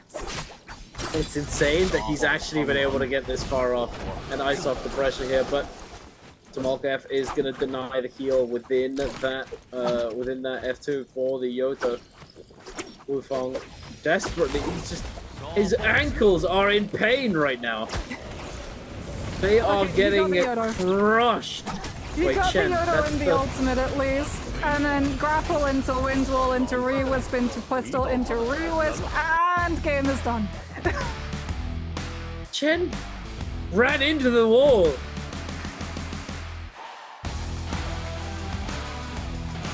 My dreaming.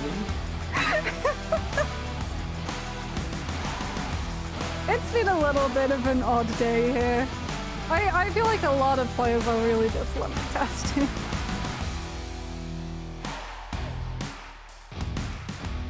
Because I mean, that 1v1 was always going to be uneven off of how many times that Yoda got hit by Moonbeam before it even started.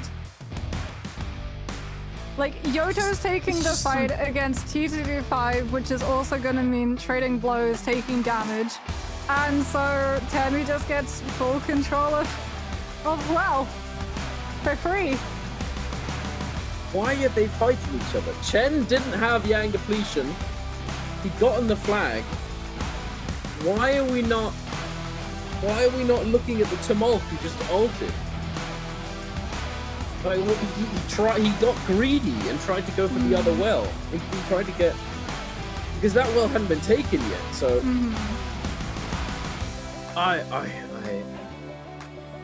genuinely but that was also like questions. even before that well got taken, the other one we got to see like a 1 versus 1 go out, and it's like a 1v1v1 for control, and then it moves off of the well. And T25 just rolls up and with a pistol shot takes that one necessary chunk of damage away from the health bar and gets another kill. That poor Valda. That poor Valda just juggled into oblivion. Pistol no opportunity shot. for the V2. Just no ult. You know that I usually call people out for not ulting, but he was essentially he had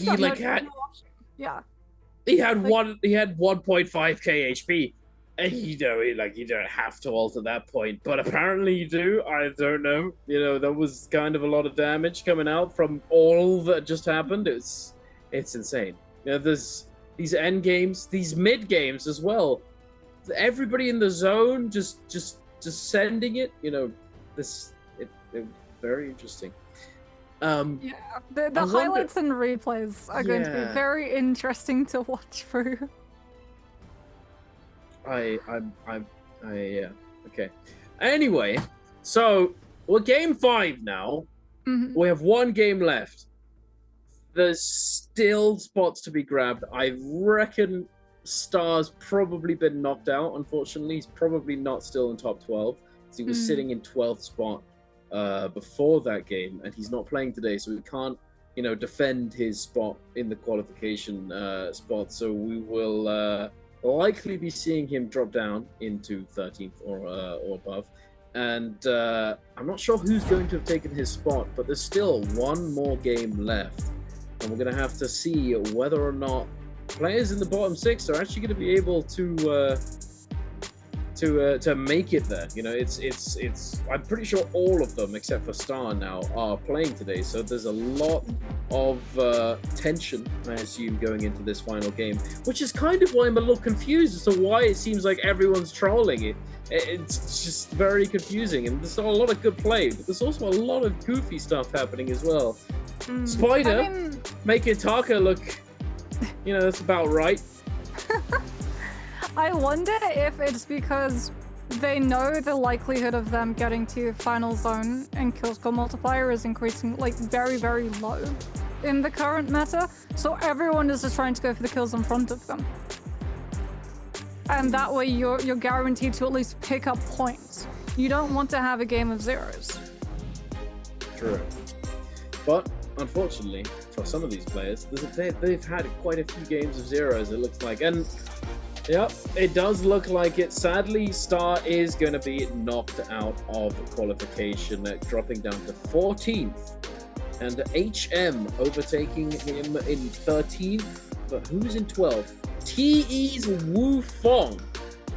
20 points, 20.1 points so far today, going up to 34.6. And now Fong is like, wait. Star was below me. What do you mean? He's definitely under a lot of threat, because Wu Fong, unless he gets 0, is going to overtake him, meaning that Fong is going to be the one in the hot seat. Now, DRG XXY all but secured his qualification, I would say. Edward, P225, somehow, with 9 points, and Spider with 6. Top 6 looking pretty good. Verse trying to take that first place. He's getting close to it. 44.7. If he has a really good pop-off game, he might be able to manage it. But like, we're very rarely today getting to see the players who come in with the most amount of kills getting the kills go multiply. Even Wu Fong, that he came in with 3 eliminations. Yeah. Someone else in the lobby has 5. So we're actually seeing, in terms of like MVPs, fairly low scores, even for the person who's able to win this lobby. So we'll have to see whether or not Verse can manage to curb away from the tradition that has been established so far today. This is SS1's X-Jin versus 4T225, who's just getting absolutely fried here before we move into a realm of Yang fights. Action against the Taka, and unfortunately, this Taka finding out the hard way that water beats fire. Flying knives beats fire. Spider's having a good time though. He's having fun. Got a smile on his face, but This bit was so funny. The parry, and then the V2 finds the kill, and then immediately after, you actually hear it, just that Arano sends out the V2 of the Liam when Verse is mid going through Spider's can and picks him up and dispatches the Wu-chan. very, very unfortunate for him there. And oh my goodness, did you see that hitbox? Yeah. Edward got, it wasn't even close to the first place, but it somehow still hit him, and then he just gets whisked into oblivion after that. This I mean, was the fact so that close. Chen lived this as well. Crazy. If Chen didn't have Yoda F2, and if it didn't move forward, which would have meant that the Yoda was stuck having to hold that normal, the previous position, he would have eaten the Moonbane AoE immediately. And then, yeah, he just gets whisked and whisked and whisked again. Focus attack with Dragon-like into the wall. Just... where else was he going to go? Go back through the window. I don't know. Just anywhere except the wall, which has a wall behind it, so you can't even go through. You know, go out the side at least. You know, I understand what he may have been thinking to do. You know, focus attack, some of them carry you forward, has a lot of momentum, allows you to get through the tumult wall with minimal stagger time. But there was a wall behind the bit of the wall that he tried to go through, and he was running towards the zone. It's just so many things wrong with that. Genuinely, you know, go towards the open space, buddy. Towards the light. I was about to say, go towards the light, not towards the wind walls. Yeah. Oh, he's like right on the edge as well of potentially being knocked out of top 12. But we're going to be going back to our traditional formatting of answer for treasures after these games. Which hero did not appear in game number 5? Was it A, Tumult? Was it B, Feria Shen? Was it C, Wu Chen? Or was it D, Valda? You got a little bit of a hint there as we went through some of those highlights. We got to see some of those heroes in said highlights. We even actually talked about the fact that this hero was absent, but we'll have to see whether or not that specific hero will be showing up, as we'll be back with the last game of the day after this short break.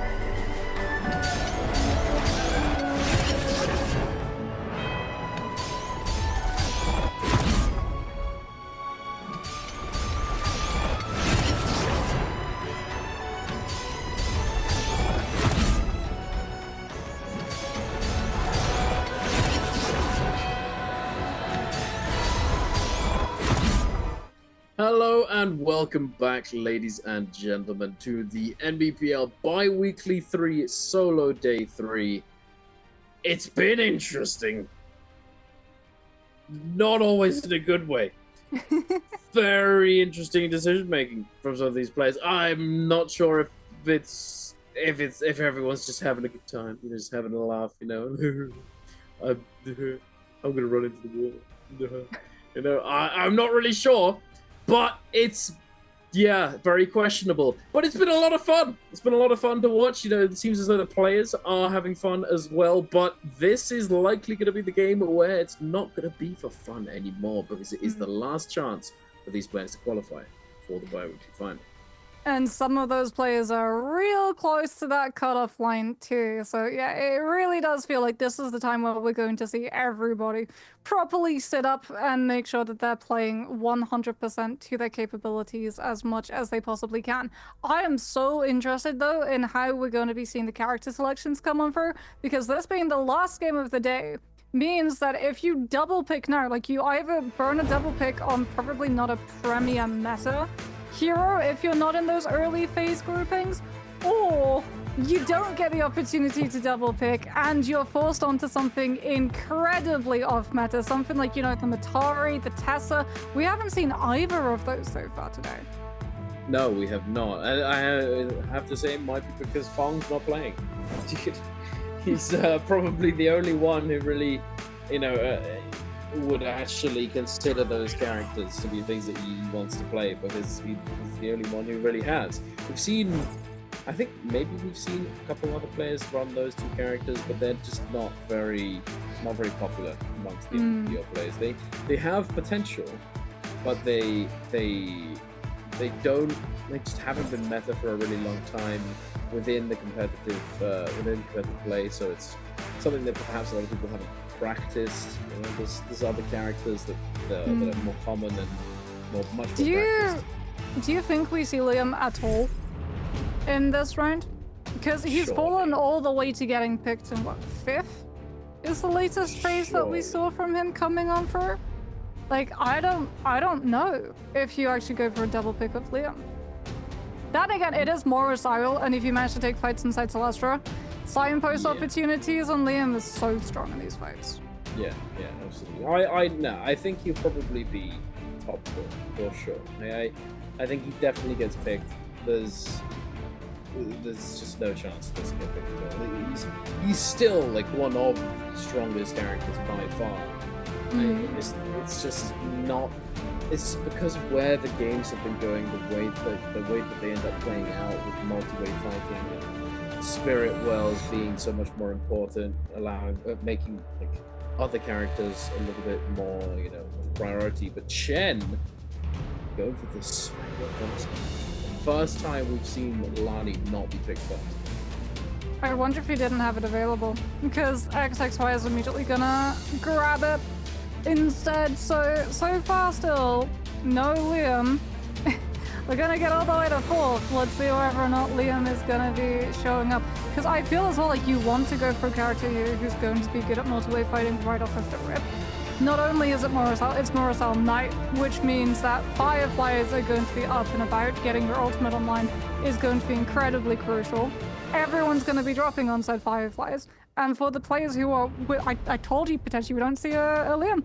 For the players who are on that cutoff line, right? Multi-way fighting is going to kick off immediately, and they need kills. I think Lightpost is laughing. Liam is available again. Do I pick it? Like, I don't know, bro. I don't know if he goes for this option, because he's not in top 12.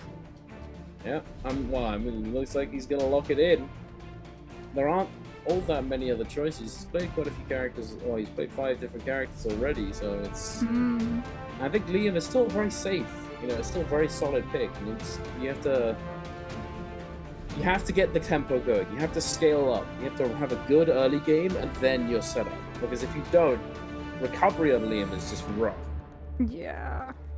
Okay, well, Wufang is going to take the Justina, so we're still seeing a lot of characters with that multi-way potential being prioritized. What does Edward decide to go for? Yoto being picked super early was not a move that I really saw coming, but then again, she has a good combo. Forget Eno! Wait, that's double pick, right? You played it before. No, wait, I'm thinking first. Yeah, I played this as well. Double pick Tarka Spider? I don't know. Probably not. Tammy is still up, no? I could see a double pick of Tammy. Or Faria. Yep. There we go, Tammy. Tammy it is. Verse. I reckon he picks Tarka for the memes. Actually, no, he hasn't got the Tarka smile on his face. There's always a Tarka chuckle. I was gonna say, if we're really in, you know, the woods of memedom, then TG5 would pick Takeda, but... True, actually. Actually, what do you want to bet he does?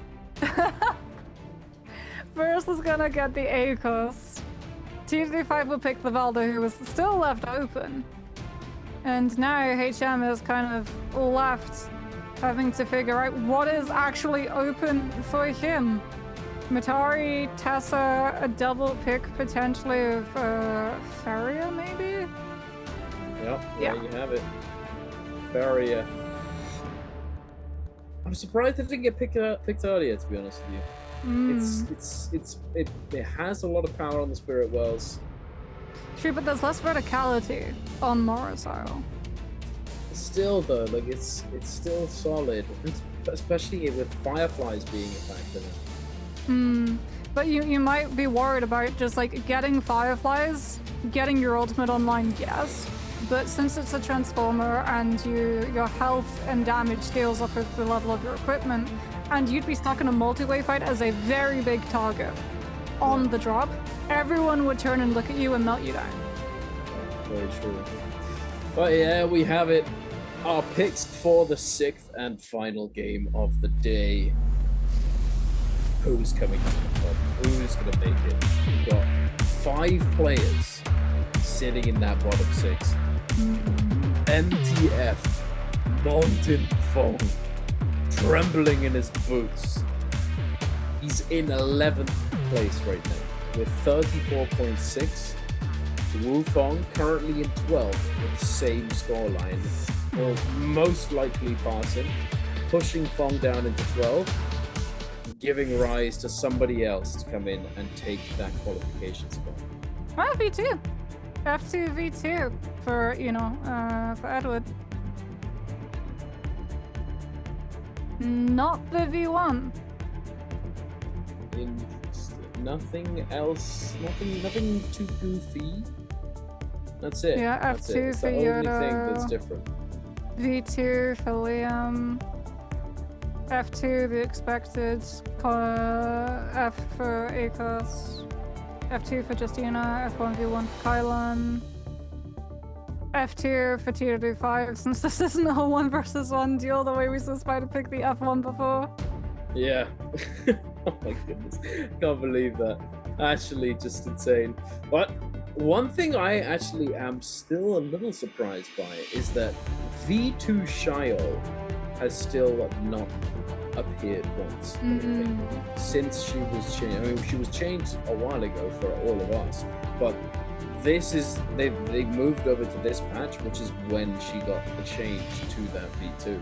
And it's not to say that V2 is necessarily better than V1, but it is pretty decent. It's pretty solid now compared to what it used to be.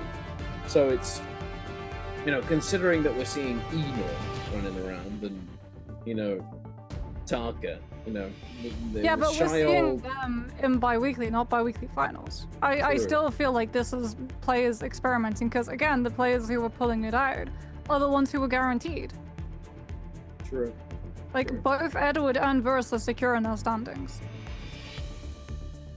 The limit test life, ladies and gentlemen. But there we have it. We are now on Morris Isle. HM dropping on top of the Fireflies along with Arana. Arana going to be able to get some loot. Has his ultimate ready to go.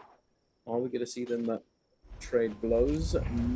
Doesn't look like it. Lipo and Wu Fong landing on these Fireflies. Lipo able to secure one. Wu Fong backing off, recognizing that. Purple cannon already for Lipo. Pretty solid. Nice flying knives too. He just fully melts down so much of that armor bar coming in through from Wu Fong.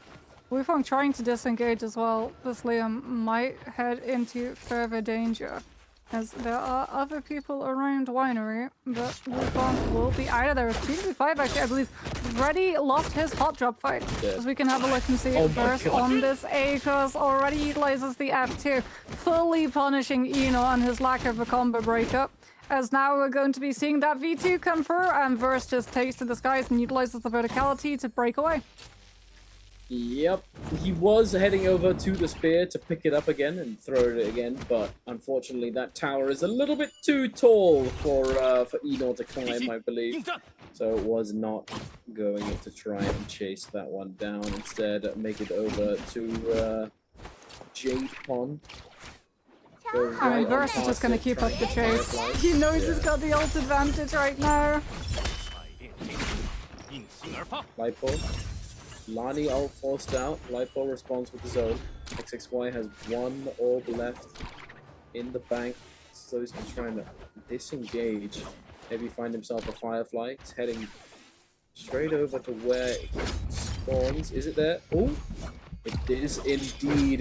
Lipo heading over to the other one. Not going to be able to get there, and XXY gets both Fireflies and Lipo in a very dangerous spot now.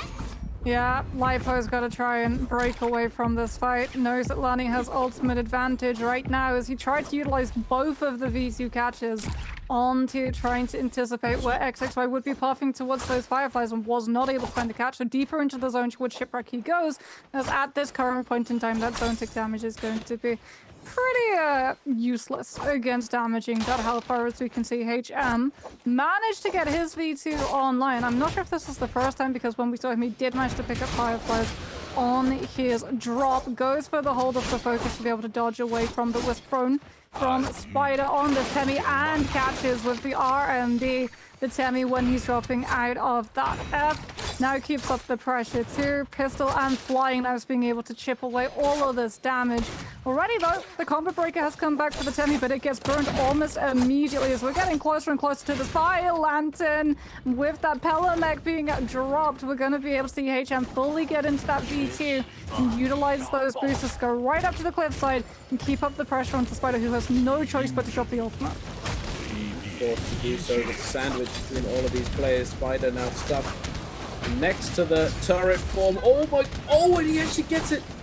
The wall just expires, and Spider not having that protection, not able to stay alive. HM gonna be able to pick up the kill, but unfortunately not able to grab the Soul Bloom as he's still inside the mech. And now try and dip into the zone, see if he can fight this out. It's not looking very good for him, unfortunately. He does have some heals, so he will be able to survive and heal in the zone, but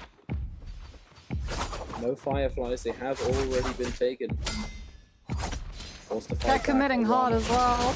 And both Arano and XXY. Arano, because he is on the cutoff right now. And HM getting picked here is going to mean that he's going to be stuck in that 13th position for a little bit longer. Can Arano manage to find this kill onto the Lani as XXI drops the trick ball and immediately disengages before the Kyling can come through and find the stagger off of this V1. Tries to make as much distance from himself as possible, but now has to take the fight. Out comes the Kylan ultimate. It is going to be able to outlast that Lani. However, the triple teleport means that XXY is able to keep his movement a little bit mixed up and avoids the first couple of hits coming on through from the Kylan, but now his ultimate is done, and Arana's going to be able to keep up the pressure with the drop downs. Arano picking up his second elimination of the game, looking good for him, especially considering that he is one of those players not already qualified, sitting on 30 points so far for the day. And action, oh my goodness, speaking of players who haven't qualified yet, he too is sitting on 24.5, so if he wants to clutch it up and make it into that top 12, he's going to have an enormous game, along with Lipo, Chuz, HM just needs one kill or placement, and he has made it through, and Fong will be eliminated. As he goes down right now, HM will be knocking out Fong. The problem for HM is that he got picked on the outskirts of Shipwreck. He's already used his revive. True. So he has to be very careful not to overstep, and especially because he got picked at that point, he's likely not going to have the loot to be able to try and take a challenge against a Realm of Yang fight. So now not only does he have to not run into a player who has the buff after the Realm of Yang fight has ended, he can't get found out by a player with Yang depletion either. Yeah, no, he's gonna have to definitely he's just gonna have to do some optimal ratting for this game, I believe, because quite frankly he actually doesn't really need to get another kill, you know. If he makes it into, you know, top 6, I believe he'll get a point, you know, he'll get enough points to overtake Fong, then he's good. But that is that is considering that nobody below him overtakes him. Yes. And the players who are below him are getting aggressive, as we anticipated, because it's do or die right now, right? If they don't get the kills and players get knocked out of this lobby, even if they survive, it's not going to be enough to give them the points to be able to break into the top 12, as we're going to see Spider go for a cave opening rather than putting himself into the more risky alternative, which is the Realm of Yang, and having that Yang depletion afflicted upon him if he loses. As Arano needs to take a 1 versus 1 so he can get as many kills as uninterrupted as possible. Nice start to the fight. Is going to be a little bit of chip damage.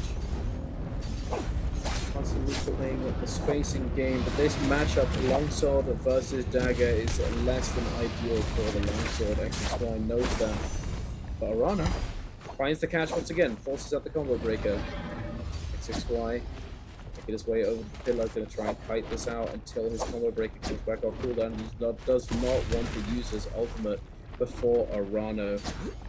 He will desperately need it if Arano is in ultimate. That's a nice catch with the skill rush. Oh my goodness! What a parry coming out from Arano immediately off of the ult cast as well. Yeah, that's gonna force the Lonnie's ult, and now the Kylan can just look to chase down. Up into the sky, the Lonnie goes, and that just makes an easier target for this Gloom to be able to, rather Kylan to be able to hit. Just has to make sure that he doesn't get hit by any drop-down attacks coming in through as XXY had swapped over to that spear, potentially looking for a charge up into the lockdown of that Nezaz.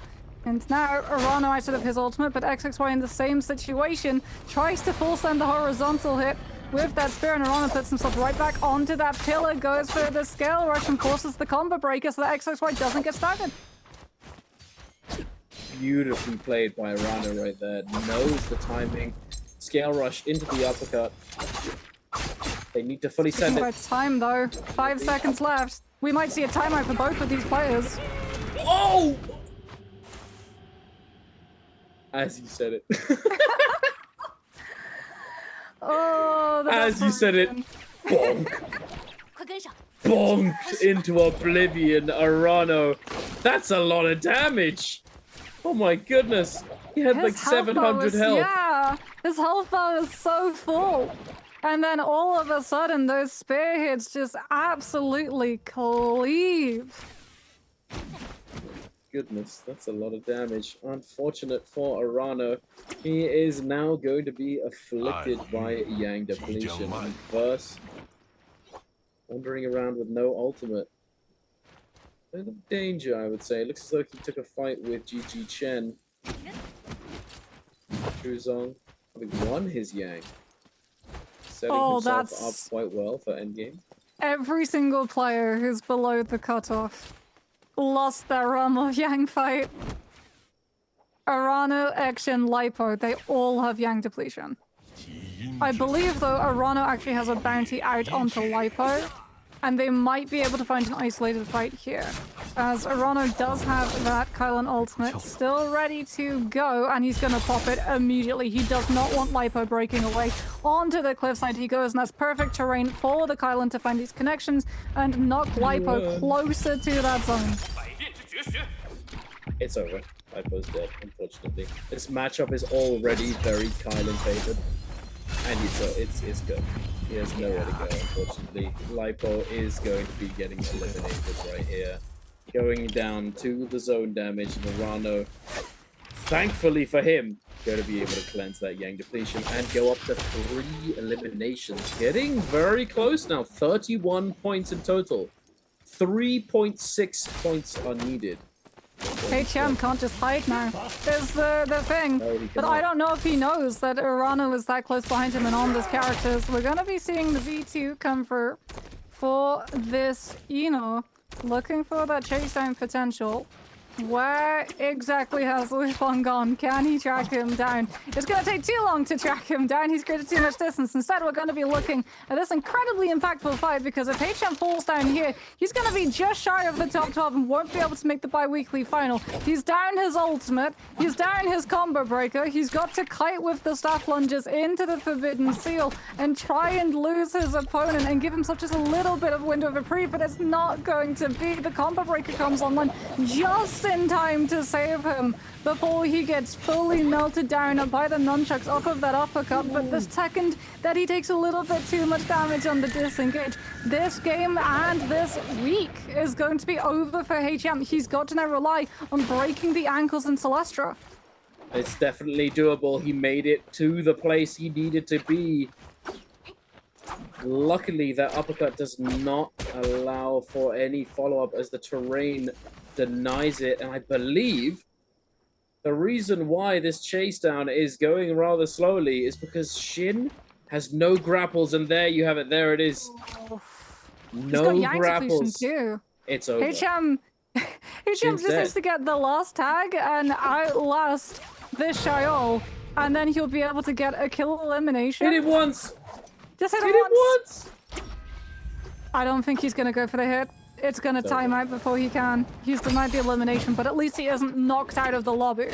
True. At least he isn't knocked out. Jin, though, heartbreaking for him.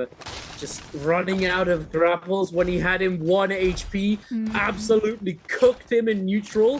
1 armor swap. He was 300 HP and he runs out of grapples and the guy makes it to Celestra.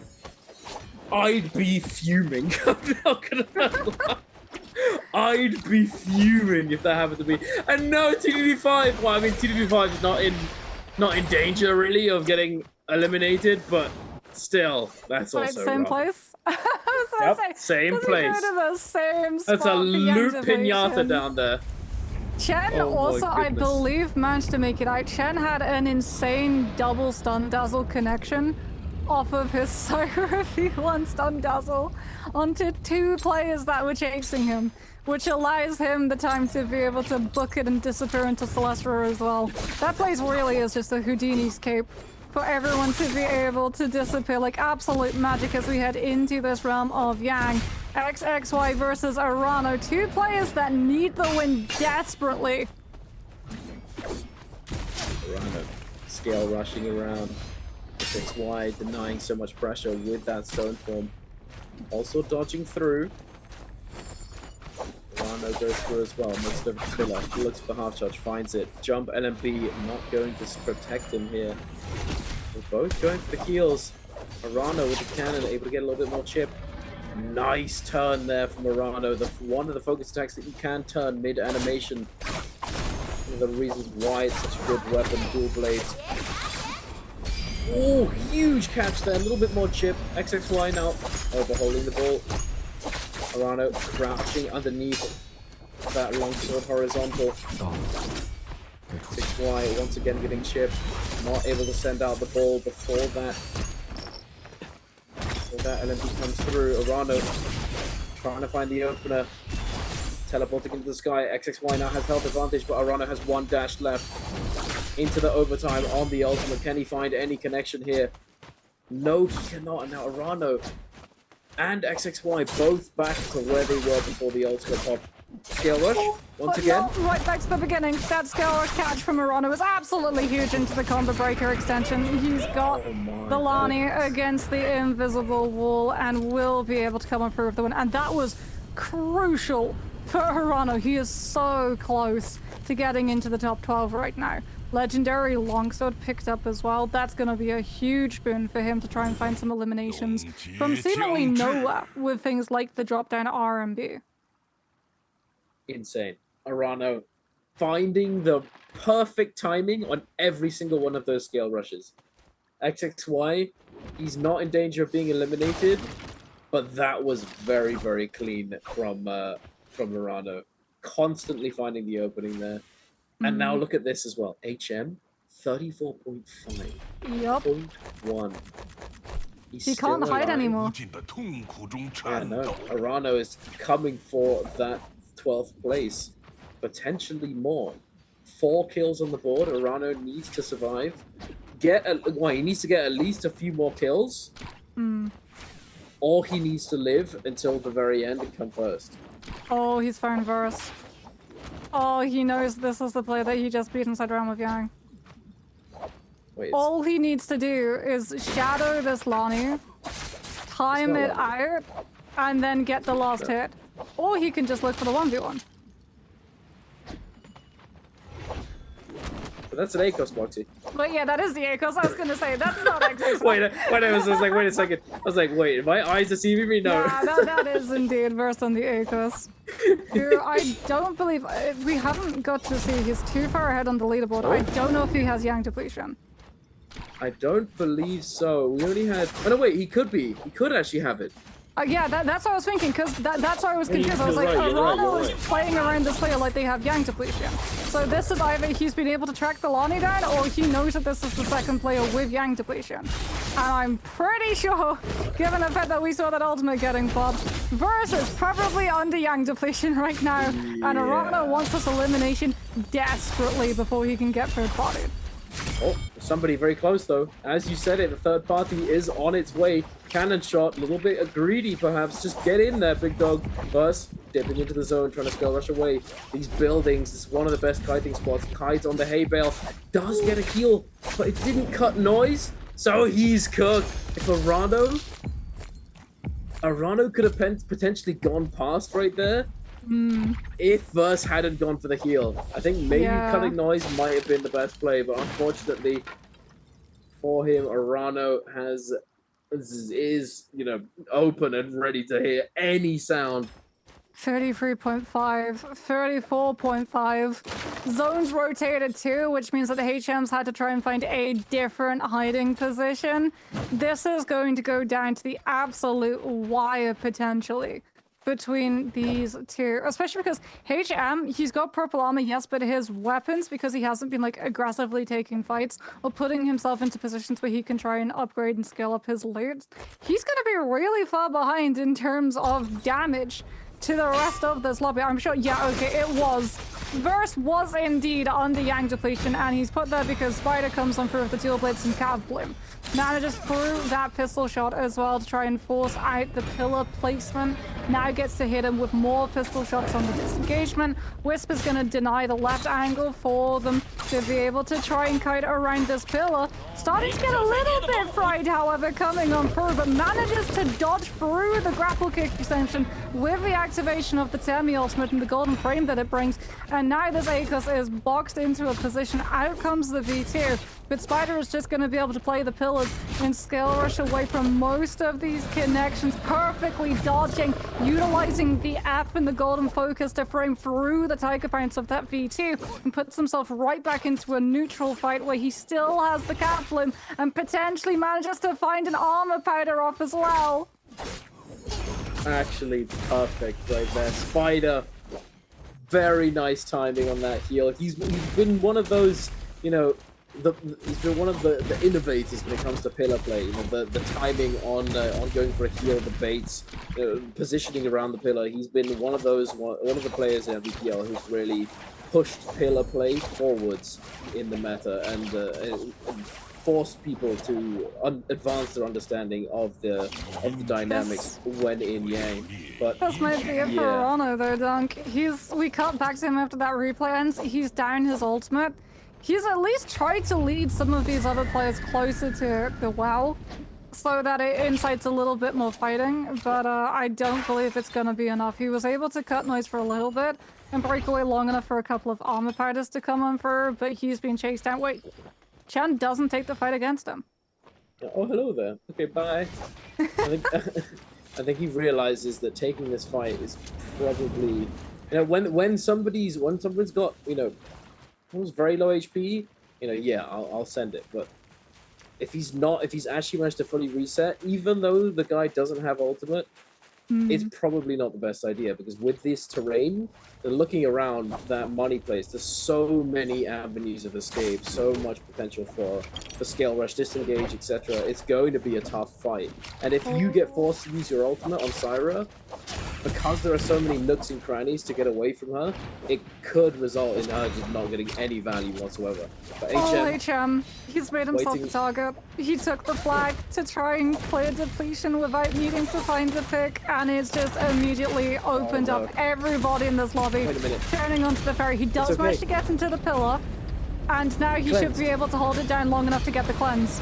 But do they turn on to him? Worse, does he boost directly into Moonbane? Because that just landed directly over Money's spot. Oh no. Let's not die to Moonbane. Let's not do it. HM, look, he's next to you. Just look at up, down, all around. HM. He might die to Spider now that he's out of the mech. Yeah, the Temi Wisps, they're just full chasing this barrier down. Moonbane at least comes on through, stops the Temi from staking as close, which means that you're not going to be in position to utilize the ultimate and fully trap HM in one position. And he's going to be free to rotate every everybody else has the timer counting down of Yang depletion. They have to take a fight. The Sparrow, on the other hand, can just eternally kite. Oh my goodness, how does he live here? He's still alive, he's still kicking. No, the parry! It's over, and HM's dreams of qualifying to the bi-weekly final are cut down. Oh my goodness, and now Arano as well. He needs this kill. 27 seconds, choose! He's so low. The Chuzzler! No! Wait a minute! The blow! No! Stun Dazzle! Chen steals the kill elimination away, and the Soul Boom isn't picked up by Arano either because he can't interact with the body because it's in Kylan Ultimate. He's gonna turn that to depletion. He couldn't get out. He couldn't get down there. No. Chan! Chan takes down such a Arano. griefer. Oh my god, this guy. And Spider whips him after the stun dazzle ends, and it goes down to a 1 versus 1. Ino versus Temi. Who's gonna be able to take this? It feels probably like it's gonna be Spider. He's got the health advantage right now, and he's got the pistol shots. He's just looking for an opportunity. Out comes the Ino ultimate though, which means that Edward is gonna get a full health reset. But Spider's just gonna try and kite this, playing around the different levels of verticality. Good luck. Fake out the fact that he was inside the building by hanging over the ledge to the door frame, and Spider's been able to break away from the fight and now has to worry about the corner play coming in through from the Xeno, but he's been able to scourish and just put himself onto the vertical rooftop and wait out the entire duration of the Uno ultimate and get his own ult back. Oh yeah. Yep, that was painful. Spider he actually just screwed over everyone. Choosing HM and Arano all went down. All of them.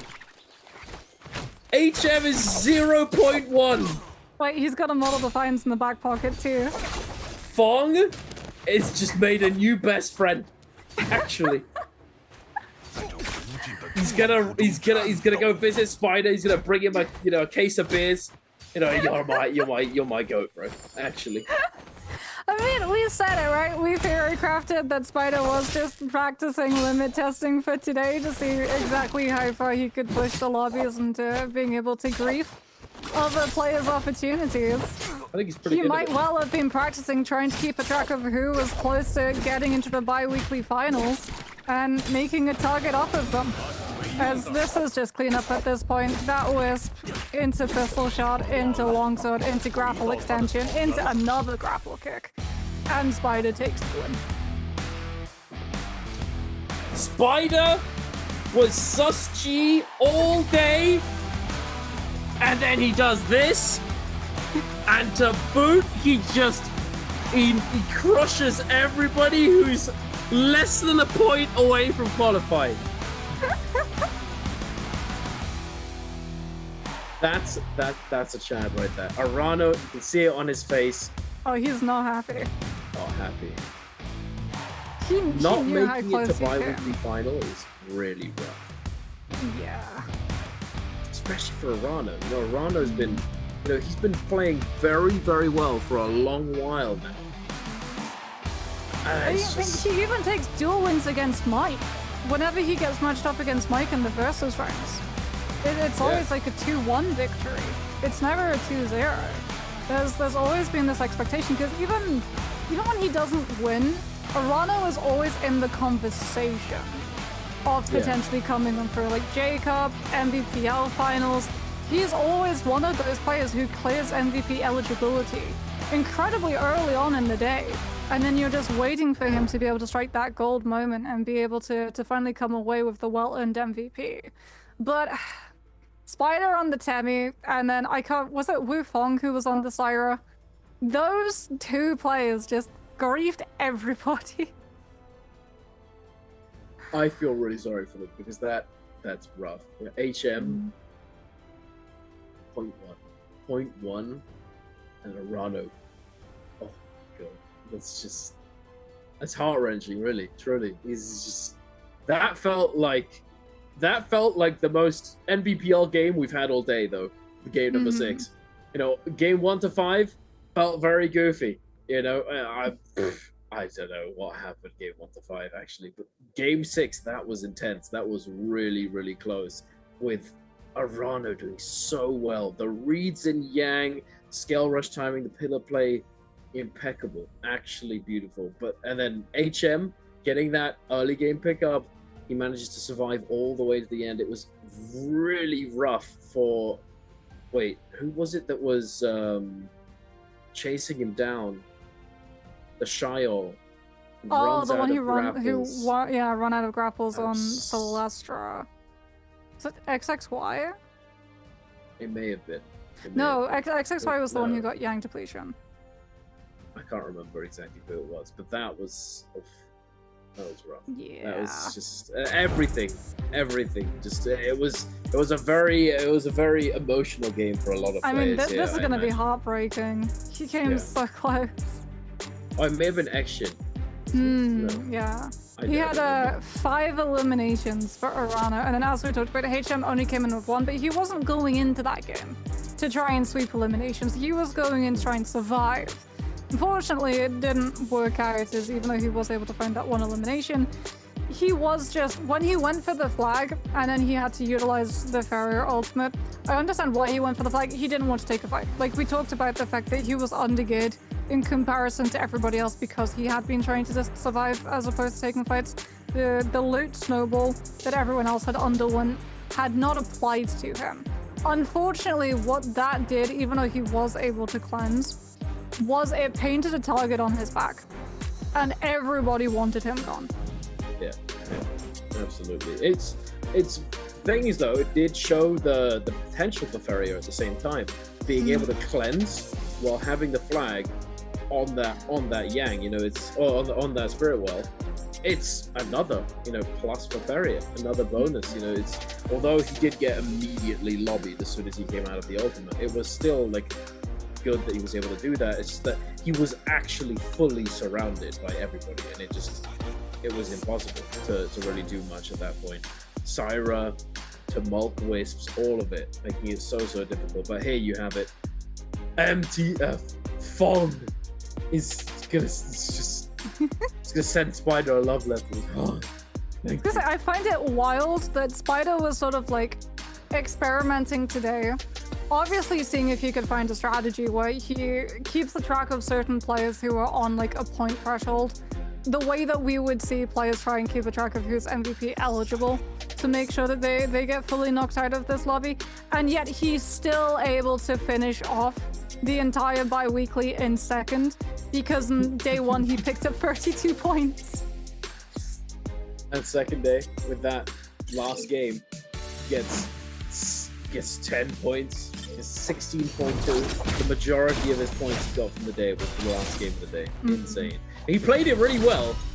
He was the master griefer of that lobby at the end. Insanely well placed to Mulk Wisp. Really nicely done. But here we are taking a look at some of the highlights off the back of that final game of the day. MVP by S1 Spider, brought to you by China Unicom. Arana right here, managing to close out this kill on to Verse with Yang depletion, finding him on the hay bale with that heal, with that healing sound. Chen right here, 10 seconds left. Oh, so unfortunate. Yeah, that's the time. He's the one who killed Arana there at the end. Oh, he's the one that gets that last hit. But they just get denied being able to pick up any of the blooms. Off of the back of so much time, this is Spider's POV. As he dropped the Temi ultimate and everybody was locked in there with him. And that is just Spider walking away with elimination after elimination before he has to take that 1 versus 1 against the Eno, making sure that he's got a disengagement plan when that ultimate comes on through. Out comes the combo breaker, trying to put himself up onto that rooftop. Goes for the longsword, looking for the toothpick into the grapple because, you know, as we talked about, doesn't have a combo breaker. So Spider can be as flashy with his combo strings as he wants. He can indeed, and yeah, Wisps being able to reset those combos as well. It's over. It's over. The Sandy boy with the pocket sand coming away with the dub, 9th MVP, 21,000 damage, 17,000 of which was done with melee weapons as expected. Longsword, essentially 12,000 damage. And he had Mortal Defiance on top of that. Didn't even need it. Yeah, Didn't even need it. I saw it and I was like, oh yeah, I mean, for Spider, Mortal Defiance, I guess, is just a good luck charm. Because remember EWC's finals when he was fighting against Mike? He had, what, 2 Mortal Defiances and Valpine's Essence. Look at him. The shush.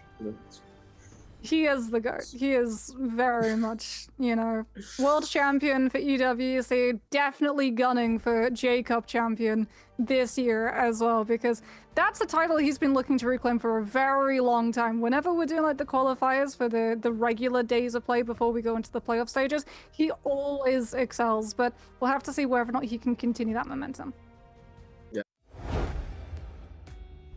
Hi guys, welcome to the post-game interview. I'm Leah. So this time we have Gigi Chen come to our interview. So please say hello to our audience first. 请陈先跟我们大家打个招呼吧。Hello， 大家好，我是来自成都积极的陈。Okay, welcome. So being the 4th place of the total point list and qualified the bi-weekly final, congratulations. How do you think about your performance for this week?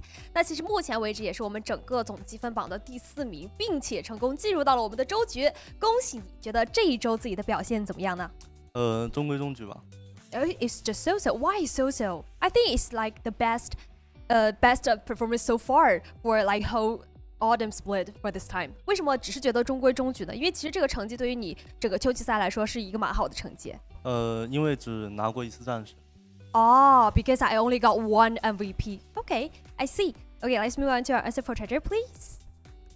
So this time our question is what is Gigi Chen's pick rate for the hero Syra?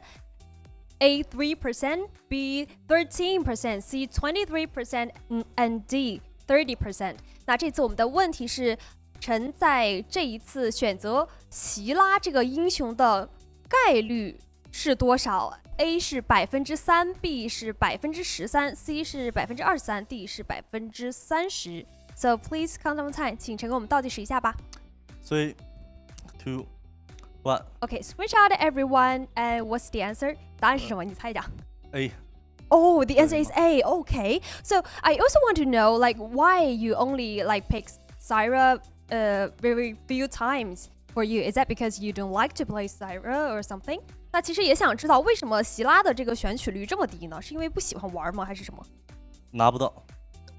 Because I can't choose Syra in the game. Well, so also I think some of the players they may think about for the hero Liam, maybe his priority is getting lower. How do you think about like this question? 那其实有一些选手可能会觉得现在留恋这个英雄他的优先级在下降，你自己对于这个问题是怎么看的呢？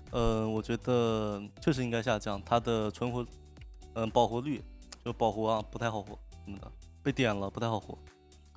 Okay, so I agree because I think for this hero for Liam, he's not very good to survive it in the final circle. Also, like if a lot of people are attacking you and you can't like survive easily. Okay, well, so for you, like you're gonna go to our bi-weekly final for this time. Like, what's your expectation for this time bi-weekly final? 那也是马上要进入到周决了。对于这一次的周决，对自己有怎么样的期待呢？开个赛点就好了。Okay, so my little goal is to get the match point for this time. Okay, just good luck to you for the bi-weekly final. 也是祝你在这一次的周决里面好运，好吧？好，谢谢。Okay, that's all for the interview. Bye bye, everyone.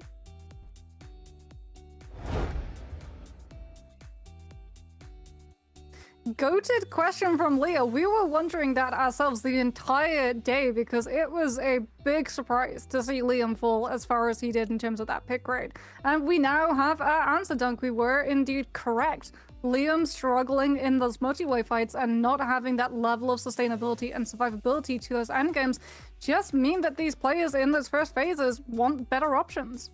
Yeah, no, absolutely. We were right, Moxie. I want to ask as well though if he thinks V1's going to become a thing, but to be honest, I highly doubt it, to be honest with you, because V1, although it does excel a little better in that multi-way. It's still a bit sus because it can be cancelled and it can be dodged very effectively. If you don't actually get the initial connection, anybody who's in that AoE can still pretty effectively dodge it or use an ability to negate the damage. The healing is nice, but it's just not enough, I don't think. And it only having 2 charges, although V2 only has 2 charges, you can do more with 2 charges of V2 than you can with a V1 I think I'm gonna stick to my guns there and say that that's the case, because V2, there's some crazy stuff you can do with that one. I've seen it firsthand.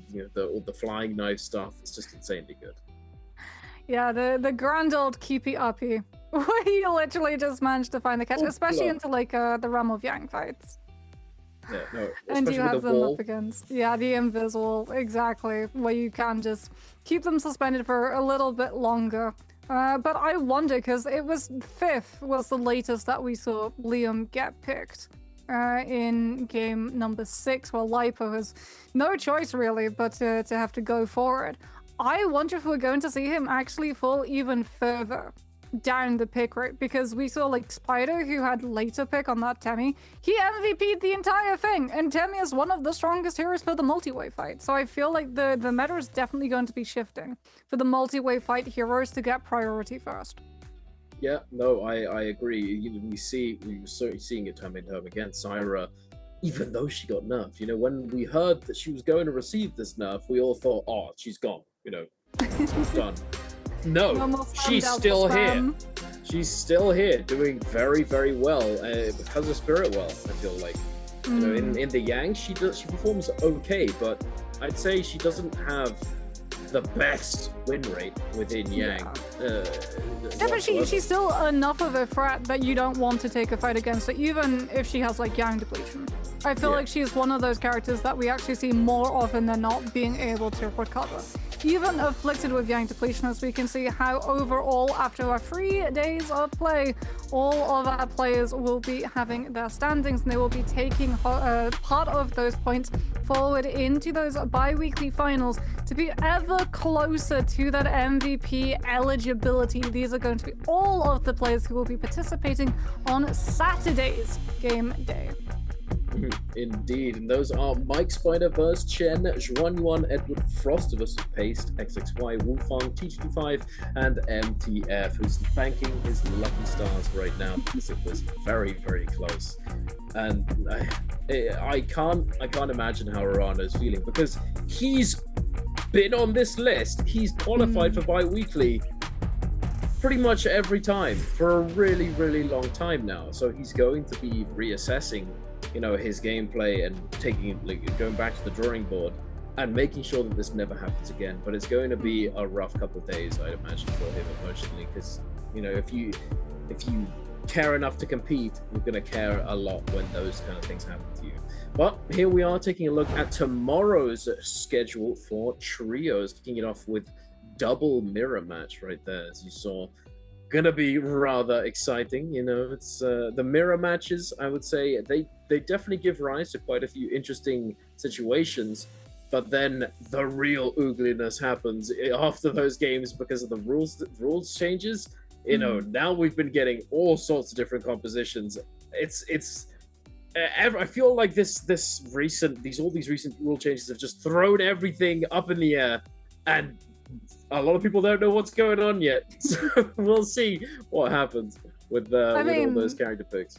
I just love that the mirror matches have brought back the full Tian High Transformer lobbies. It's been so long. When you remember the days of old where we would have 16 players on Tian High in the final zones, and the final zone literally just became a pick and mix of one person would get grabbed and slammed, and then before their body even touched the ground, someone else was immediately picking them up, and it just kept going on and on and on until that poor soul was taken down. Yeah, we saw it the other week where all of the Tian Highs and all just stood still after somebody got a grab, slammed him, and then everybody else just went instantly trying to grab him. It was hilarious. But regardless, that is going to be all we have for today, ladies and gentlemen. It has been a very fun, a very interesting and competitive day of Naraka Bladepoint. I'm Dunkin' Donuts. I've been joined by the lovely Moxie, and that's all we have for you today. So we'll see you next time in the Nbpl.